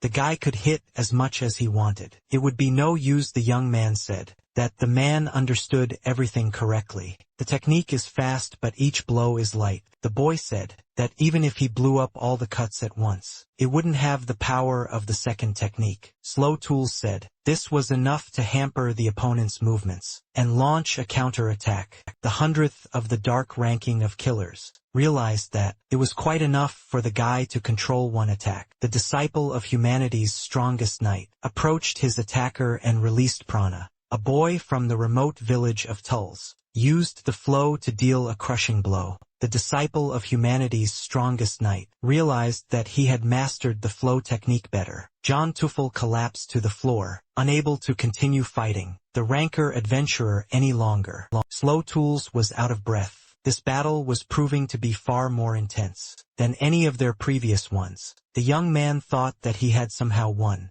this difficult battle, but he felt weak. The high-ranking assassin said that the effect of his poison had finally manifested, and he was now calm. The man said it was enough for the deadly poison to do its job. The disciple of humanity's strongest knight realized that he had only missed one attack from the assassin. Slow Tools asked if there was an antidote for this poison. John Tufel grinned sarcastically and showed the bottle. The killer, ranked number 100 on the dark list, demonstratively crushed the boy's last hope. John Tufo shouted that this damned monster was destined to die on board the Dream Jaffer. Just at that moment, the poisoned boy's comrades and employer entered the library car. Fidelia Goldsmith noticed the unnatural color of her partner's face, and asked if it was poison. The 300th night in the ranking saw the broken vial, and decided that the killer had destroyed the only antidote. The young man asked his comrades to move away from him. He wanted to try something. Lucy Emerald asked if the boy really wanted to use his special technique. The disciple of the strongest knight of humanity began to recite the technique of poetry. Of his kind, the guy's personal recognizer thought that this was the only right decision. In the current situation, Lucy Emerald thought that the guy's technique, heaven willing, would help neutralize the poison. Slow Thulsa's dense green prana began to heal his body of the toxic deadly poison. The disciple of the strongest knight of humanity said that it seemed that he had succeeded. He did not feel the poison. After some time, an announcement was made that the surprise performance in the shopping car was over. The engineer announced that the locomotive would soon arrive at the intermediate station. Fidelia Goldsmith said, "The driver did indeed make the announcement, as Thomas Waite King had requested." Slow Tools noted that they had solved the problem with the trading car. But what about the destruction in the library car? The coworker responded that the passengers were told that the performers had gotten into a personal fight. The girl said that this issue could be easily resolved with a sincere apology and monetary compensation. The individual recognizer told her ranker that she seemed to have figured out the essence of his technique. Lucy Emerald said that this incident made her realize the power of his poetry technique. The girl said that the main essence of Slow's technique, may it achieve the will of heaven, is in his survival. The recognizer is confident that this technique will instantly neutralize everything that negatively affects the guy. Lucy Emerald said the boy still can't move because of the price he pays for that power. The girl is sure that Slow should not use invulnerability for more than 10 seconds. The individual recognizer said that the guy must develop an exclusive strategy. For this, Fidelia Goldsmith asked how the boy managed to defeat John Tuffle. He was much stronger than the young man. The young man spoke about a combination of techniques from the hidden force style, and the knight said that now she understood. The girl said that the second, hidden force technique, is especially susceptible to various combinations. The knight said that the finishing blow of the softening of the guts can be activated by anything. Fidelia Goldsmith explained that the sword master's techniques seemed designed to be combined with each other. The girl said that unlike other well-known techniques, the master's techniques require flexible thinking. The knight said that she would explain all this later, and noted that the guy began to look like a follower of Adler. The boy from the remote village said that all this was thanks to the good mentoring of his partner. Slow Tools said that Fidelia Goldsmith teaches him much better than the strongest knight of humanity. The 300th ranked knight stated that Mr. Adler's teachings are the best in the world. The girl asked if the guy was saying this because he was bragging that Adler himself had taught him slow thought, that he had sincerely praised his partner, and she had wanted to kill him for it. Fidelia Goldsmith said, if you think about it calmly, they finished off the top of the hired killers. The knight suggested that the mercenaries from Despada might retreat after such a blow. Lucy Emerald said that this couldn't be true. John Tuffle was definitely not the top mercenary. The individual recognizer is confident that the killer was just a rank and file member of the group. Fidelia Goldsmith asked if the top of Despada could really be that strong. The recognizer is sure that if John were the top killer, their heads would have flown off their shoulders long ago. Lucy Emerald said that their battle is still not over. There is no need to relax ahead of time. Meanwhile, at the intermediate station of the Intercontinental Locomotive Dream Jaffer, the following was happening. A little girl asked her mother to look at a man who was skillfully juggling. The girl's mother noticed the eccentric man and said that it was incredibly cool. Meanwhile, the juggler thought that if his partner failed, he would have to end this performance. The eccentric man thought his partner had lost his skills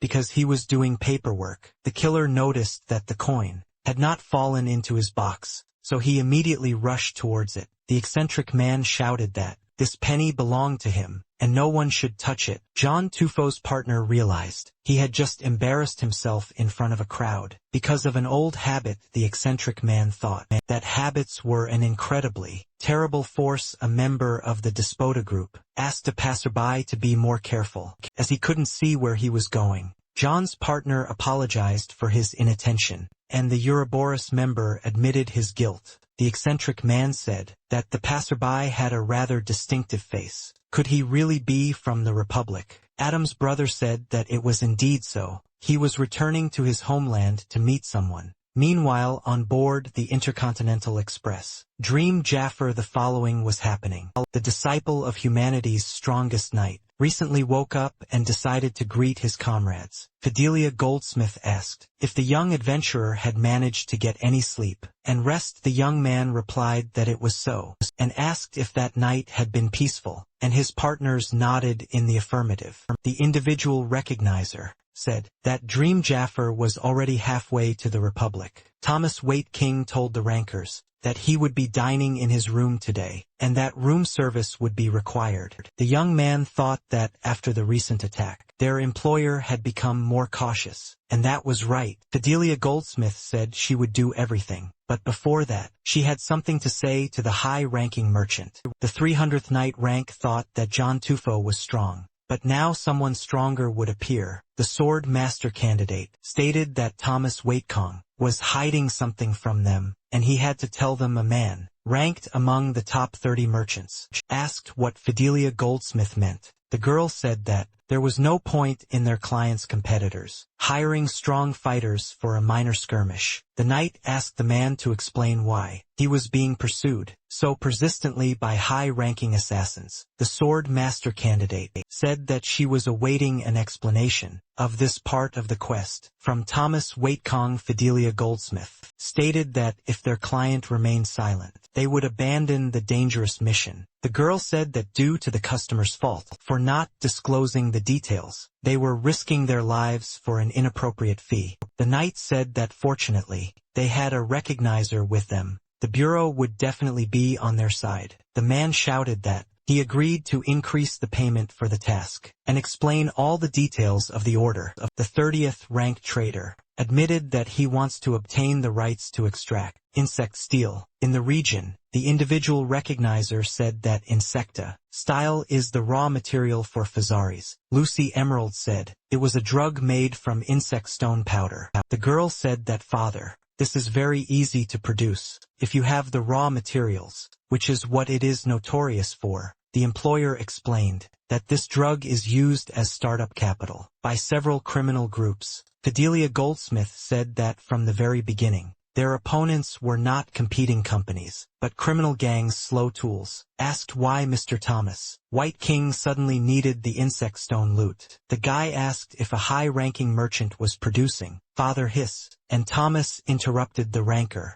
The employer swore that this was not the case. He could say with absolute certainty that he did not produce. Father hissed the rankers, and the recognizer were surprised that Thomas Waite King began to scream so furiously. The disciple of humanity's strongest knight said that, in that case, they would continue with the mission. Slow Tools said it would be like the Shambles Forest quest, with the difficulty suddenly increasing to critical. Fidelia Goldsmith said that they would definitely not have been given such a task at the bureau, and the reward would be substantial. The young man asked why his partner was raising her rating, and she replied that she wanted to inherit the hidden force, that she wanted to get closer to the top of the night ranking so that Adler would recognize her. Fidelia Goldsmith said they were still mission mates, so they needed to resume training. The girl knight said that the enemy's strength exceeded all her expectations. She needed to become stronger. The 300th knight in the ranking said that Slow Tools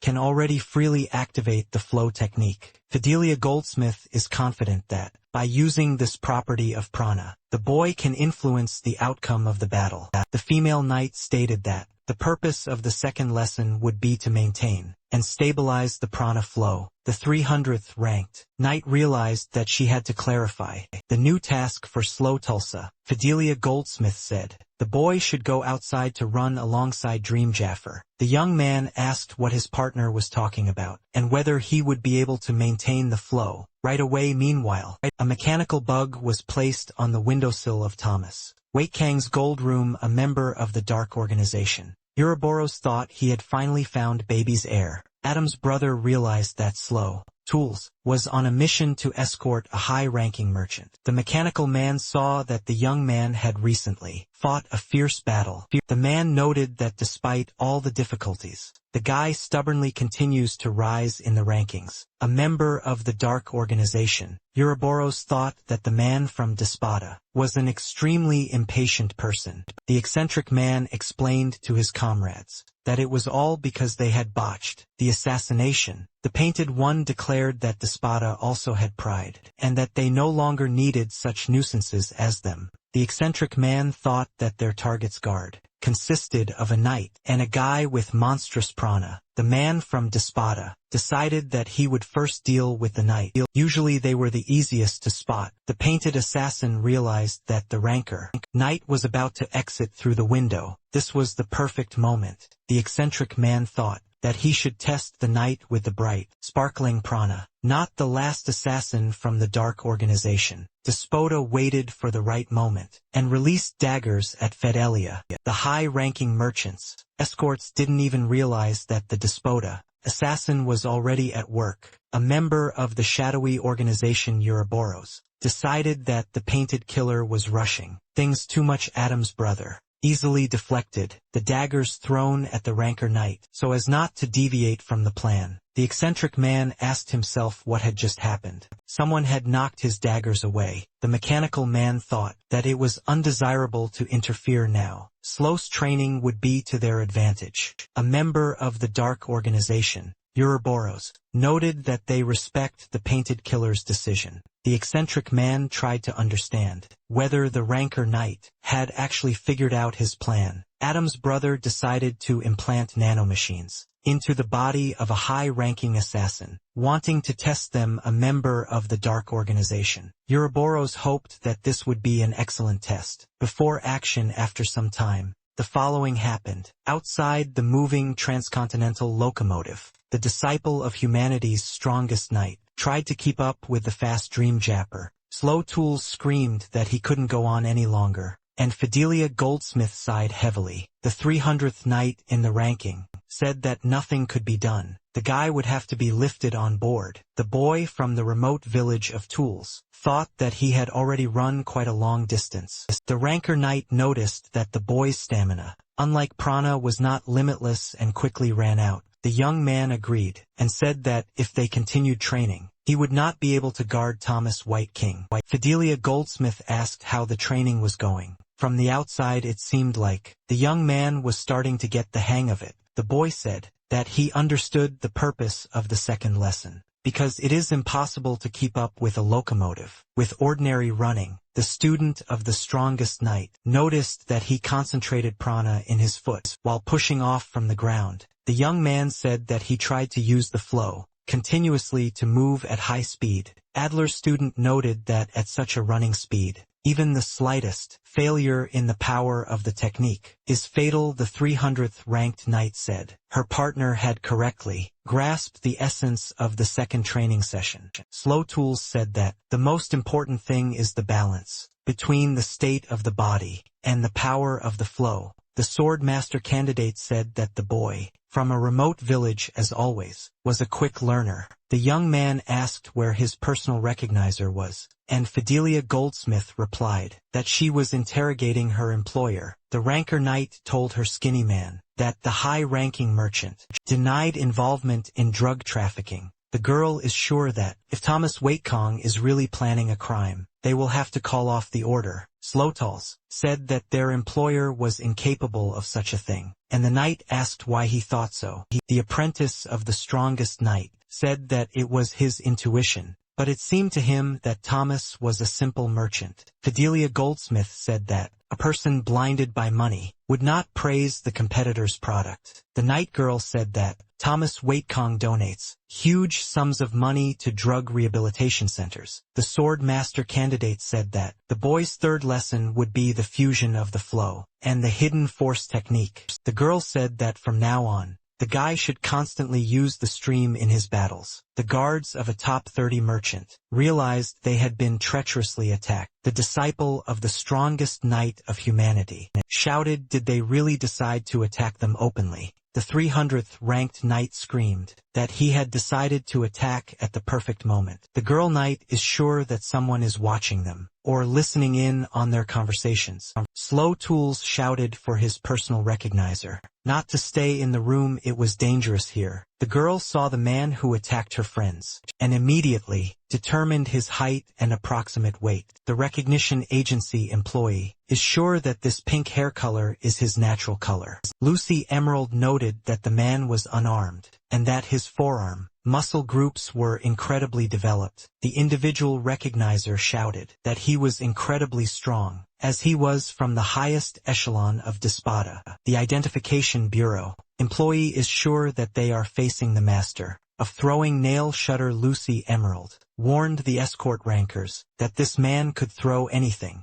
The disciple of the strongest knight of humanity managed to dodge the heavy furniture that was rushing towards him. The boy from the remote village thought that if it weren't for his recognizer's warning, he would be dead. The disciple of humanity's strongest knight realizes that he has never encountered a master of throwing before. Lucy warned that things were complicated by the fact that their opponent was ranked 20th in the kill rankings. Nail Shutter decided not to waste any time because his target was right in front of him. The disciple of humanity's strongest knight thought that the assassin was strengthening his attacks with the flow. Fidelia Goldsmith thought that every throw of this man was comparable to the shot from a cannon. A boy from the remote village of Tools told his partner to take Lucy and Thomas away. The young man is completely sure that this killer is hunting exclusively for him, and the others should not take any risks. The girl knight thought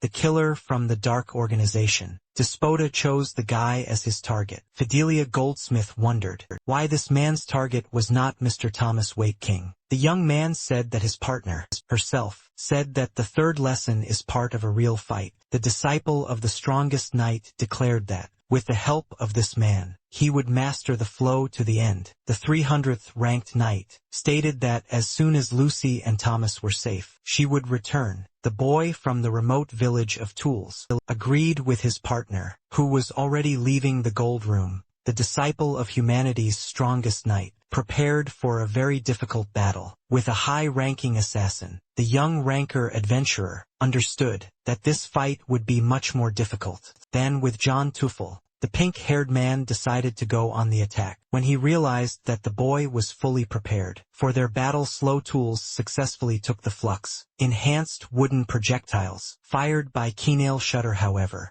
the throwing master did not stop and continued to attack the young ranker adventurer. The 20th of the dark ranking assassins fired 2 projectiles at once to crush the young man. The disciple of humanity's strongest knight realized that he couldn't dodge it. He had to block. Slow Tools decided to use the flow to instantly strengthen his slow body. The young man used the prana technique on all of his limbs at once to cut through the approaching objects. The pink-haired high-ranking assassin decided that the boy had already mastered the flow technique quite well. The disciple of humanity's strongest knight realizes that his level is still insufficient to fuse techniques. Slow Tools stated that this assassin would serve the young ranker adventurer for further growth. The young man stated that this fight would serve as a good springboard for him on his way to the island of the gods. Nail Shutter was an orphan, trying to survive on the streets with nothing. One day the boy was noticed and picked up by a man working in a small traveling circus. However, The boy was picked up from the streets, not to be made into a spectacle, but to be sold on the side. Nile Shutter stole the tricks of some circus performers. Thanks to this, he managed to take the place of a mediocre juggler, and perform in some numbers. The boy threw the jugglers' clubs day and night, without stopping, so as not to be thrown out into the street. Even when the circus fell apart, the boy continued to quit, not knowing any other way to survive. Nail Shutter was happy with every penny he earned. He knew that his work was not in vain. Everything changed when a killer noticed the orphan, and decided to take him into his own hands. The dark assassin Ranking Ranker knew this was a truly magnificent find. An unconscious talent for killing blossomed, and merged with the throwing skills, acquired for survival in the city, thus having killed a whole host of villains.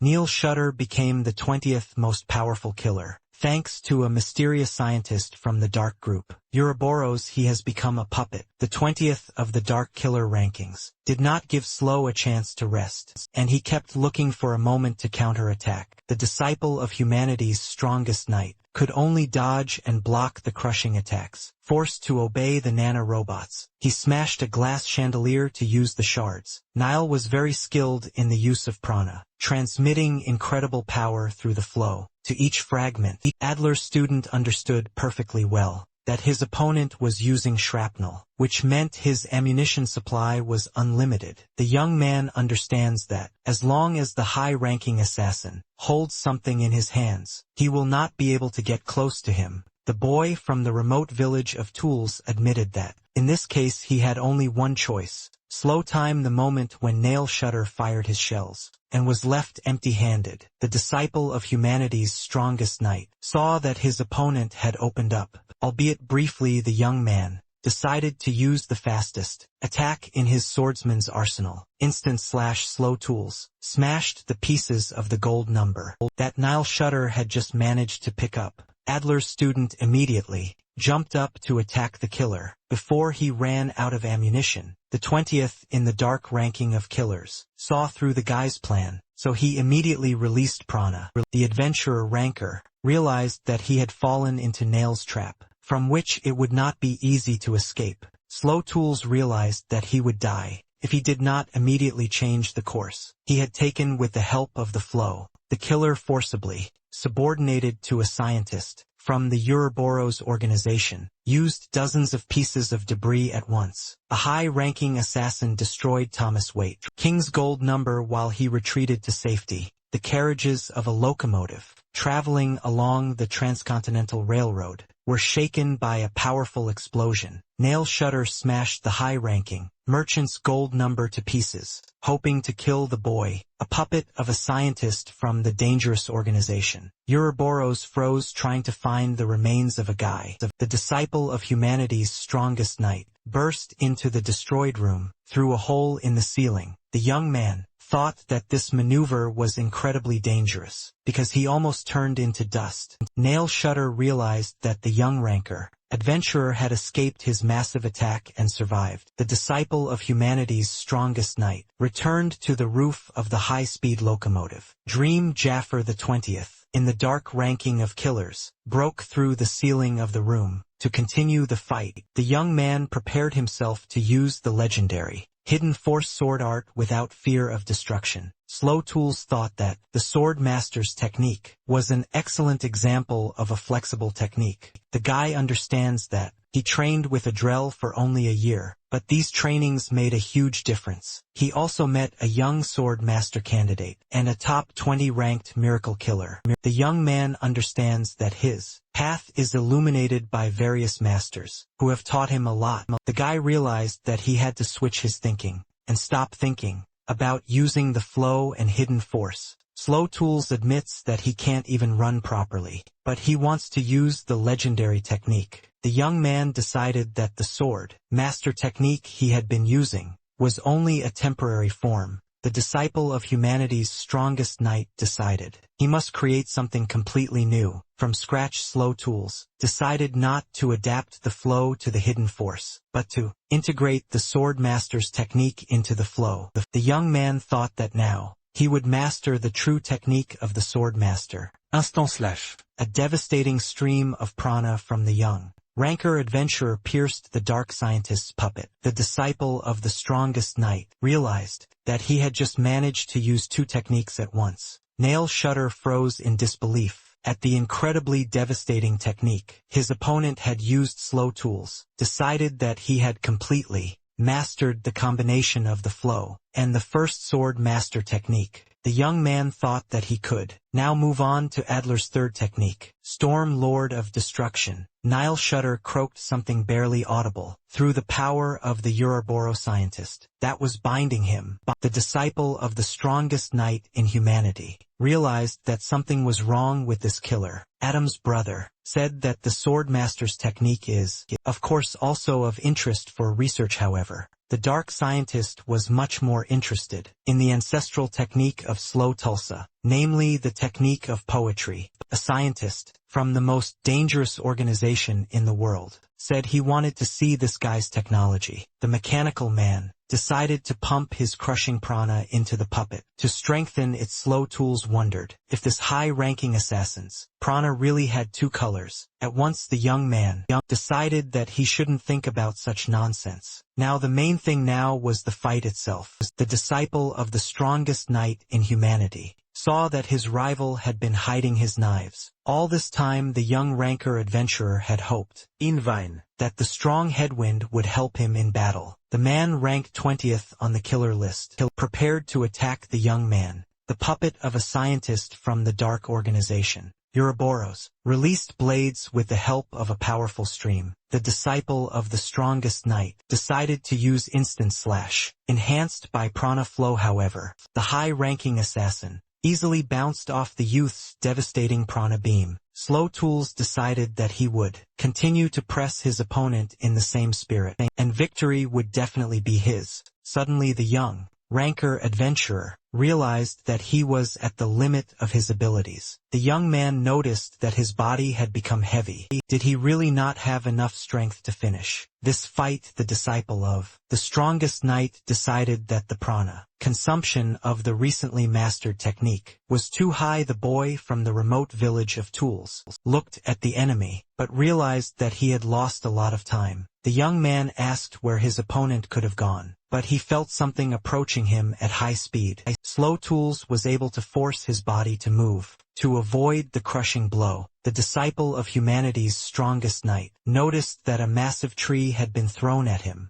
The young man noticed that Nail Shutter was not going to stop there, but continued to attack. The man didn't even notice the weight of the trees, as he tore them out with one movement and sent them towards the boy. Slow Tools thought that a high-ranking assassin was throwing trees and moving at the speed of a locomotive. The young man thought he was remembering the battle with the most powerful poacher. Iris Darkin, the young Rancor adventurer, decided that he should not drag Dream Jaffer into this battle. The disciple of the strongest knight decided that he should attack targets precisely right in the air. The young man was confident that now he would not yield to this high-ranking assassin. In terms of firepower, a scientist from the dark organization, Ouroboros, was just waiting for this moment and gave the order to act. Slow Tools saw that the 20th in the dark ranking of killers had suddenly changed its direction. The man literally flew towards the guy. After he powerfully pushed off the ground with the stream, the young man was surprised that his opponent had decided to take the crushing blow of the instant slash.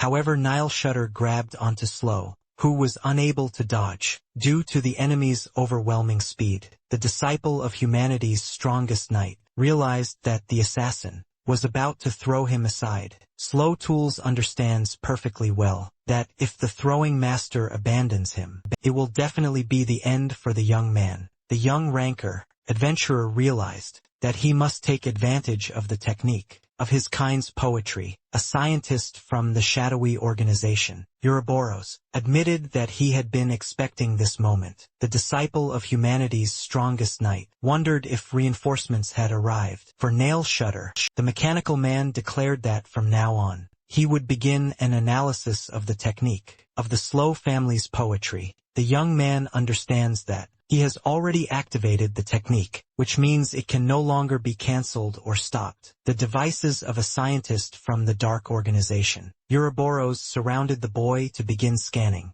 The disciple of humanity's strongest knight did not understand what was happening now, what the scientist had planned. The mechanical man realized that his sensors had detected SLO's technology, interfering with reality. Adam's brother's devices returned an error. Connection to Babish's heir was unsuccessful. A scientist from the Dark Organization, Ouroboros, said that everything is exactly like this, no more no less. The mechanical man apologized for the late introduction, and introduced himself as Jack Contractus. The man said that he was also a member of Ouroboros, a very influential dark organization. A scientist from a dark organization asked if the young man was unfamiliar with the concept of a dark rating. Jack Contractus explained in simple terms that Ouroboros also strives to get to the island of the gods. The puppet of the dark scientist from Ouroboros approached closer to receive new instructions from his master. The mechanical man declared that he no longer needed the help of this mediocre killer.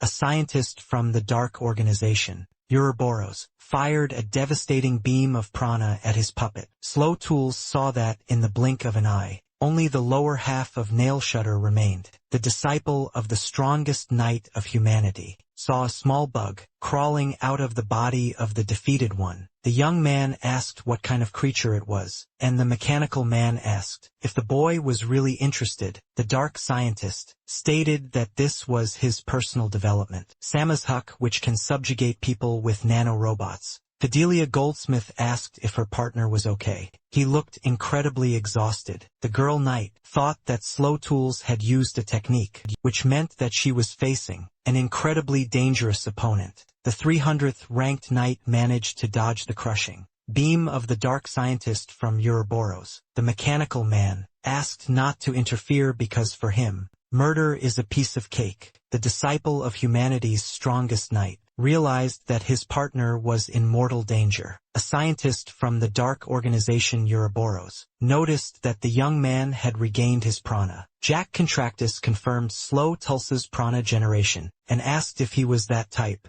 The mechanical man stated that the boy transforms the feeling of crisis into incredible prana power. A scientist from the Dark Organization Ouroboros said that, in that case, the conversation with the young man would be short. Fidelia Goldsmith couldn't understand why the super-fast locomotive Dream Jaffer was starting to speed up. Jack Contractus claimed he had control of the train, which had just started to accelerate out of control. A scientist from the shadowy organization Ouroboros warned that Slow Tool must show what he is capable of. The man said that if he was not stopped, many of the Dream Jaffer's passengers would die. Jack Contractus said that all these deaths would fall on the shoulders of the young man. If he did not stop him, the young man understands that a whole multitude of lives depend entirely on him, so he must try. The disciple of humanity's strongest knight understands that this time he must prevent tragedy. The boy from the remote village of Tools screamed with all his might, but his body was still heavy. The scientist from Ouroboros noticed that the boy couldn't get up, so he said that he was a disappointment. The 300th ranked knight decided that now was the perfect moment to attack. The mechanical man, Fidelia Goldsmith, realized that the unknown man had an incredible shield in his arsenal. The girl knight doesn't understand why the shield is so hard. Is the scientist's prana really that strong? The 300th knight in the ranking called for a personal recognizer of a young ranker adventurer. Lucy Emerald responded immediately and climbed onto the roof of the transcontinental locomotive. The recognition agency worker said that she would move her partner. He should be patient for a little while. The mechanical man stated that he would not persecute those who could not even use technology. The sword master candidate said that this man did not seem to be part of Despota. The night girl demanded to know who he was and why he had decided to attack Dream Jaffer. Jack Contractus asked if he killed the girl, Slow Tools would rise in spirit and defeat him. Fidelia Goldsmith said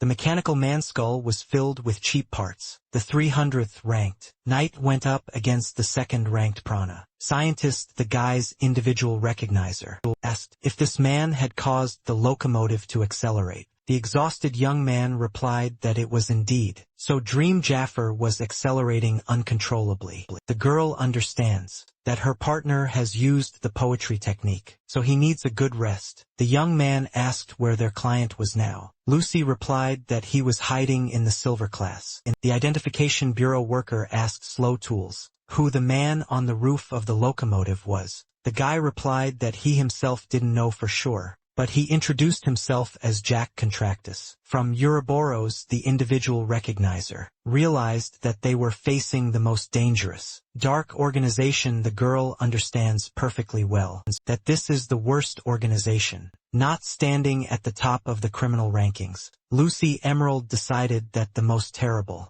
criminal group came here because of Slow. The girl understands that she doesn't know too much about her partner. She needs to find out more about him. The guy's personal recognizer brought him to the hospital car, where he will definitely get better. Lucy Emerald thought that if Fidelia, Goldsmith's opponent, was really from Ouroboros, the knight wouldn't be able to cope. The recognition bureau employee understands that Slow Tools is currently unable to help her partner. Lucy Emerald thought that at this rate, they would all be killed, and the locomotive needed to be stopped. Thomas Waite King told the recognizer to get out of his way. He would keep an eye on the young ranker adventurer. Slow asked why Thomas was there, and the merchant asked why the guy was calling him by his name. The man replied that he could not sit quietly in the room while others were in this situation. Thomas Waitkong said the boy had a prana deficiency, but there was a way to bring him back to his senses. For a while, the man warned that this method has side effects, but it is the best available now.